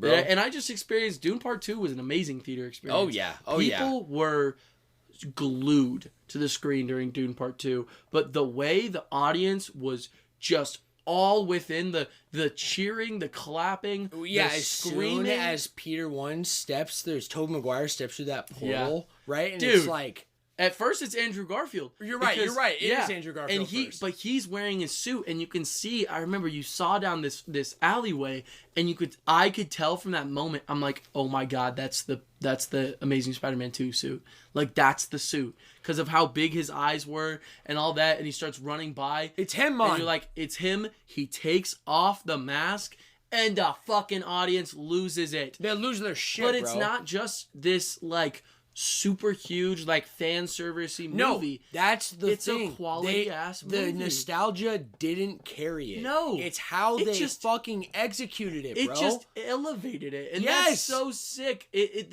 That you can go back and appreciate those even more now, you know? Absolutely. It really is. I'm with it. Can I also tell you that, Please. And for our audience, I did not know that Andrew Garfield and Tobey Maguire were in that movie. Not only that, I didn't know that these villains were in the movie or any of that. What did you know? I didn't know shit. So you just went in? I went. The only thing I had in the back of my head was like, I kind of had this like, maybe a year ago. Yeah. When I was still actively on Twitter, I randomly came across, it was like there was some suspicion news article. It's from IGN, and it had a picture on the thumbnail of all three actors together. Yeah. Okay. And so people in the comments are going crazy. Right. I took that as just conjecture and happenstance. Maybe they're all going out to lunch. Yeah. I just didn't even think about it. Right. And so that moment in my head came to me as soon as I saw Andrew Garfield when he revealed his mask. And it was like, oh my God, this is real. And the best part, it's like halfway through the movie they show up. Yes. It's not some kind of cameo. No. Or some kind of... They play big-ass roles as Peter's mentor. Yes. And brother figures who can understand the pain he went through and say, it is worth it because we need to be Spider-Man to save these people. Yes. And there is hardship that'll come with it, but it's necessary for the person you will become. And that goes deeper than just Spider-Man. There are people you'll meet in this world that understand pain and understand the things you go through. And honestly, Peter went through it. He had full intentions to kill the Green Goblin in the same way that those first moments with Tobey Maguire and Andrew when they faced his uncle's killer, they wanted to kill him. Yes. It's the true origin story to Tom Holland's Spider-Man. And honestly, it elevates the other movies so much. Every other movie we've talked about is elevated because this movie came out. And I could not sing its praises any harder. What are you thinking on a score? I want to say one more thing. Please say one more thing. One more thing and let's give a score. Let's do it. Bro, after I watched this movie, yes, and honestly felt everything you're saying. Yes. That Christmas, I went home, and my dad and I always go to the movies, at least just me and him. Usually, though, Jack comes. Usually, maybe my mom will come, or we'll get a group going. Right. But I think we did, and my dad wanted to go see. There was a couple of hot movies in theaters at the same time. I don't remember what they were, but I convinced him that we had to watch. We had to go see this new Spider-Man movie. Away Home. Yes, we had to go. Yeah. I had to almost pull his arm and leg because he was not an MCU guy. He's very much like an IP guy, but the MCU's too big of an IP for him. It's pretty big. If that makes sense. Yeah, there's a lot of movies to follow. It's totally. 26 movies. And he's seen a lot of them just here and there. So he loves Black Panther. He loves Civil War. Right. But he'll almost even watch Civil War as a standalone movie, if that makes sense. Sure. And just loosely understand who these characters are. Right. My dad's just one of those random movie watchers more than a series watcher. Respectfully, yeah. So... he was very resistant because it was the third and he hadn't even seen the others, right? I still convinced him to go. We went in the theaters, and when that portal scene is happening, all I did was turn and look at my dad because my dad showed me Spider-Man. Yeah, the right? OG. Yeah, as I said earlier, the OG, and I remember even having it on DVD, and it was widescreen, and even just that cover, you can see it, right? And I'm just the golden background of the yes, city, bro, and he's crawling up like this, see the and then there's in his eyes. Yeah, and then there was a better version that came out or something, and it's him holding MJ, right? And it's like this. It's so peak. I think that's Spider-Man 2. I think that you're was right. Spider-Man 2 when he had MJ with him on the cover. I just remember there was a bunch of alternate kind of DVD arts. They would have flip around manuals or the cover art would just come out, right? Yeah. Anyways, I was staring at my dad, and then right when he pulls off his mask for Andrew Garfield, literally seeing my dad's face of what do you look? Yeah. Genuine shock at what he's seeing, and he's like, he's in this movie.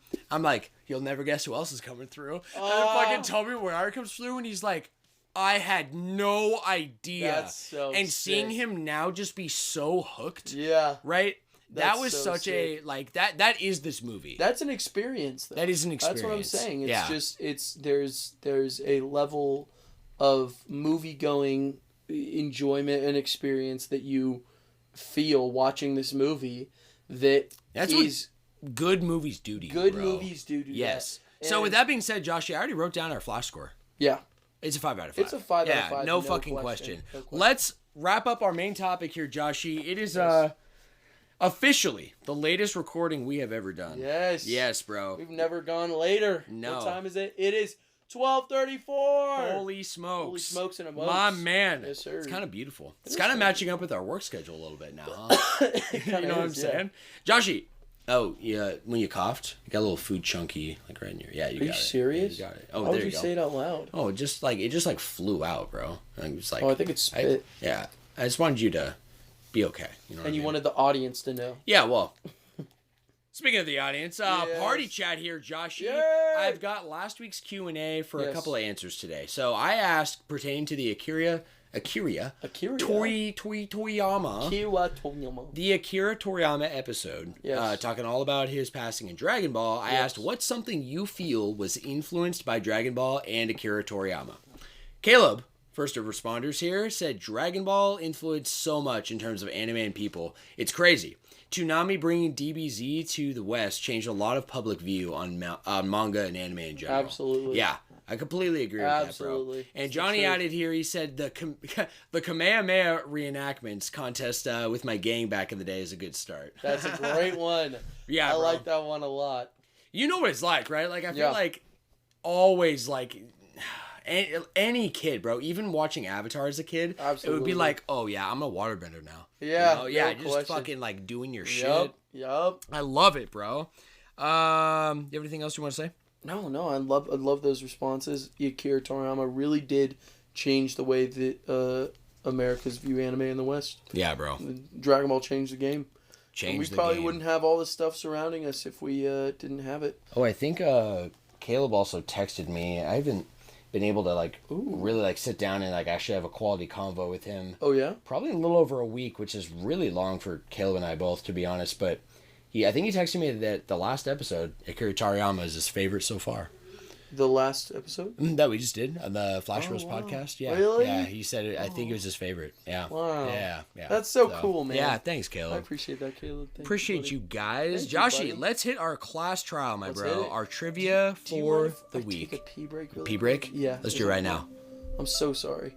All right, baby. Let's get into the trivia. Yeah. My God, Joshie, it is your week this week. That is right. Yeah. I'm guessing you got some... Spider-Man trivia? Yes, I actually am pretty happy with the way that I just reworked this a little bit, because I wanted to, after the conversation we just had, I wanted to have a specific trivia question per Spider-Man movie. So there's going to be one question per movie, and they're going to go in the order that we ordered them as. Okay. Some of these are going to be really difficult, and to be honest, I came up with all of these on my own. I didn't look up a single one. Fuck yeah, okay. So all of these are things that I remembered from the movies. How many questions are there? How many movies we just said? 8 questions. Hey, okay. I'm ready, baby. You ready right now? Yeah, let's fucking do it. Alrighty, man. You ready? Ready. Okay, I want you to think about all the knowledge of all the movies you've seen, okay? Okay. Need you to use them. Brain it at 100% capacity. My brain is on. Alrighty. Who, in the original Spider-Man movie by Sam Raimi, gave Peter the nickname of Spider-Man? Got it. Alright, you ready? Yeah. When coming up with the name for Doc Ock in Spider-Man 2, J. Jonah Jameson named another Marvel hero. Who did he name? Wait, I'm changing my answer from the first one. Oh shit, okay. And I can repeat the question if you want. Yeah, actually, that'd be great. One more time on question 2. Yeah, you're good. When coming up with the name for Doc Ock in Spider-Man 2, J. Jonah Jameson named another Spider-Man Marvel hero. What hero did he name? When coming up with the name? Yes. For Doc Ock? J. Jonah Jameson, yeah. Doc Ock. Who's J. Jonah Jameson? He's the newspaper guy. The guy who writes I want these pictures of Spider-Man. You know what I'm saying? Yes. He named a bunch of different names, trying to work what they knew, which was just Dr. Octavius, into a supervillain name. And he named another Marvel hero. Who was that said hero? Got it. Okay, you ready? Yep. Who tells Harry that his father was killed by his own blades of his glider in Spider-Man 3? Got it. In The Amazing Spider-Man, what does Peter find in Uncle Ben's basement after it floods? Ooh. It's pretty big for the plot. I mean, not that big, but it's big. Yeah, actually, it is really big for the plot. Yeah, say it one more time. Where was I? In The Amazing Spider-Man, what does Peter find in Uncle Ben's basement after it floods? Got it. Ready? Ready, baby. Alrighty. Yeah. This one is worth 4 points if you can say them all. Holy shit. Okay, I'm ready. Alright. Let's do it. At the end of Amazing Spider-Man 2, what 4 villains were shown in the basement of Oscorp as a teaser for future films? And in parentheses, because I'm a funny guy, I said, that never happened. And if you can get all 4, I will give you 4 points on this one question. But there's 4 of them. They're iconic Spider-Man villains. Can you run me through all the Spider-Man villains real quick? Every single one? You gotta be out of your gourd. Got it, baby. Okay. Alright, you ready? Ready. Alright. In Spider-Man Homecoming, what name did Peter give his suit's built-in AI system? Got it. Ready? Mm-hmm. Alright. This one's tough. What was the name of the glasses that Tony Stark left to Peter after his death in Spider-Man Far From Home? The name of the glasses? Yeah, you remember? I don't remember the name of them. I don't think. I don't think so. You want me to do a 4-parter? No. I was right on the guess. Alright. Yeah. Last one is also worth 3 points. Okay. Ready? Ready. In order, and label them as the actors' names. I want to put that down. Okay. What did the 3 Peters number themselves as during the final fight? Okay. You good? You ready? I feel good. All right, man. You ready? I actually don't feel good at all, but I have some guesses here. I got some thick boy guesses, all right. my guy. All right. Okay. You ready? Let's start with number 1. Number 1. I'm ready, baby. What did you put down for who in the original Spider-Man gave Peter the name Spider-Man? I put the MC at the wrestling match. That is correct. Yes. Yeah, that is correct. Fuck yes, he baby. tells him his name is the Human Spider, and he says the Human Spider. That's trash. Yeah. The Amazing Spider-Man. Yes, sir. Perfect. I actually wrote down originally. I wrote Jameson, and I couldn't remember his that's his first name, right?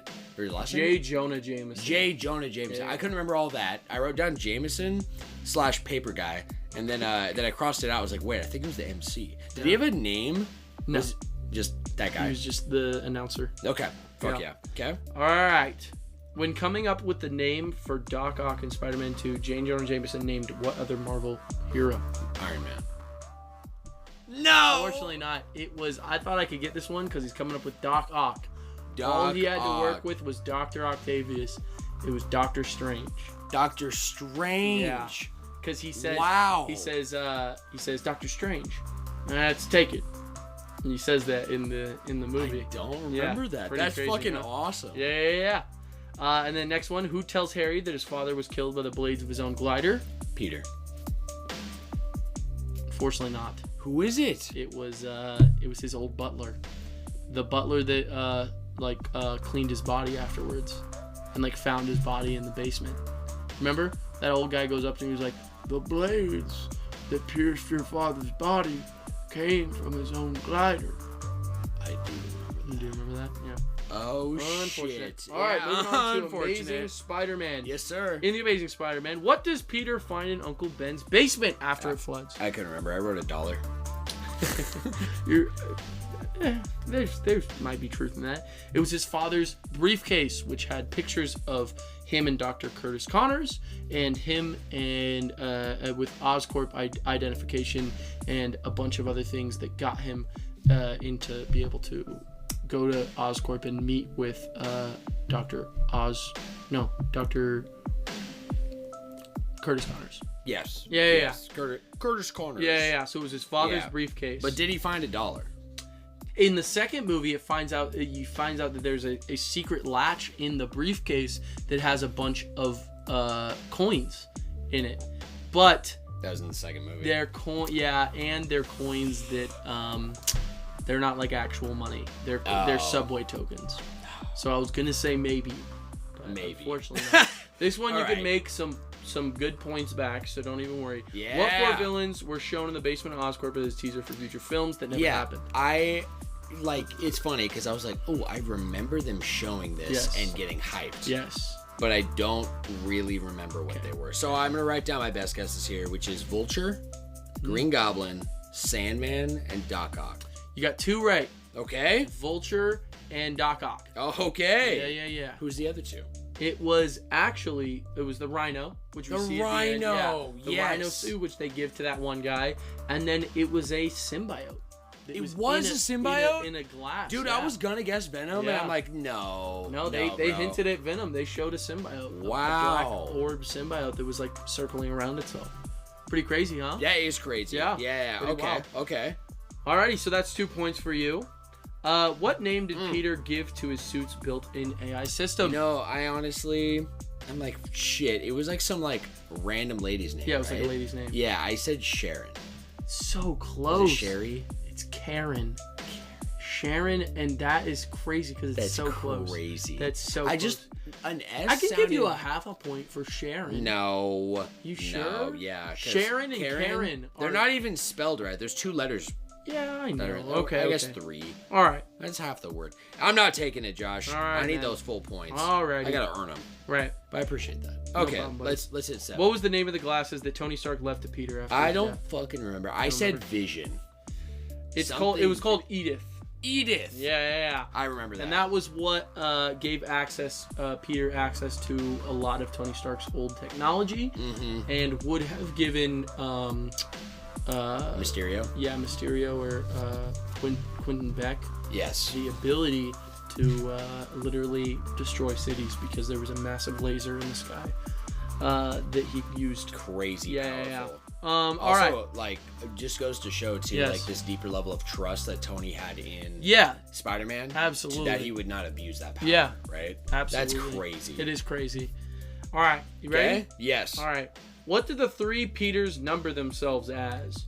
I put Andrew 1, Tom 2, Toby 3. You got them all wrong. Damn. It was, it's because they were in his universe, so he was like, all right, I'm Peter 1, you're Peter 2, and then Andrew goes, Peter 3. I remember the Peter 3, but I couldn't remember who did it. Yeah. And I was like, I think it was Toby. Yeah. Yep. Nope. Completely Andrew. Fucked that. I remember the scene. Yeah. I was like, oh, so funny. I don't know. So funny. Even the you. Yeah. You. Yeah. Fucking A, bro. So good. Yeah, I love it, dude. Okay. Well, I got my tally here, Joshie. There we go. What do we got? I'm doing pretty good. I got 1, 2, 3. Yes, sir. You got what? 3. Oh, I feel pretty good about that, honestly. Yeah, you dude. Should feel good about that, man. Yeah, those are good questions. Those are tough questions, but I thought, they'd be fair enough because I don't feel like they're super tightly specific, but if you remember the movies a little bit, you'll be able to get honestly, that's the thing, is like that's a good example of like just where like my brain's at. I remember like these big moments. Yes. I remember a lot of emotion. Yes. But that doesn't tell me these finer details. Even something like the numbering. It's like, oh, I remember that scene. Right. No idea who got what. Right. For sure. That was an amazing trivia, Joshie. Thank you, buddy. I always like to throw some curveballs your way. Oh, so, what? Let me tack on 2 bonus questions for you right now. Oh my gosh. That I just came across while doing a little bit of Spider-Man research. I'm scared. Yeah, no, you shouldn't be. I feel I'm very curious to see if you know these, right off rip, especially because you are my Spider-Man boy. I am the Spider-Man. So I just got 2 for you, which is perfect because you gave me 8. That is right? Perfect. Let's go with number 1. Okay. Of every live-action Spider-Man film, which actor did not date their respective love interest? It's a trick question. Why is that? Because they all dated. That's correct. You are the true Spider-Man nerd, bro. I knew it. Yes, sir. Number 2, the final question. Yes. Why did Stan Lee hyphenate the name Spider-Man? Apparently, this is a pretty known thing. I guess if you're just like an OG Stan Lee in like comic book fan. Yeah. I don't know if I know that. Yeah? Any guesses? I'm gonna guess. There is a reason. I'll say that. Because some people didn't like spiders. Is not the answer. Unfortunately, Joshie, the answer is because he thought Spider-Man as one word looked too similar on paper to Superman. Okay. Yeah. So you got a hyphenated further identity. Spider-Man. Well, there you go. Nice. Yeah, you've learned one new piece of trivia and Spider-Man lore for your immense lore belt right there. Okay, Joshie? It's only getting bigger. It's only getting stronger. Joshie, let's wrap this podcast, my guy. We have the Proverb Spotlight. Let's put this out this week. Unlike the last probably 6 weeks past, this is very short, okay? And obviously, it's got to come from Spider-Man. Of course. So... see if you can tell me who said this. This is from the original Spider-Man movie in 2002. The quote is, "We are who we choose to be. Now choose."